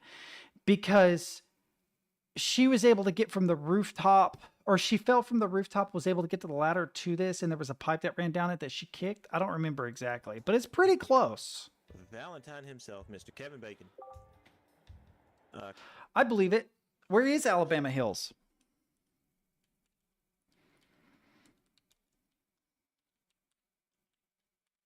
I just misspelled California. I need a map. So there's Alabama Hills. Dude, it is way north of where I lived. Holy shit, that is so far north of where I lived. But yeah, it's just outside of Death Valley. So, been to Ridgecrest, I'm pretty sure. Let me see. We were across the border from Mexicali. So this is where we lived. That's where Alabama Hills is. So I lived in this area. There's the Salton Sea. They made a movie about meth about that place. Imperial Valley. Palo Verde. There I am. That's where I lived, right there. Boulevard, California. Just outside of Jacumba Springs. This is actually one of the most popular locations for illegals to cross the border. Hakuma or whatever. Oh yeah, the Jacumba Airport. I forgot that was even there, but it is, yeah. Yeah, Hippo Mountain. We got a picture of it. I suppose it looks like a hippo, but yeah, this is what it looked like where I lived. So yeah, interesting. They were so far north of me because they're like quite a ways north of where I lived. It might not look like it. You look at this map and you think like, oh, it's those two aren't that far apart, right? Like, but that is hella far apart. That's probably like a 4 or 5 hour drive from where I live to where they are. It's interesting that the desert like disappears in California once you get up to the crux, but then it reappears again. And a lot of people don't know it, but it's basically desert on the interior of Oregon. So this area right here in the Pacific Northwest, it rains all the time, but you get on the other side of the mountains and it's basically a desert.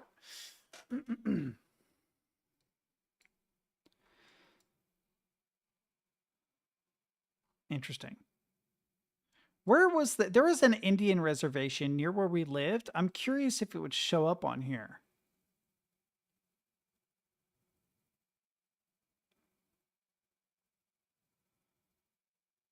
I feel like I've been to the Martinez Lake. I feel like I've been to the border of Arizona, but I don't remember. I was too young. I feel like I've been to Eagle Mountain, Valley Center, Chula Vista. I've been there a fucking billion times. La Mesa.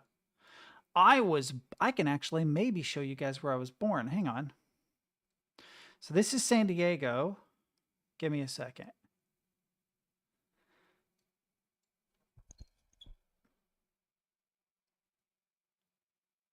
No, I don't need the pop-up. I feel like it was like right here. I wonder if I can get a, can I get a street view of that, please? No? Fuck me. No, it would have been a smaller road. So I was born on the border of like El Cajon in California. Kinda. It's a weird way to put it. But I was born literally on a street corner. You know what? I'm going to ask my mom. Because my mom went to birth and it happened so quick that it just so happened there was an ambulance on the road. And I was the dude's first baby. And so I was born on the side of a road, basically.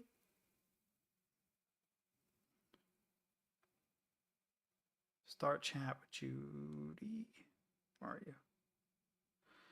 Can I just type her name, maybe?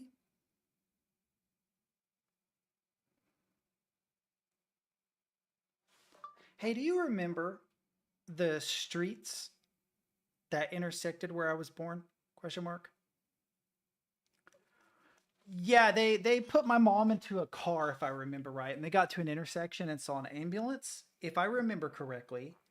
And I don't remember who's driving, maybe grandma, like ran to the ambulance and was like, my daughter is having, is mid-childbirth right now. We need to take care of her. And so basically I was born kind of on an ambulance on a street corner where like literally at the border of El Cajon and San Diego, like literally at the border of what defines one from the other. And I don't remember what the name of the street was. Mom told me once upon a time, but I don't remember. It's a shame that California has become what it's become though. And I don't even mean like necessarily politically. It's also just like the vibe of California is so different. Dude, I'm telling you, 80s, 90s, California hit different, man. Wait, where is this? Oh, damn, dude. You were born basically in Los Angeles. Damn. Like right on the border of it. That's cool. We were born like within an hour of each other. El Cajon Boulevard. So I found the right street. It's El Cajon Boulevard and Boulevard Place. So I'll come in here. I found El Cajon Boulevard literally a minute ago, and then I went away from it.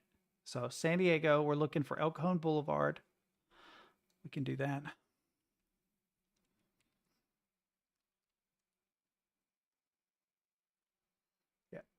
Boom. There we are. And then we got to find Boulevard Place, which is going to go the opposite way.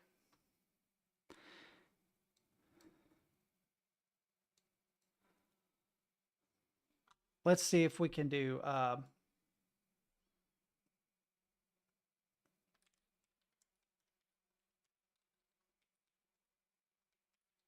it might technically be El Cajon.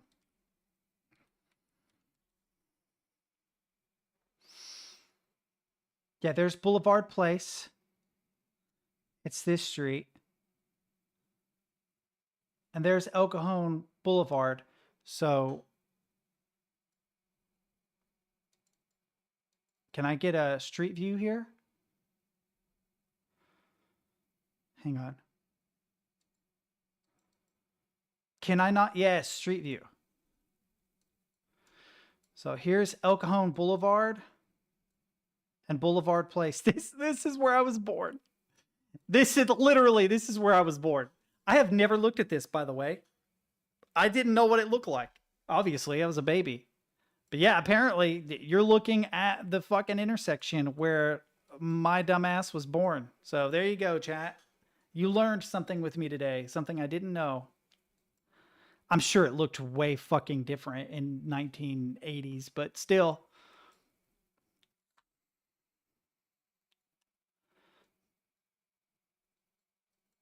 That's neat. She had told me, and I never once even thought about.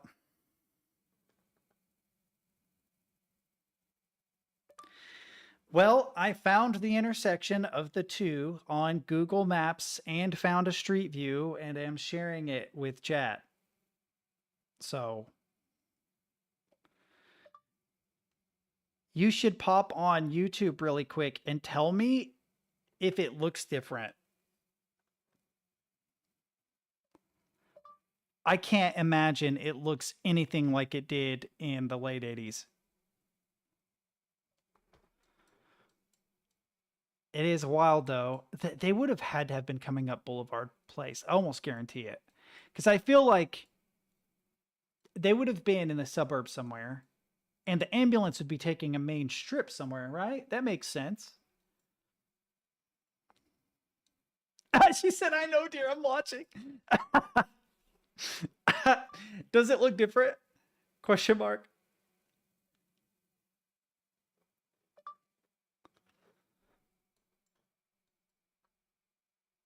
I wanted to make a joke, but I have to remember my mom is watching. I don't want to get in trouble.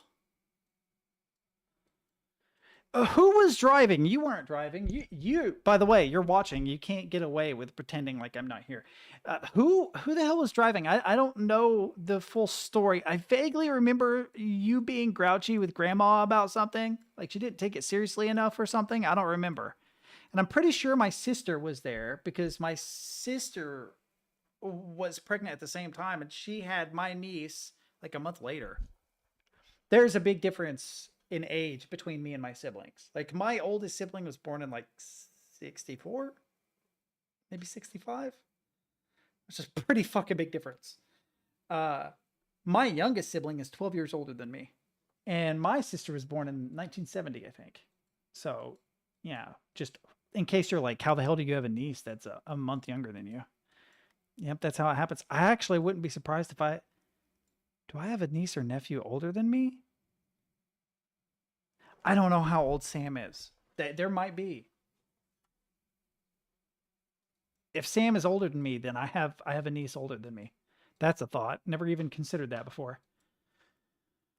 Oh. I'm going to go down Boulevard Place here really quick and then come back. I'm curious what these neighborhoods look like. Yeah, see it. I feel like Mom would have been in one of these neighborhoods. So Mom says an EMT named Frank Battaglia delivered you. I don't know who was driving the ambulance. I didn't want to know who was driving the ambulance. I wanted to know who was driving you. Or have I misheard the story? Did the ambulance come to your home? What I remember you telling me was that you had like started to drive to the hospital when you came across an ambulance, or at least that's how I remember the story, but I could be wrong. Did you get an ambulance from your house and it just was too late and I was born in an ambulance at that intersection, or what? I actually don't know for a fact. I'm genuinely curious. I'm learning some history here.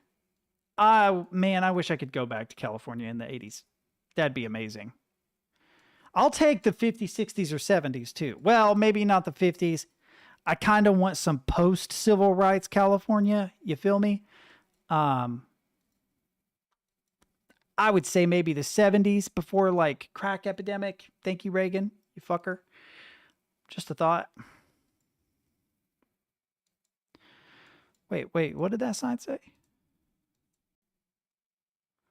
El Cajon Boulevard westbound. The only problem with the 80s is that's when the crack epidemic happened. So maybe pre-crack epidemic. I don't know.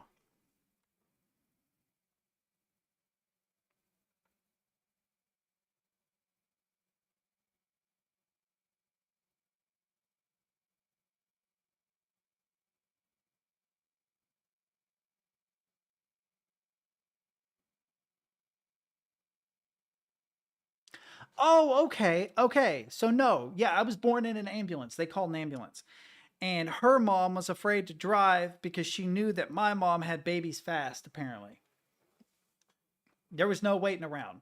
From the time my mom knew she was going to have a kid to me existing was like 45 minutes, if that. I was like, get me the fuck out of here. And I just started fucking swinging. I was ready to go. Lived on Lexington Avenue. I want to say the cross street might be Ballard or Second. Okay. Hang on. Who has a teddy bear with a baseball bat logo, bro? That's so funny. Mom can't see that because, hang on, I got to show you this, Mom. You can't see that. Oh, no, it did. It showed up. Oh, that's good. Yeah, this guy. Hang on. Scroll down. Ugh, that guy. That's so good. I love that. All right. Decently sized. I'm blind. All right, so let's see if we can find Lexington Avenue. That'd be cool. Let's see if we can figure out where Mom lived. Scroll up a little bit. That's a little bit too much. Oh, this is not. Oh, there we are.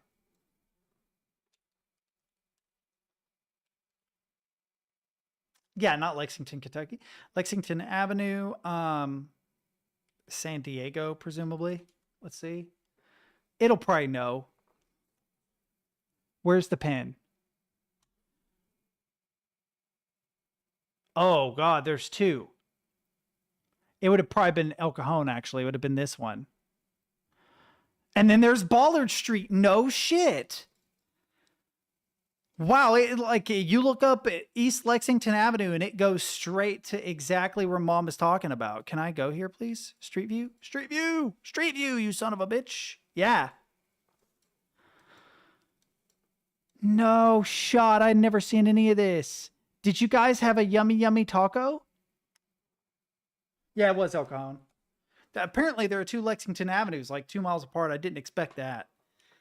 But yeah, no, that we're on Lexington Avenue, El Cajon, East Lexington, El Cajon, and Ballard Street is up this way, I think. I do too, dude. It's one of the reasons why I watch John Hicks all the time. Yeah, Ballard Street. So this is the cross street. So this is literally the neighborhood my mom lived in when I was in utero still. I also, you know, something I miss about California, and honestly, I think I would accept it from just about anywhere, is the fact that you look off in one direction, it's ocean. You look in the other direction, it's mountains. It is like so deeply ingrained, especially if you lived near the coast of California, that it's just ocean, mountains. And I don't, now it's like hills. Look for 1151 Lexington Avenue. Okay, we're on 1175. Hang on, let's grab this. No, not that. Control C. Control V.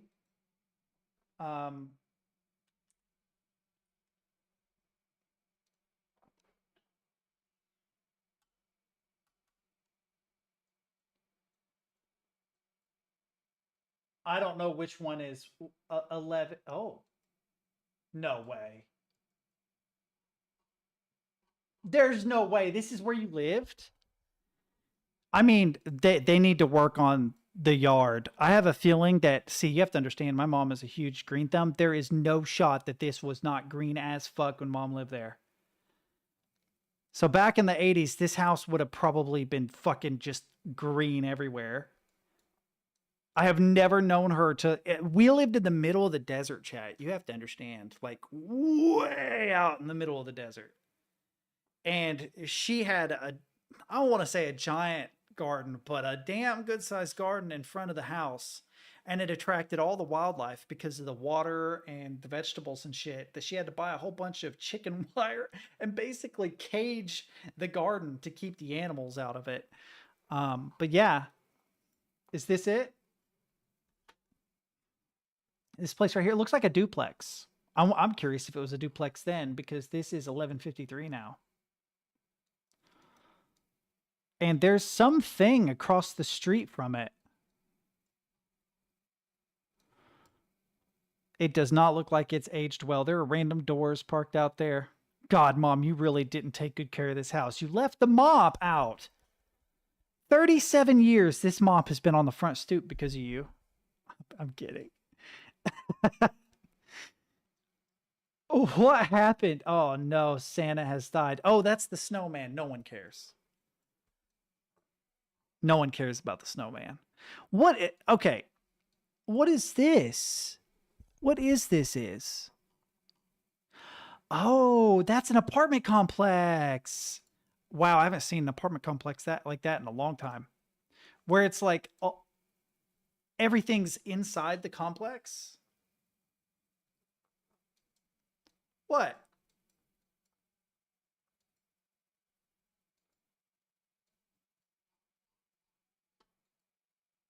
You mean like how they have like these? Yeah.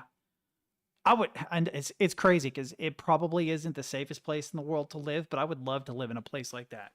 I would love to live in a nice apartment complex that was well irrigated, where I step out on my stoop, you know, and I look into a courtyard like that. It's very nice, especially when you live in a coastal desert place. It depends on what kind of lushness you're looking at. It depends on what kind of lushness you're looking for, rather. So, like, places down in Florida are incredibly lush. All along the border of the Caribbean, also incredibly, incredibly lush. Well, yeah, but I mean, wet and hot, wet and temperate, wet and cold. Like, America is so big. It's like, which lush are you talking about? If you want weather most like Finland, probably, yeah, probably Washington, Oregon along the coast. All the way down till about San Francisco, California.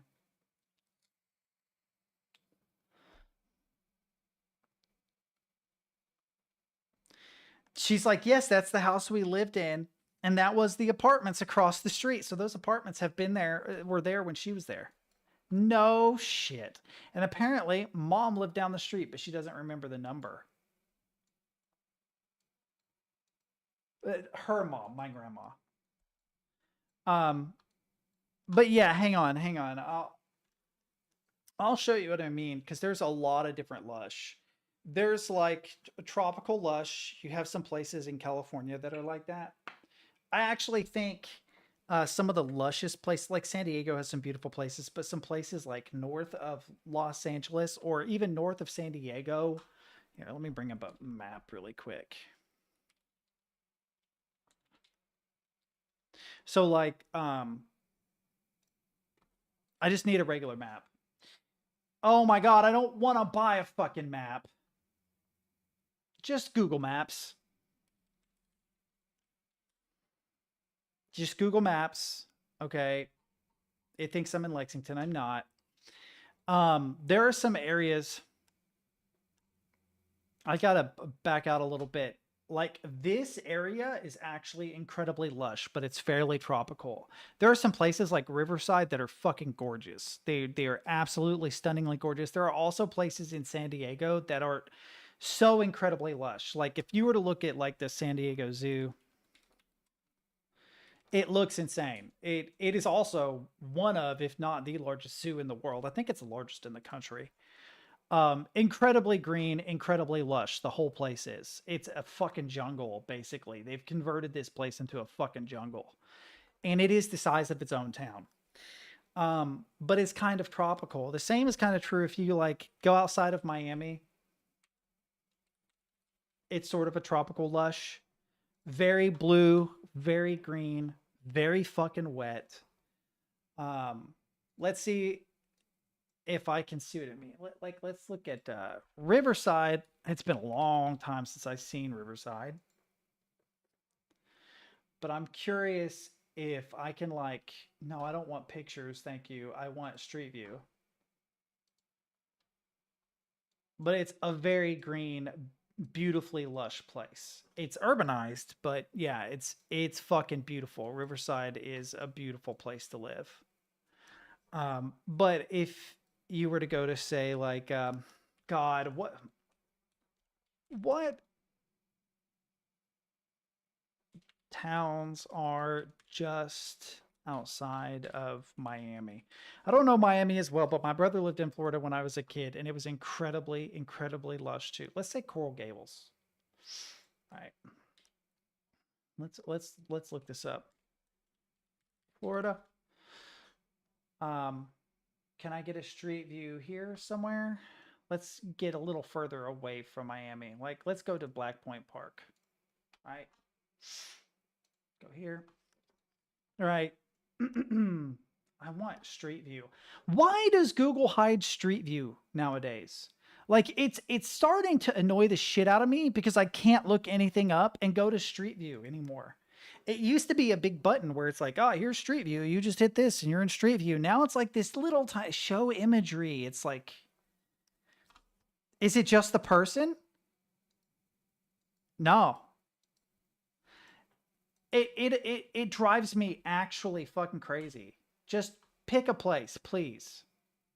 And then it freezes up. I don't know what they've done to Google Maps, but Google Maps feels fundamentally different than it used to. It is actually really difficult to get it to fucking work the way I want it to work. Miami's all the way down here, by the way. But like you could get down, not necessarily into the Everglades, but there's like the Keys. Like you could go to Key Largo. There we go, Street View. Right? Also incredibly lush. I swear sometimes that thing doesn't pop up though. But yeah, like Florida is an incredibly lush place, but it's also tropical. I think that the vibe in Florida nowadays is maybe a lot more chill than California. California is very divisive at the moment, especially politically. But everything is fucking sinking. It's sinkholes everywhere. Like you have to be exceptionally rich to live here. It's probably not going to be there very long. It's like Tuvalu, you know, it's slowly sinking. But this is like tropical lushness, right? But this is also true. Like if you go to pretty much any of the Caribbean areas. So if you were to go to say like New Orleans or Panama City Beach or Gulf Shores, Mobile, Alabama, all those places are very beautiful. They're not quite as big as like Miami. There are also some along the Atlantic coast, which are quite nice. Like Myrtle Beach is a popular vacation spot for people where I live, right? Now you get up into like Portland, Maine, for instance. Portland, Maine is beautiful, but it's a coastal city, right? It's an absolutely beautiful place to live as well. Considerably colder. This is much more temperate climate, right? But it's a beautiful place to live. Look, there you go. It's basically Finland in the wintertime, right? Right, but see, you're Finnish. So of course you think the closer to Canada you get, the nicer. Although I will tell you right now that, believe it or not, this is crazy. Most of the Canadian population lives south of an equal or greater population of Americans outside of Alaska. So that is to say, like, if you were to look at it's kind of hard to describe what I'm saying. United States map. I need a United States and Canada. Yeah, bring this up. So you see this area right here, down here where like Montreal and stuff is, this area? Something like 70% of the Canadian Canadian population lives here. Like 50 just lives in between like Toronto and Montreal, which means that there are more Americans in the continental United States, like ignore Alaska, that live north of Canadian people. So Canadians always like to get on to Americans like, you don't know what cold is. Bitch, there are more of us living north than there are you. What are you talking about? Like, hush. You can't, don't be telling me you live in the Northwest Territories. You can shut up. But man, like America is so difficult to pin down because there are so many beautiful places. Hang on. There are so many beautiful places. Like you want to live somewhere tropical. You have Florida, Southern California. You have South Carolina. You have Alabama, Georgia, Louisiana. You've got Houston. Areas outside of Houston are absolutely gorgeous, right? You get to the more temperate climates, coastal cities. You're talking about places like San Francisco, right? North Carolina, Virginia, and the smaller New England states before you get up to like New York, I think. Probably New Jersey maybe is sort of the cutoff, right? I do think that Oregon along the coast of Oregon and Washington is some of the most beautiful country that the United States has to offer. Where it's coastal, it's still kind of temperate, like the ocean affects the weather there. It can be incredibly cold, but you obviously don't mind. You're from Finland. Stunningly beautiful, but it rains all the fucking time. It always rains. Always. It is always raining. Like, you probably get like 2 sunny days a year in, like, you know, Portland, Eugene, places like that. Vancouver is also very, very beautiful, but I hear it's gonna shit from somebody who actually lives in Vancouver. They agreed. I had heard that they had gone kind of downhill, and then somebody from Vancouver is like, yeah, fuck that place. I'm like, damn, that sucks, man. That's a bummer. But like, God, if you were to just look up Montana, Wyoming, places in the mountains along, you know, in like Arizona, New Mexico has beautiful land. Texas is, there's literally some beautiful place in every single state. Now, personally, I think I would stick close to where I am. I don't know that I'd go back to California.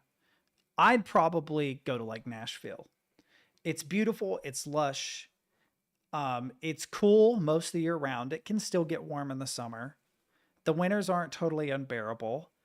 It's a fairly large city, but not insanely so. It's famous as a music city. You're never going to have a shortage of like really good concerts and venues to go see. So it's beautiful. Vancouver is absolutely stunningly gorgeous, and it's right across from Seattle. So Seattle and Vancouver, basically exactly the same in terms of the climate and how it looks. You know, oh, is that Astoria, Oregon? Hang on. Damn, I did not realize that Astoria, Oregon was that close. My mom, this is where my older brother who passed away was born. I'm pretty sure. Wait, Mom, if you're watching, isn't this where Kathy was born too? Wasn't Kathy born here? I feel like Kathy was born here as well. She was also born in Astoria, which is fucking beautiful.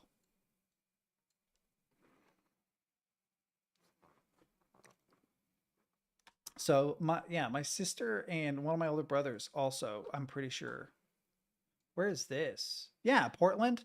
The problem is I don't, by the way, there are definitely places in and around where I live that look almost identical to this. Like almost identical. The foliage is a little bit different. You can tell that it's like a different coast. But like if I were to go drive to where my mom lives from where I live, 15 minutes away, right?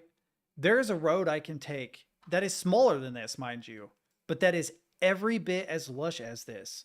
In fact, there is a piece of property I want to get my hands on that is on the edge of a cliff overlooking a lake in an area that looks pretty much exactly like this. The problem is that there's no information on the sale of that property. There's no home or anything on it. Yeah, see, you can tell when you get to this portion of the country, there are more evergreens. That is the big difference. So like where I live, there are more deciduous trees. We definitely have plenty of evergreens, but there are more deciduous trees where I live, and the mountains are taller there because they're younger. But yeah.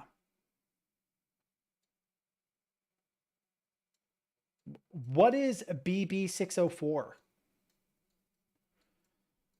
Where the fuck is BB604 at?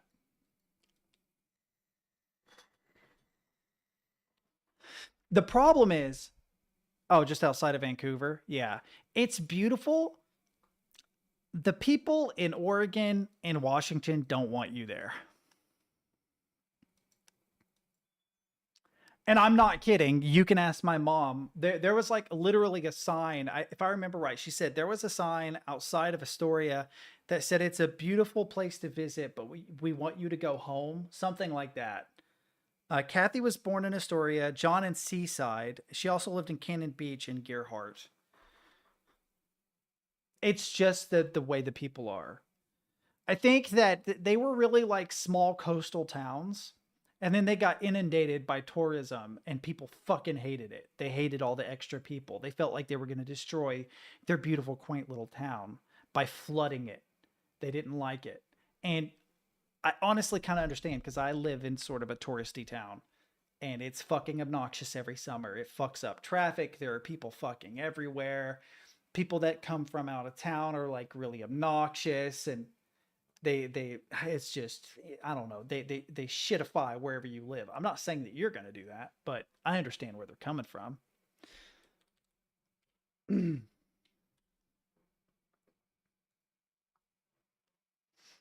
on. Let's go to Gearhart or Seaside. You're going to go there and you're going to litter and be loud and obnoxious. I mean, have at it, man. But also, I don't know. There are some great people. For a long time, I wanted to move to the Pacific Northwest, but everybody I know that lives in the Pacific Northwest hates the fucking vibe there. They don't like the people there. There is this saying, and I don't know how true it is, but there's a saying that people on the West Coast are nice, but they're not kind.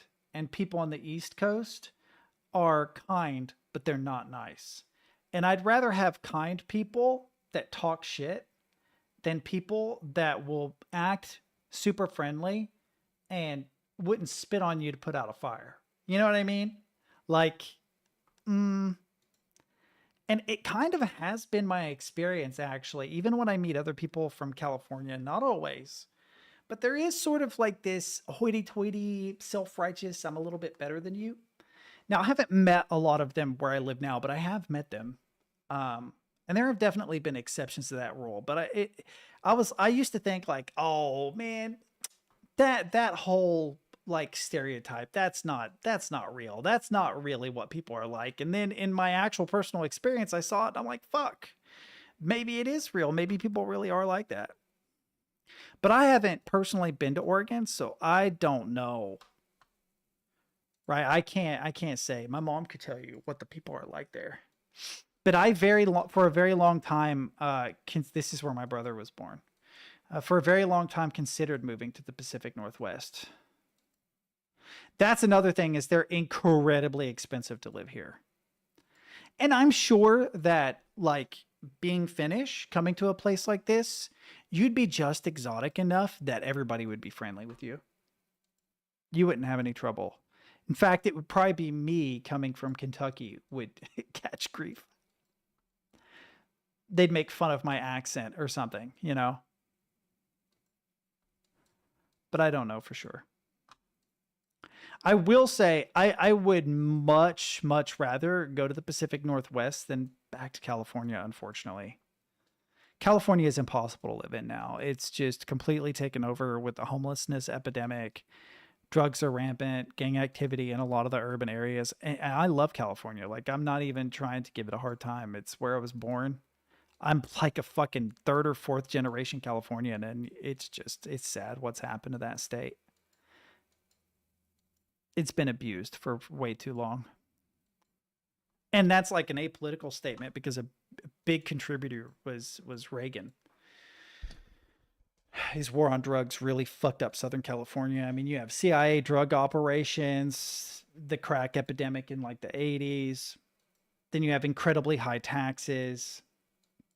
So it doesn't even matter what politician is in office. They just tend to take advantage of California and wreck it worse, person after person after person. It's really sad. That's a golf course.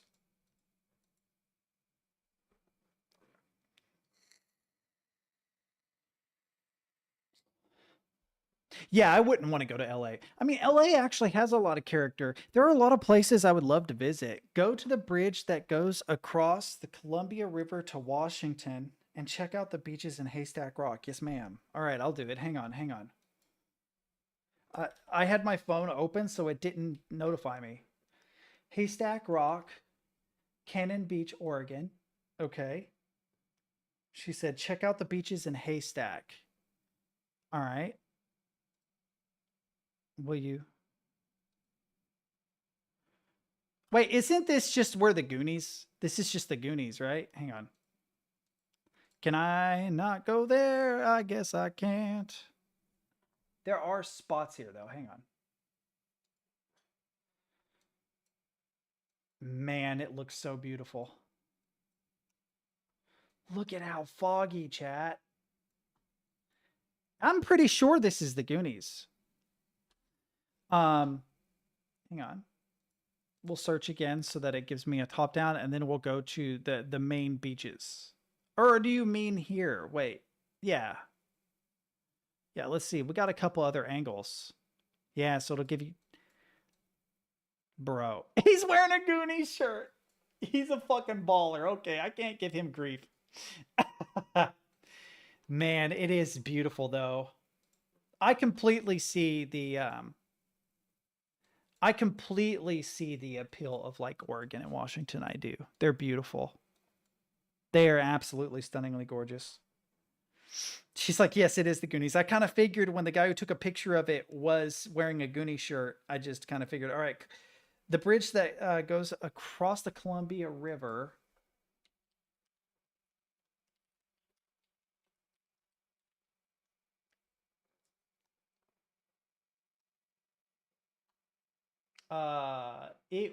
Oh, are you talking about this area? Hang on, back. This Columbia River? God, which bridge, Mom? There are way too many. You mean like this guy?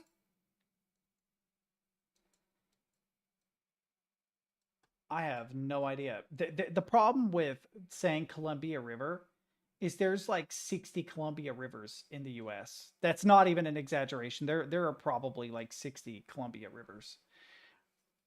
Because I'm pretty sure that it just refers to a land apart. So Columbia is used a lot. That's why like Washington, D.C., District of Columbia. It crosses that. Okay, so we need to go to Columbia River, Astoria, Oregon. Here we go. Are you talking about the 101, this fucking thing? Yo, what the hell? Wow. Holy shit, this goes for... Dude, I'm not afraid of bridges, but fuck this bridge. No shot. No. No, dude, no. That water looks way too high. No. That water, like, one bad wave and... Holy shit. Is this what you're talking about? She said probably it's a doozy. You think? I'm still going. I'm still going. Damn, I'm going to have to visit the Pacific Northwest. Because when I was a kid, there was an art school actually in Vancouver that very seriously, I was like, damn, I want to go there. It says Persian Gulf, Afghanistan, Iraq veteran, Astoria. What? I have no idea. Wait, print? Oh, it's because it's the Persian Gulf, Afghanistan, Iraq Veterans Memorial Highway. My guess is they changed the name of the highway since Mom lived there. We're slowly getting closer, boys. We're getting there. We're getting there. It's going to take a while. We've gone through like 4 seasons, but we'll get there. Eventually, that island... Okay, this is getting ridiculous. Can I move even faster, maybe? Can I... Yeah, can we get like closer to the edge? Yeah, okay, so here's one side of it. And on the Astoria side, they call it the Astoria Megler Bridge, right? And then, so this is the 101, and then on the other side, we have this. I think I went too deep inland. Hang on. Yeah. Wow, dude. You know what this reminds me of? It reminds me a lot of the Florida Keys. There's like a highway system in the Florida Keys. I don't mean to be like super American centric, but holy shit, have we got like a country, dude. It's huge. Even me, like, I live here. Oh God, of course there's a Dollar Tree in fucking Florida Keys, but there's this highway, the one that just bounces from island to island. it goes like forever and ever and ever and ever and ever, amen, connecting all these different islands. That's what that bridge she's talking about reminds me of. Because these also just go forever. Speed limit 35, yeah, talk about forever. You'd be on there until the end times. What are these lines? I wonder what these lines represent. Are those like the international boundary? There's the Key West National Wildlife Refuge, the Boca Grande Key Beach. Oh, there are pictures here. Man, right in the middle of the Caribbean. I live in the wrong place. Like, I love Kentucky. It's beautiful. But damn, dude, there are some beautiful places in the U.S. Oh, yeah, there are bridges like this in Michigan. Yeah, because Michigan is unique in that it is basically two states. It's really, really wild. I don't know why that is, actually. I don't know my U.S. history on that. Why am I under a bridge? Anthony Kiedis, what have you done? For those that don't know, Anthony Kiedis is the lead singer of Red Hot Chili Peppers, who were made famous by a song called Under a Bridge.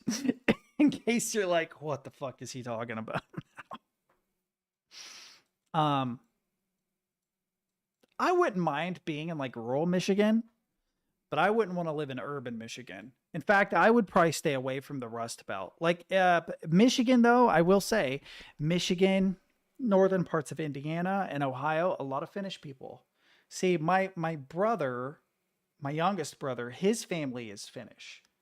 And I'm pretty sure that they came to settle in Michigan and northern Ohio. If mom's watching, she can say, although mom, you need to go to bed. It's getting late. It's past your bedtime.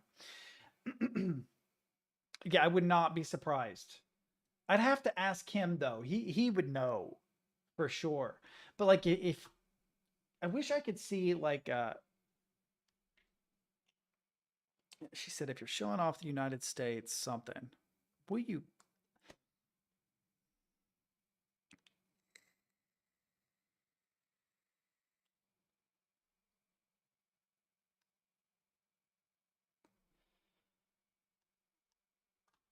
Okay, well, we'll try it.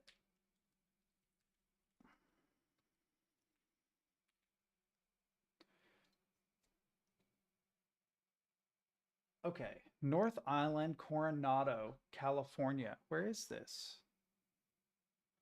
Oh. Oh, yeah, okay.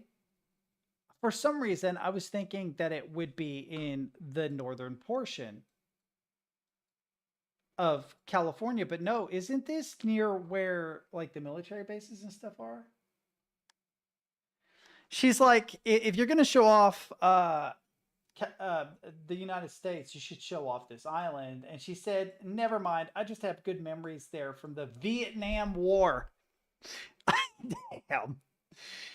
That's going to be me in 30 years saying, oh man, I remember back in the time of Iraq, you know, the second time. Oh, it froze. It went weird. Don't go weird.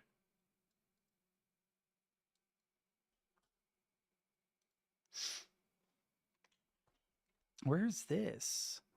Where is Hunador? Where is this?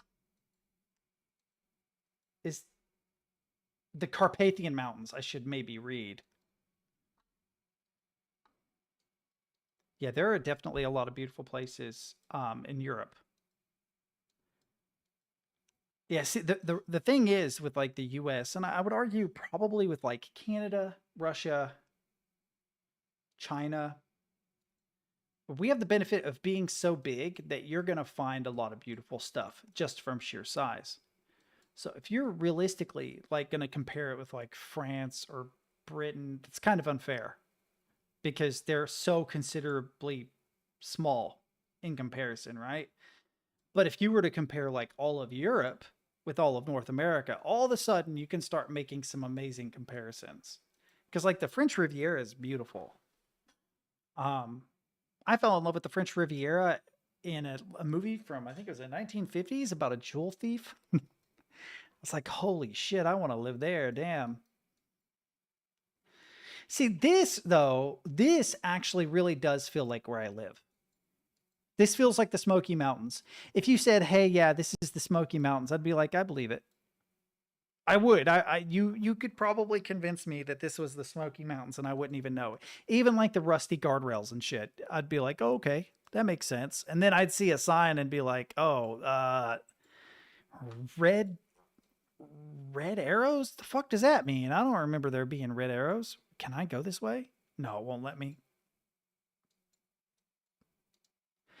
A little more mountainous, I guess, but I don't know. It's pretty similar to the Smokies. It even has that blue hue where there's so much moisture in the air.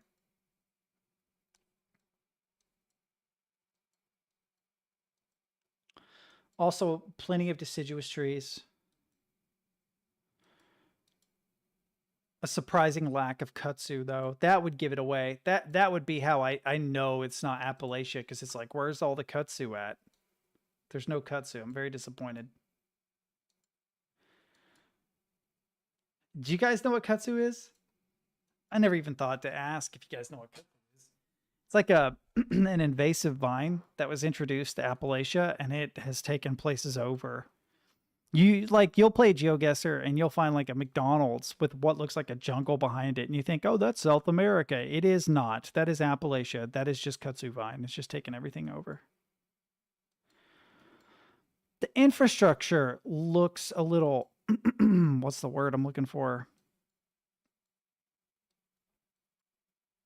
Not fantastic. I mean, this isn't too bad, but the rusty guardrails and stuff definitely feels like poorer communities in Appalachia.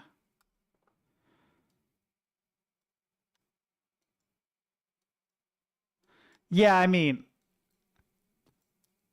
if you understood how poor like East Kentucky was, you'd see that I'm not making fun of Romania. I'm actually kind of pointing out that, somewhere in East Kentucky, it would look a lot like this. Damn, it is very pretty, though. Yeah, Romania is kind of poor. So is East Kentucky. Hang on. I wonder if I can find, like, Harlan County, Kentucky, right? Like, let's get some street views on some shit. That's not a street view, but very cool. No, let's we have to hit this guy, right? Makes things blue and then pick a spot. I didn't mean to be in the middle of the jungle, but very, very, very, very poor community. Yeah, you can even tell that the fucking Google camera is not very good. Let's see if we can find a different place. Yeah, it's like right on the border to West Virginia. That's West Virginia right there. Wow, there's a lot of Google cameras through here. Kentucky. Oh, that's Virginia, not West Virginia. My bad. Let's see. Yes, this is what I mean. Right? You go to East Kentucky. If you were like, yeah, this is Romania, I'd be like, you know what? I could see it. You see what I mean? So, like, I wasn't even trying to diss Romania. I was just pointing out, you're getting into, like, really, really deep in the hills in eastern Kentucky, and it's like, yeah, they're fucking poor too, dude. Except for some reason in the United States, it's one of the few places where you'll have somebody live in, like, a literal shack or, like, a rundown trailer, and they'll have a 2020 Ford Focus with full coverage on it. It's like, what are you doing, dude? Why did you not buy used? You're crazy. Oh man, the Google Road thing doesn't work here. Oh, okay, fixed. Let me see if I can find like a highway. There's 119. Yeah, see, like Eastern Kentucky. Unfortunately, I picked the foggiest day to go on Google Maps. It also appears to be in the fall, which makes sense. There we go. See, kind of a mountainous region. This is early fall. This was probably like early October, late September, maybe.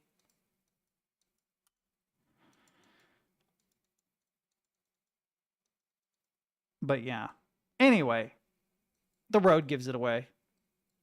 On highways, anyway. I think I got disconnected. I should get off here anyway. I need to go make food. Yeah, if I were like super rich, I mean like super rich, or I don't know, if somehow magically streaming I built like a giant following, that's what I would do. No, I wouldn't move anywhere. I'd move everywhere. I would do like the Yes Theory fucking Vagrant Holiday thing. Maybe not as hardcore as Vagrant Holiday. I'm not going to break into any island prisons. You know what I mean? Probably not going to go on vacation in Central America with my expensive phone out so it gets robbed. But I would travel fucking everywhere. The perfect outcome of my life would be having enough of a following that I could travel around the world and show off shit.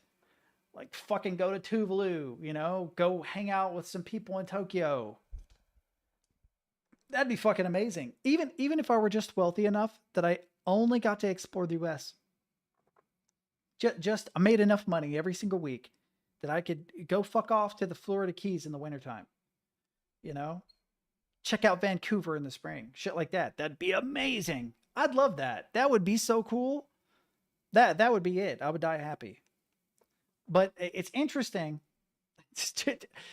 Thanks, man. I just need you to build a time machine, right? And text me that in about like 2009. And with your full like legal name and address.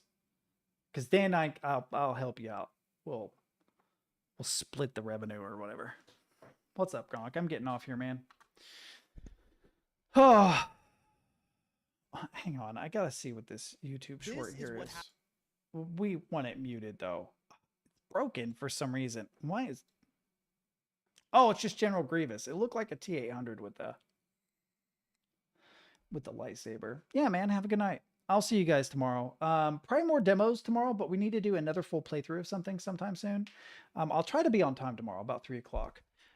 Can't promise you, but I'll try. I feel pretty good so far this week. Hopefully I don't fuck it up one of these days. Hopefully I make it through the whole week feeling like a normal human being. Today is actually, it's weird. Coming after a 48-hour shift, I expected to be dead. And I had a rough weekend. I'm not going to get into it. But I feel good today. What do they say about people that are like dying? That they have a, oh God, what is that called? Where like you start to feel really, really good, like right before the end. Like that sounds like something that would happen to me. It's like, you're going to feel good for a day. And then like I die of a stroke or something. I'm not even making a joke. I mean, it's kind of vaguely humorous because I'm talking about myself, but anyway. No Debbie Downer today, chat. No Sad Sally. No Whitney Whines a lot. I'm out of here. I'm going to have a good night. If you guys have suggestions for stupid movies to watch sometime this week, let me know. Oh, what is this? You know my fucking ADHD. You knew as soon as you sent that link. Like, I didn't even finish my sentence. I'm just like, ooh, what's this? You son of a bitch. Fake Sigma. What is this?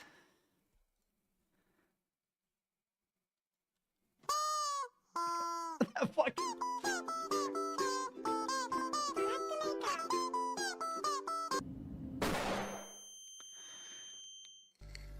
Doing my tasks.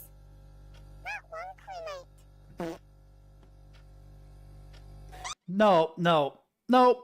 No more brain rot tonight. No.